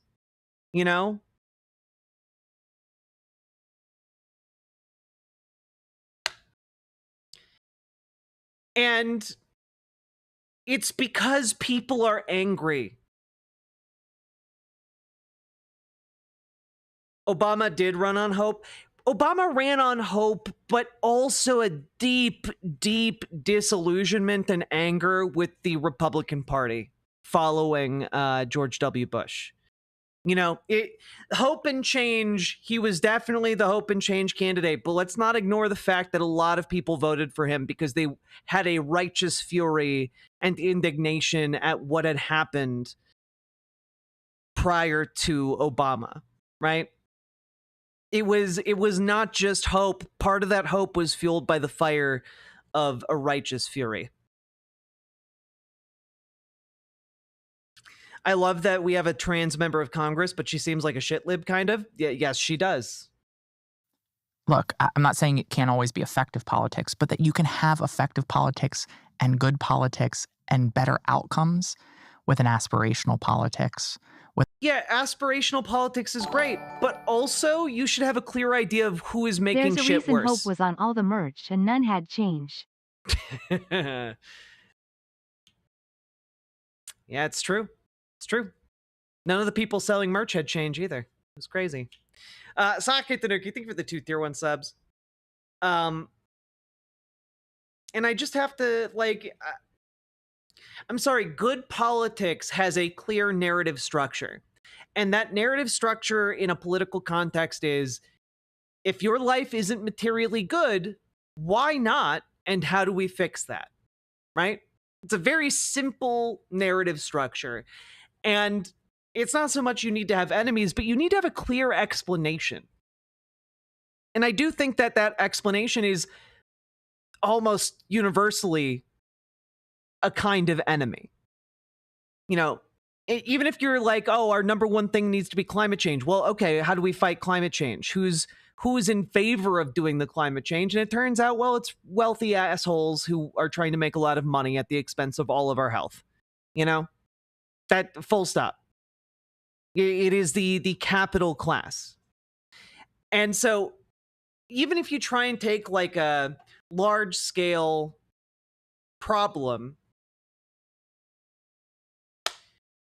you have to have an enemy somewhere. And the issue is, and I think that these people, neo-libs, understand it, is that that problem is often the capital class. It's people in our society who have property, have money, have economic power. They want to keep, maintain, and grow that power. And if you just don't acknowledge that you even need enemies in the first place, I guess that's a very convenient way of ignoring those power structures. With a politics that isn't just about what it's opposed to, but about what it can build and about who we can be. Because I think everyone has sort of this own internal struggle between their own better selves and their better angels and their base instincts.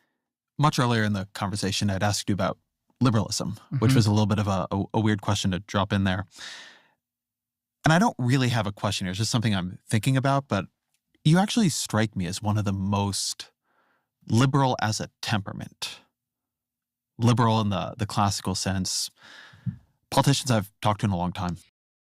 What do you mean by liberal in the classical sense, Ezra? I would be so angry at anyone who would even dare to suggest that to me. Like, that a classical liberal isn't that what Dave Rubin calls himself? Like, Dave Rubin, Tim Pool calls himself a classical liberal. And I've been... Punky Gal, please stop using that term. I understand why you're using it. I don't like seeing it in my chat. Starting to read a lot of older books about liberalism because it feels to me that if it is a thing, an approach to politics that even liberals lost. Yeah. And one of the reasons I think we lost it, I very much count myself as a liberal, was a feeling that liberalism's virtue was its vice. That its openness to critique, its constant balancing. Yes, this is the abundance guy. Getting shittier by the day. Are you ethnically liberal or culturally liberal? Excuse me, I'm culturally political. I'm neither liberal nor conservative. I'm simply a culturally political individual. It's movement towards incremental solutions, and its skepticism of total solutions, that those had been these conditions under which problems never truly got solved.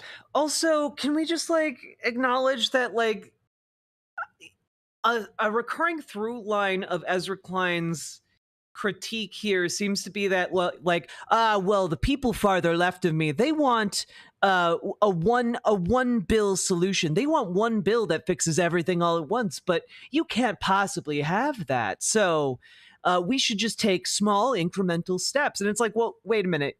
Can't you just have the one big thing, and as more problems crop up, we can deal with those problems as they come? Like I don't think we need to have like a gradual change if we can articulate the change we need right now. You know, like there may be unforeseen like consequences, but like we can deal with those as they come. Doesn't seem that difficult to me. I'm ethnically political on my mom's side. Systemic racism and bigotry festered. And I think as it began to absorb that critique, it lost a lot of confidence in itself. Mm-hmm. And in a way, it had had Barack Obama, who was like the apex of the liberal leaders, and he hadn't brought about utopia. Mm-hmm. And so it seemed exhausted. And I think alongside that, there's some way in which I cannot, I still need to figure this out, but I'll say it because I believe it's true. I think there's something about the social media platforms that is Here's Emma talk. You know what? Well, yeah, we'll do that it. perspective. Again, Thanks for getting so that I wanna- fucking granular with us. I like when Emma comes out to fight. You know, it always takes me aback a little bit. But I like it. It's really good. You know? Sometimes she also like she made like a really edgy joke the other day as I was listening, and I was just like, oh my God. She went there. I think it was a joke about what's his name? He's British. He has like the curly hair. My mind wants to say Ezra Klein, but I know it's not that. He's in movies. He converted to Catholicism. Russell Brand, Beastie, thank you. Yeah, she made a really spicy joke about Russell Brand's allegations, and I was just like, oh my God, she went for it. Liberal as a medium. I think the reason that we now have X and we have Blue Sky and we have Threads, and none of them are good. Yeah, they all. I don't know. Blue Sky's pretty all right. You know, I don't get attacked by like transphobic white nationalists when I'm on Blue Sky, so I think that's a pretty big improvement, actually. Lead to bad habits of mind, mm-hmm. because simplifying your thoughts down to these little bumper stickers, then having other people who agree with you retweet them or mob you, is just it doesn't lend itself to the pluralistic, balancing modes of thought. Oh my God. Did you guys hear what this wanker just like spewed from his mouth?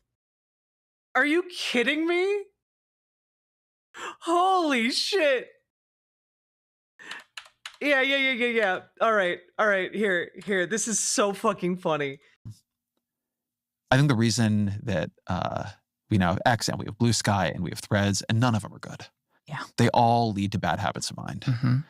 Because simplifying your thoughts down to these little bumper stickers, then having other people who agree with you retweet them or mob you, is just it doesn't lend itself to the pluralistic, balancing modes of thought that liberalism is built to prize.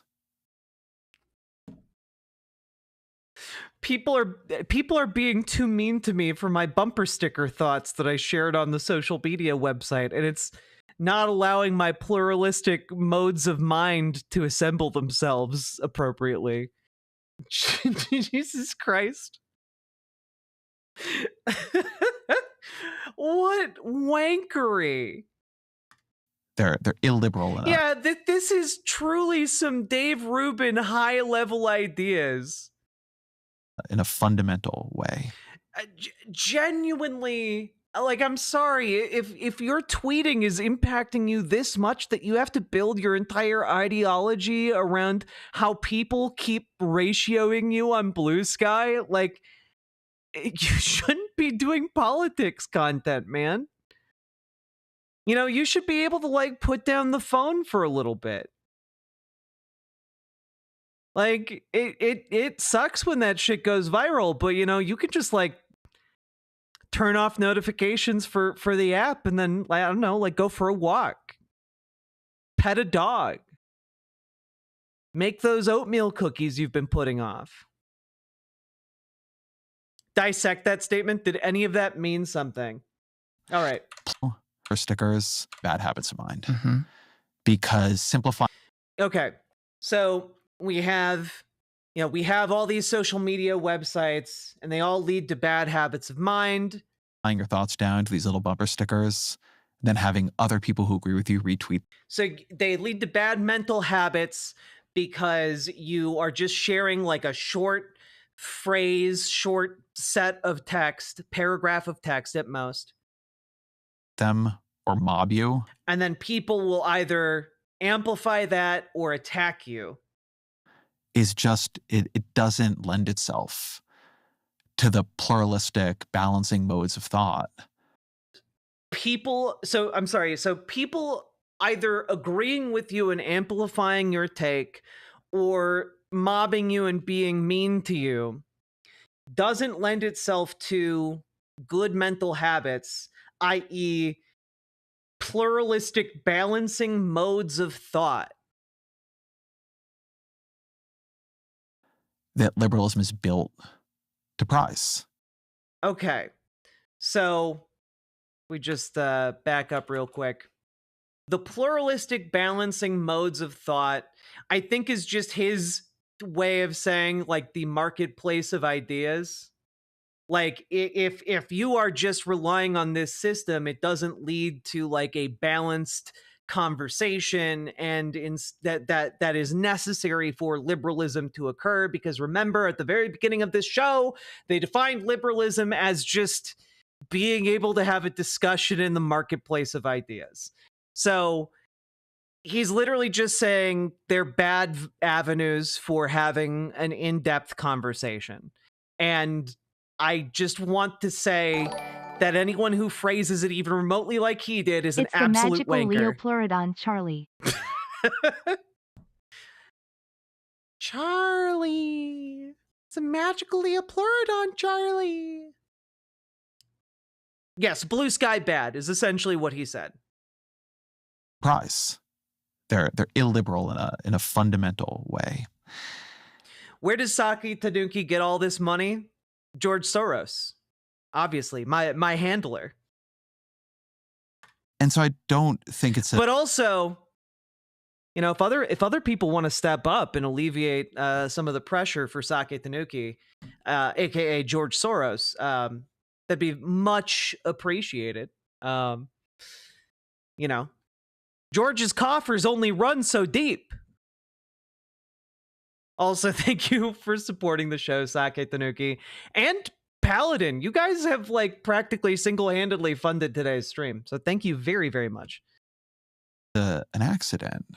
That is, liberalism began to lose its own moorings. Illiberalism roared back.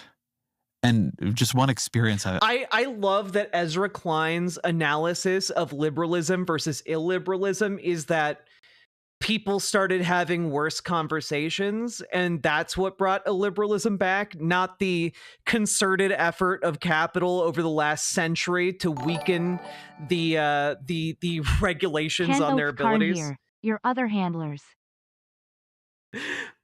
Kenoth Karn, thank you very much for the 5 tier 1 subs. I very, very much appreciate the other handlers.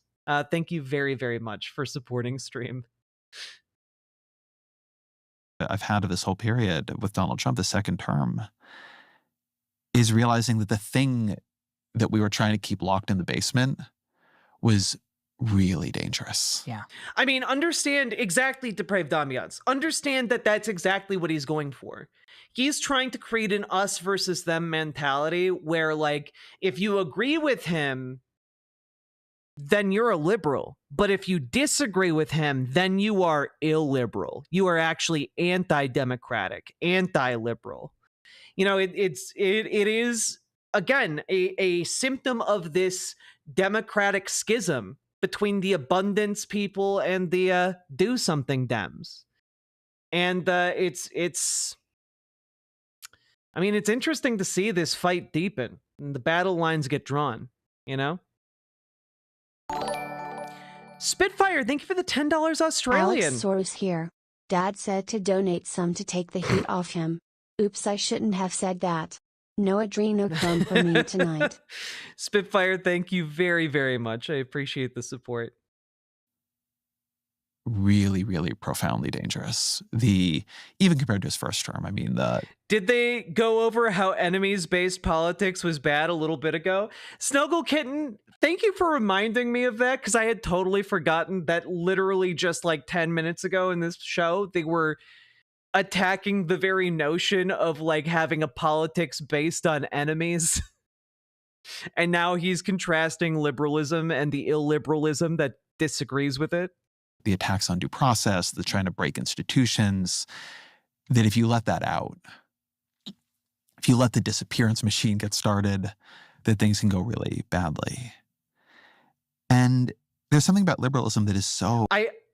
I just find it very weird that Ezra Klein is like talking about how, you know, it's illiberal to disagree with him, and then he makes the comparison to like the disappearance machine. That's I don't know. It's very, very weird. So unsatisfying. I mean, the work you just described having to do, it sounds so unsatisfying and frustrating. And yet, something, I guess just that, and yet. And yet it is the approach and the system that, while imperfect, is the most likely and most proven to actually lead to the progress that I, and I know so many others, seek. Look, proven by whom? I need some citations. Look, people have one life. And it is completely understandable that a person would feel, I have one life. And when you ask me to wait, you are asking me to watch my one life pass by without the respect and fairness that I deserve. And that is too much to ask of anyone. And that is. It is our job to demand now in the face of people who say never. But it's also our job to then not reject the possibility for a better tomorrow. As that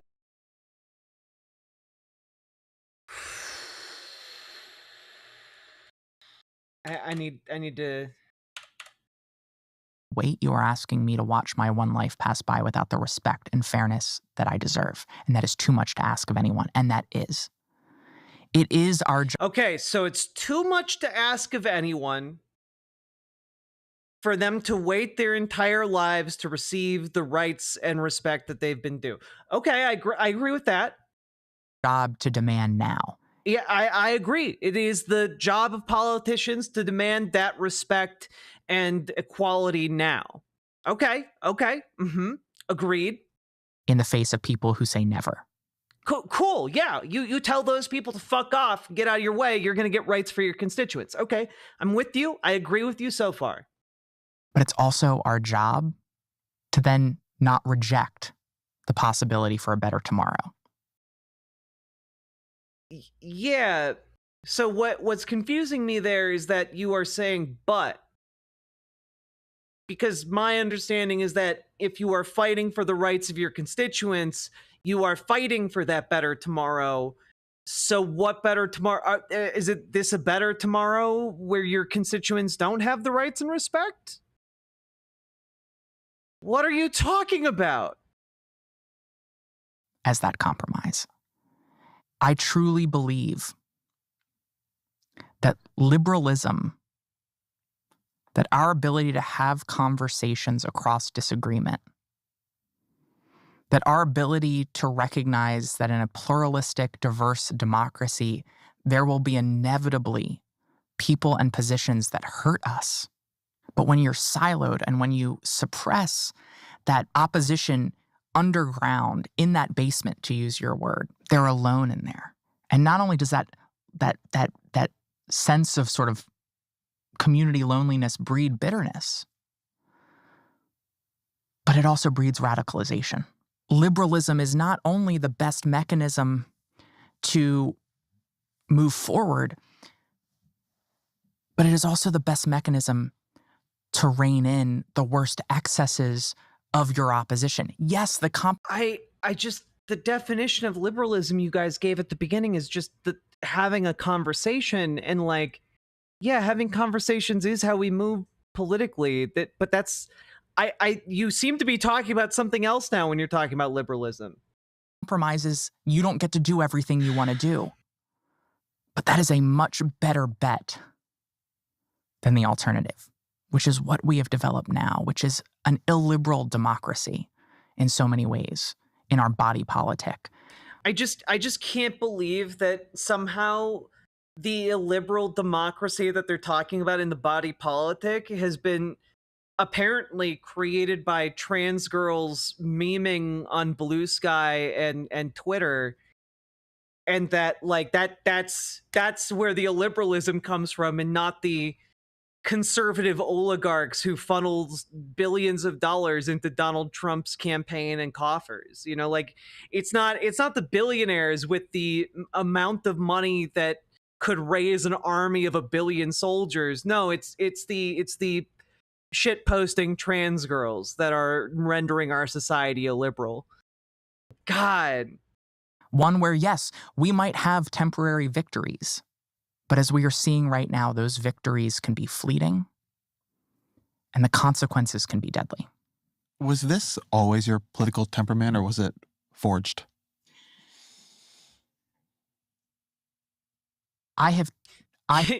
Mithril, you are correct. This does feel like a politics of despair. I find this supremely unmotivating. I have grown and changed. I think, there are things that I did and said 5, 10, 15 years ago that I look back and regret, because I think that they were too illiberal. Because I think I bought into a culture online that didn't always bring out the best in me. But I do think that those were exceptions. And even when I was an advocate, I was always perceived as one of the more mainstream respectability advocates. I was always considered someone who was too willing to work across disagreement and engage in conversations that we shouldn't be having. I'm sorry, I don't believe that. I've seen people on the internet engage with truly, far-right activists, okay? And I do not believe that, I don't believe that Sarah McBride actually has the gumption to engage with far-right people and actually push back on their ideas. I was always considered someone who was too willing to work within the system. I think I've fundamentally always had the same perspective, and fundamentally have always believed that we cannot eliminate grace from our politics and our change-making, and that's rooted in watching my parents grow and change after I came out. Look, I went into that experience knowing my parents were gonna, they're progressive people. They embraced my older brother who's gay without skipping a beat. But I knew when I shared that I was trans with them, it was going to be devastating, to use a word that my mother uses. And I knew that if I responded by shutting down the conversation, by refusing to walk with them, by refusing to give them grace and assume good intentions when they would inevitably say and do things that might be hurtful to me, I would stunt their capacity to take that walk with me.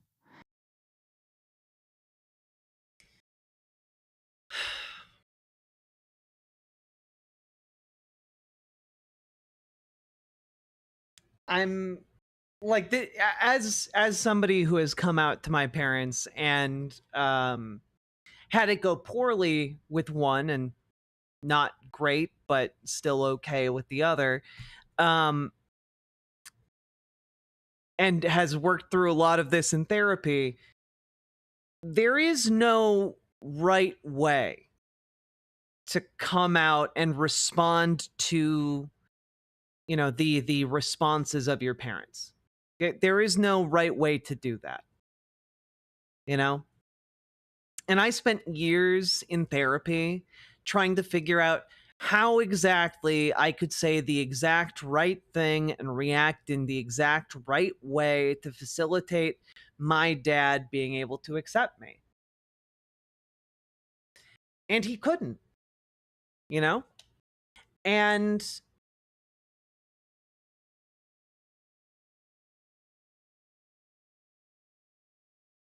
I find it,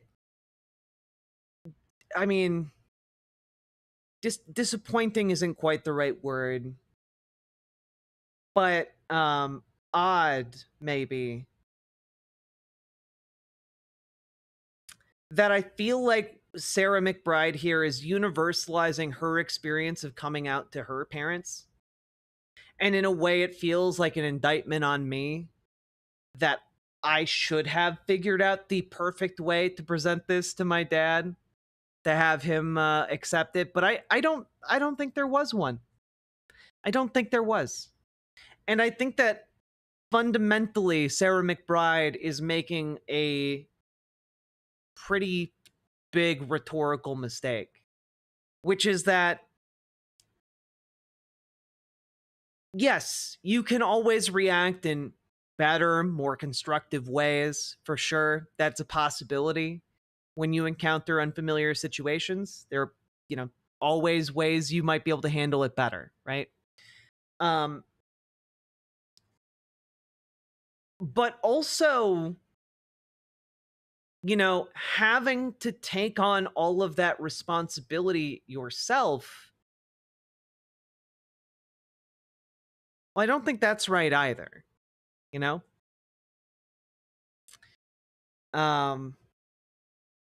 I don't know. There's something about this that strikes me particularly wrong.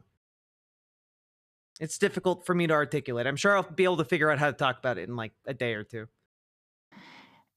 And I saw us as a family move forward with a degree of grace toward each other, that we were all going to inevitably say and do things that we would come to regret, that might hurt a little bit, but that if we assumed good intentions and walk forward, that my parents would go from saying, what are the chances that I have a gay son and a trans child, from a place of pity to a place of awe in the diversity of our family and the blessings that have come with that diversity. And that only came from grace. And then I saw it working in Delaware, passing non-discrimination protections. I've seen it time and time again. And so I have borne witness to change that once seemed so impossible to me as a kid that it was almost incomprehensible, not only become possible, but become a reality, in large part because of grace in our politics. And yes, because I was willing to extend that grace to others. Grace, bless. I just also want to maybe point out that part of our struggle as trans people should be to building a better world where trans people are accepted, so that instead of having to police your reaction to one of the hardest things you've ever had to do in your life, coming out as trans to your parents, maybe instead of you as a child having to figure out how to do that, or you as, you know, the child of your parents, if you're not literally a child, that maybe we should work to build up enough acceptance in society for trans people that parents aren't going to like go into full existential meltdown at the fact that their kid is trans. You know? Maybe what is necessary here isn't grace, but actually a fight to normalize transgender people, a fight to make it the norm, make it the understood like baseline of society that trans people exist and should be accepted and aren't, these aberrations that must be destroyed. Maybe that's what our fight should be. Not just so that in our moment, trans people are protected, but so that future generations, when, our kids have kids and their kids have kids, that those kids grow up in families where it's okay if they wind up figuring out at some point that they're trans, that they can go to their parents and it's not even like a thing that they have to wonder. That no kid has to wonder, will my mom still love me if I tell her that I'm trans? Maybe that's what the fight should be for. And maybe that's something that's worth actually fighting for instead of rolling up into the goddamn fetal position until like the predators go away.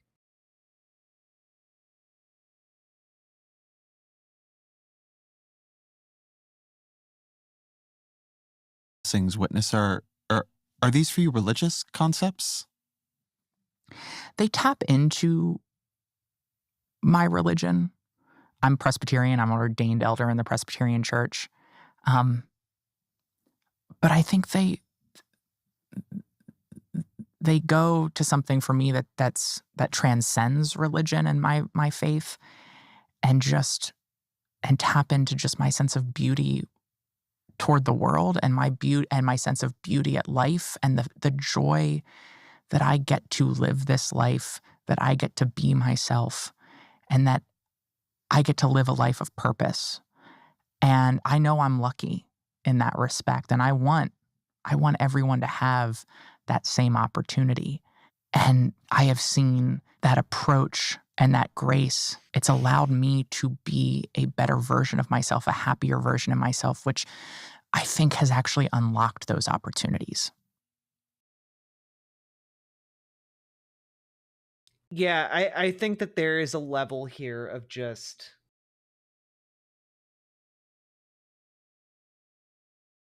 I don't know if it's like a feeling that she's been chosen by God to set an example for trans people. But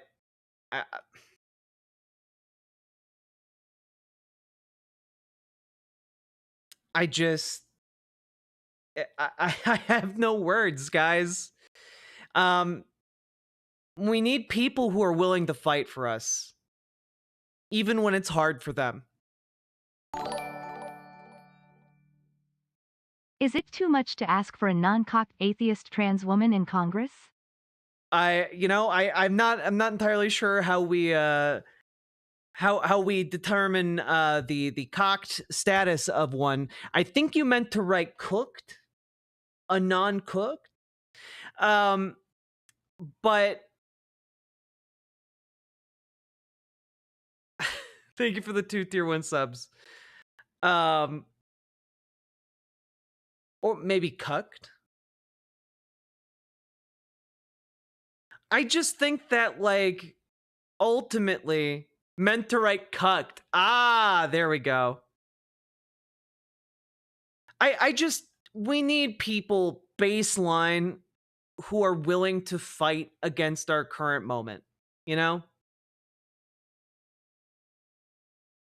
We need people who are willing to stand up and say, hey, why are you doing that? Cut it out. We need people who are willing to, at the very least, say, hey, stop it.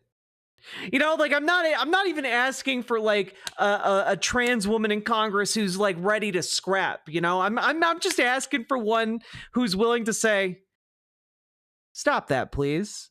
That would be like 10 times more spine than what Sarah McBride has shown. Is it a practice? Like when you say that it's allowed you to be a better version of yourself, it's a podcast, so everything is ultimately self-help. Is that something that intentionally you cultivate? And if so, how?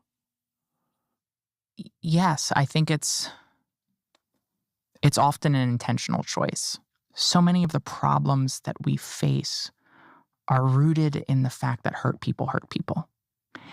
And I think we are in this, not to go down a rabbit hole. You know, I would argue that maybe on the list of things that cause problems, yeah, that's up there. Maybe it's number 9 on the list, but I think number 1 might be capital. It might be the capital interests.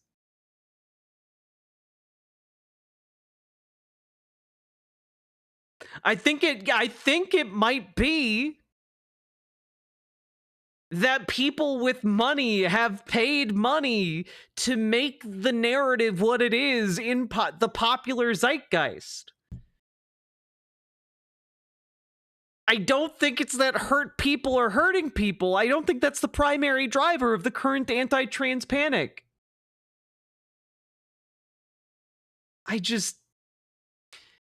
Oh God, who in chat? Travinoid, real live, laugh, love energy. Yeah, this is the most demonic incarnation of live, laugh, love energy. Oh, I think that we are in this place where we are in this fierce competition for pain, where the left says to the right, what do you know about pain? White, straight, cis man, my pain is real as a queer transgender person. And then the right says to the left, what do you know about pain, college-educated, cosmopolitan elite? My pain is real in a post-industrial community ravaged by the opioid crisis. And we are in this competition for pain when there is plenty of pain to go around. And every therapist will tell you that the first step to healing is to have your pain seen and validated. And while it requires intentionality and effort sometimes, I think we would all be better off if we recognized that we don't have to believe that someone is right for what they're facing to be wrong. But I also think that there's one other aspect of this that I think we have lost, which is the intentionality of hope. These are all platitudes. It's non-stop platitudes, man. This is nuts. This is nuts.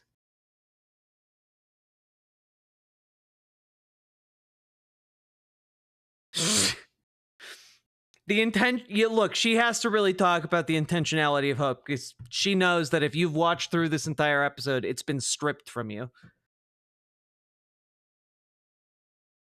And, I think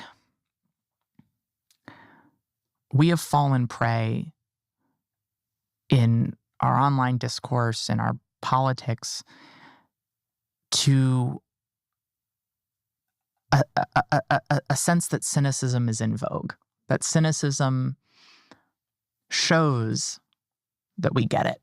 And I think one of the things that we have to recognize is sometimes hope is a conscious effort. And that that sense of inevitability, that sort of organic sense of hope that we felt in this post-1960s world, that is the exception in our history.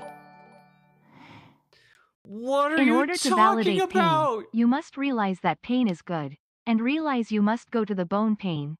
You must bone pan, and then enjoy the bread of life. I feel pretty boned right now. Sakura Tanuki, thank you for the 2 tier 1 subs. I appreciate it. I'm hoping this ends. Me too. What if it just goes on forever? And you have to step into the shoes of people in the 1950s, people in the 1930s, people in the 1850s. And to move past the history that we view with the hindsight of inevitability and go into those moments and recognize that every previous generation of Americans had every reason to give up hope. And you cannot tell me that the reasons for hopelessness now are greater than the reasons for hopelessness then. So you're saying there's something... I love how uninspiring this is. Audacious about hope. There's some audacity in it. You have to summon it. You have to summon it. And I think if we allow ourselves to recognize that hope isn't about, optimism is about circumstance. It's about evaluating likelihood. Hope is something that transcends that. And when we lull ourselves into this sense of cynicism and we give up on hope, that is when we lose. My editor.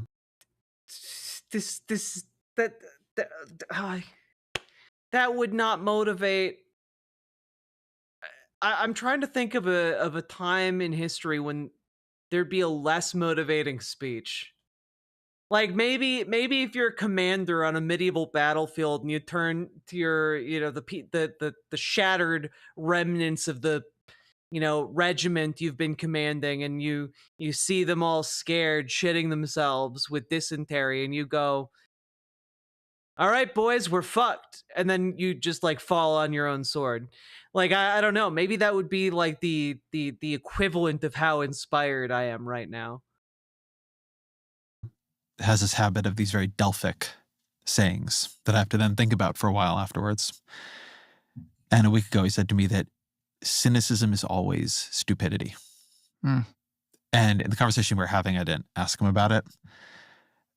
But I think, and he's not here to tell me I'm wrong, that what he meant is that it always includes cynicism is the posture that we both know what is happening and we know what is going to happen, that we've seen through the performance into the real grimy, pathetic backstage.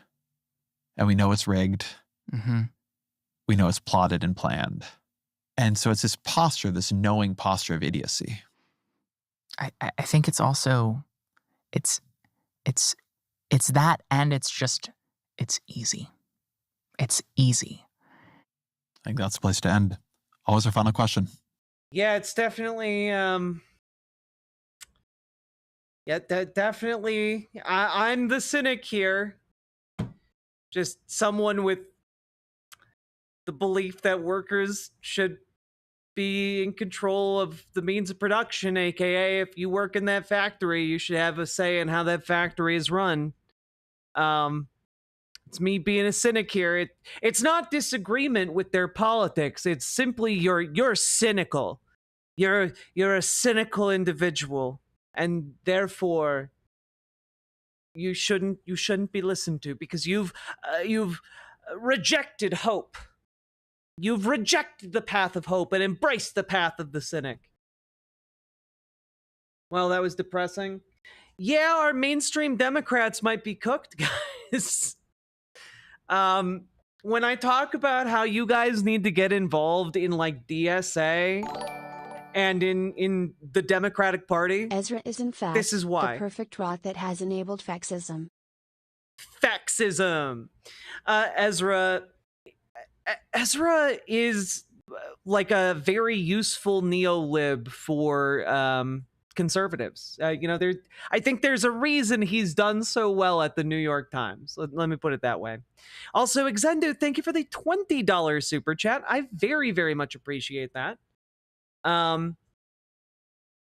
folks, we've been going for over 5 hours. If you've been enjoying the show, hit the follow button, hit the subscribe button, hit the like button over on YouTube. It helps the show.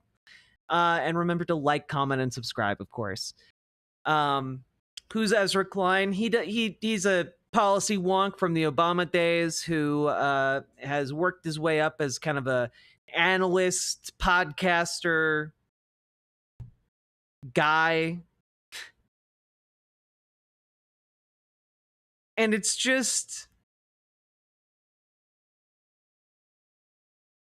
I don't know. It's like this, an attempt to analyze politics to create a brand of it that doesn't require anything of you. Does that make sense? This is the politics of go back to sleep. We'll be doing our jobs. Don't you worry. You don't have to look at what we're doing. We'll do our jobs. Just go back to sleep. Don't care about things. Don't go out and protest and get involved in the political process.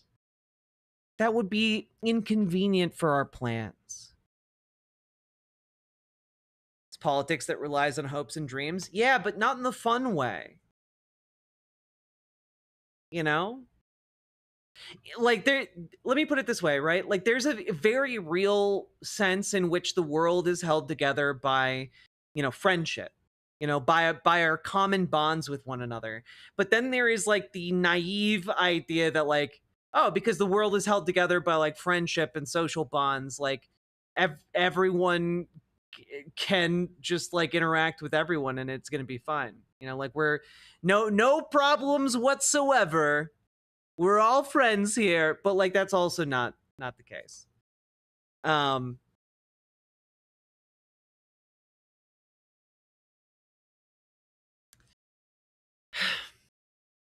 It's just that was so interesting. Thank you for indulging me, by the way, chat, for allowing us to get through that and just like really dig into it. Because I just find it interesting.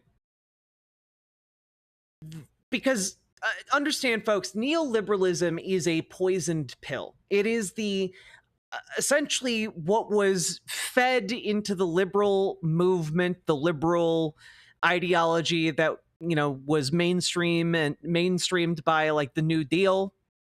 And neoliberalism is the ideology that killed mainstream liberalism, right? And it's like the idea that we should deregulate, the state needs to get much smaller, needs to be lean and mean, as Bill Clinton said.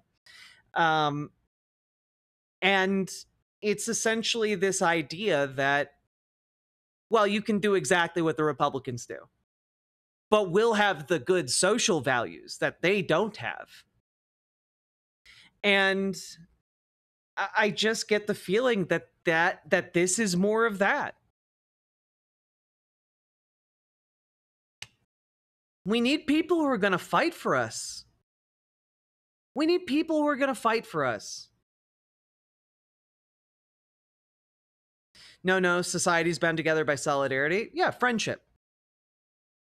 Like, I'm sorry, do you not have solidarity with your friends? Yeah, friendship. Like, there's a complicated way in which society is held together by that. By our willingness to work together as human beings. And,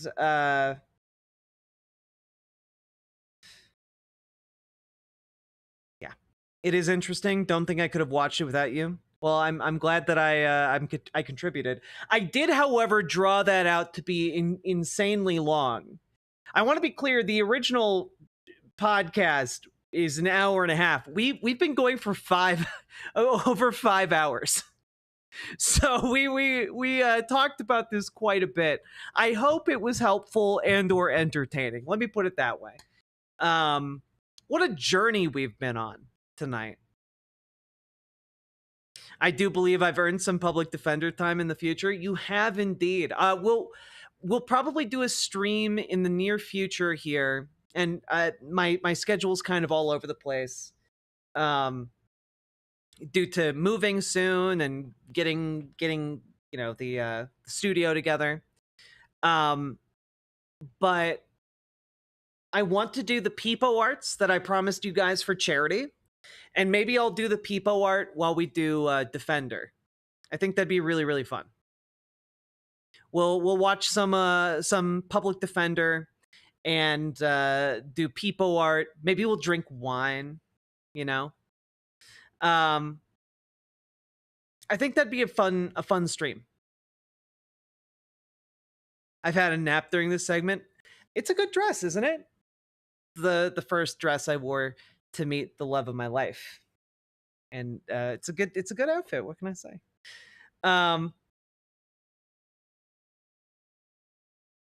God.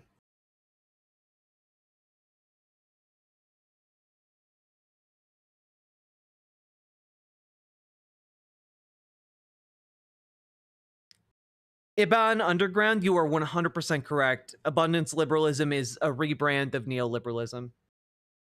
To put us all back to sleep. 10,000% correct. Oh, Nightlight plushie Jesus. Ugh.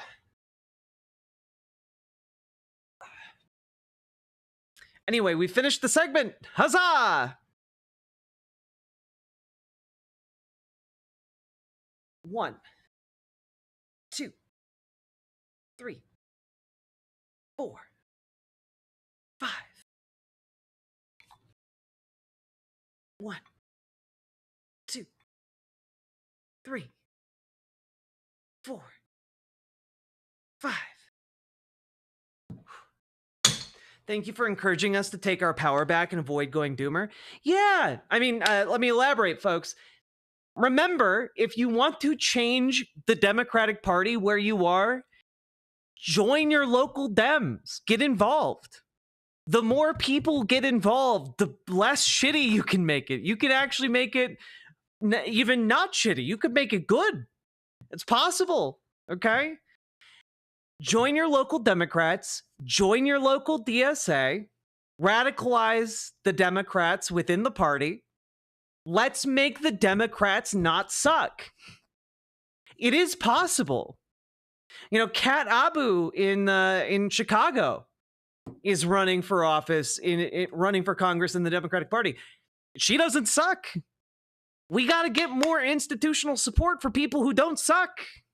Okay? Join DSA, coordinate more people to get involved in the Democratic Party and like make it not shit. Because waiting around and waiting for it to unshitify is never going to happen. We actually have to do shit.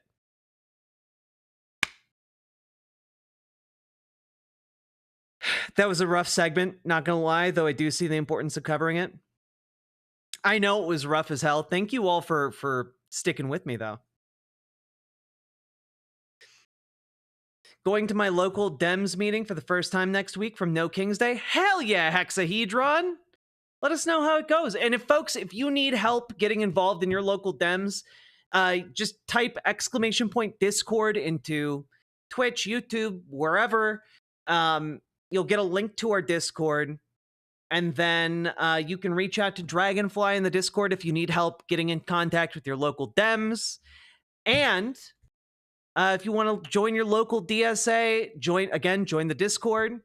And reach out to Gamergy on Discord. Gamergy will help you get involved in your local DSA. Let's go, folks!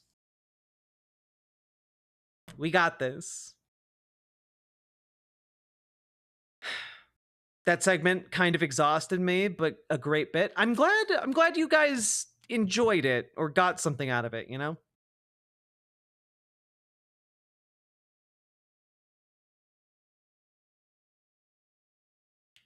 Whew. And if you have been enjoying the show, folks, consider dropping those subs, donos, memberships, super chats, etc. Very much appreciate the support, folks.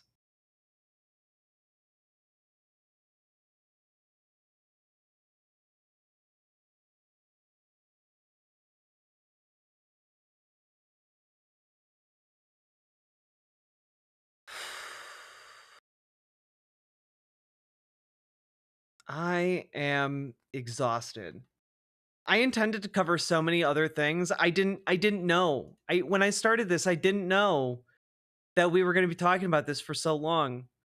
Tomorrow, we're going to talk about Iran and Israel for real. And I'm not even going to prep anything else, okay? You guys can't make me prep anything else unless things get monumentally worse in some other area. We're going to talk about Iran, Israel. We're going to talk about ICE and Brad Lander. And we'll also talk about Zoran Mamdani, all right? Oof. One more short seggy. I don't have it in me. I just talked for 5.5 hours about maybe one of the most infuriating things to me. I don't think I got it. Maybe cult anime. Cult anime will be later this week. Maybe tomorrow after we finish our main segments. Make sure to like the stream. True. Morbi time. I mean, if somebody wants to do a Morbi time in the Discord, you're always more than welcome. But sometimes after I finish stream, I just need to like sit and like stare at the ceiling for a while. I think today is going to be one of those days. I will see all of you tomorrow, folks. Jess, I probably won't watch that on stream just because I like watching stuff I can disagree with on stream rather than something I nod along with. But yeah, let's see. Let's do a little raid here. Got us de-stress from that segment. Yeah, I wasn't intending for it to be 5 hours of breaking that down in excruciating detail. You know what? We'll raid Caroline Kwan.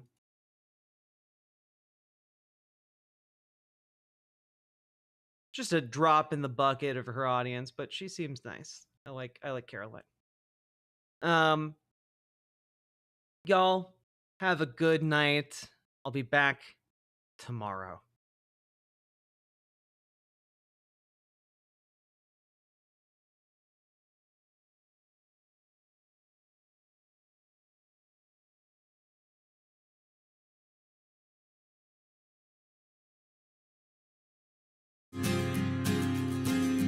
In a pleasant wooded valley lived a huntsman tall and able. He relied on skill and cunning for the food upon his table. He would walk the forest shadows with his little son in tow, teaching him the archer's art and all that he should know. Keep your eye clear and keen like a falcon on the wing. Keep your heart strong and steady like your hand upon the string. Never bow to a tyrant while your people are laid low, for the highest head may fall to the man who wields a bow. In the valley there was freedom and a man was left to living, but as year gave way to year the ruling men grew less forgiving. On a day as black as death a governor to rule them came, turning landsmen into slaves, and Gessler was his name. In the center of the village Gessler set a lofty pillar, and he ordered every subject, be he serf or be he miller, to do homage to the hat that Gessler placed atop the pole, or to forfeit to the crown his life if not his soul. But the huntsman William Tell came into town the morning after. William heard of Gessler's order and could only roar with laughter. Honest men should hold a rank above a petty autocrat. I would never bow to him, I'll not bow to his hat. Keep your eye clear and keen like a falcon on the wing. Keep your heart strong and steady like your hand upon the string. Never bow to a tyrant while your people are laid low, for the highest head may fall to the man who wields a bow. Gessler's soldiers seized the huntsman and his little son for treason, but the people of the village cried for mercy and for reason. Gessler stays the execution, but a cruel test contrives.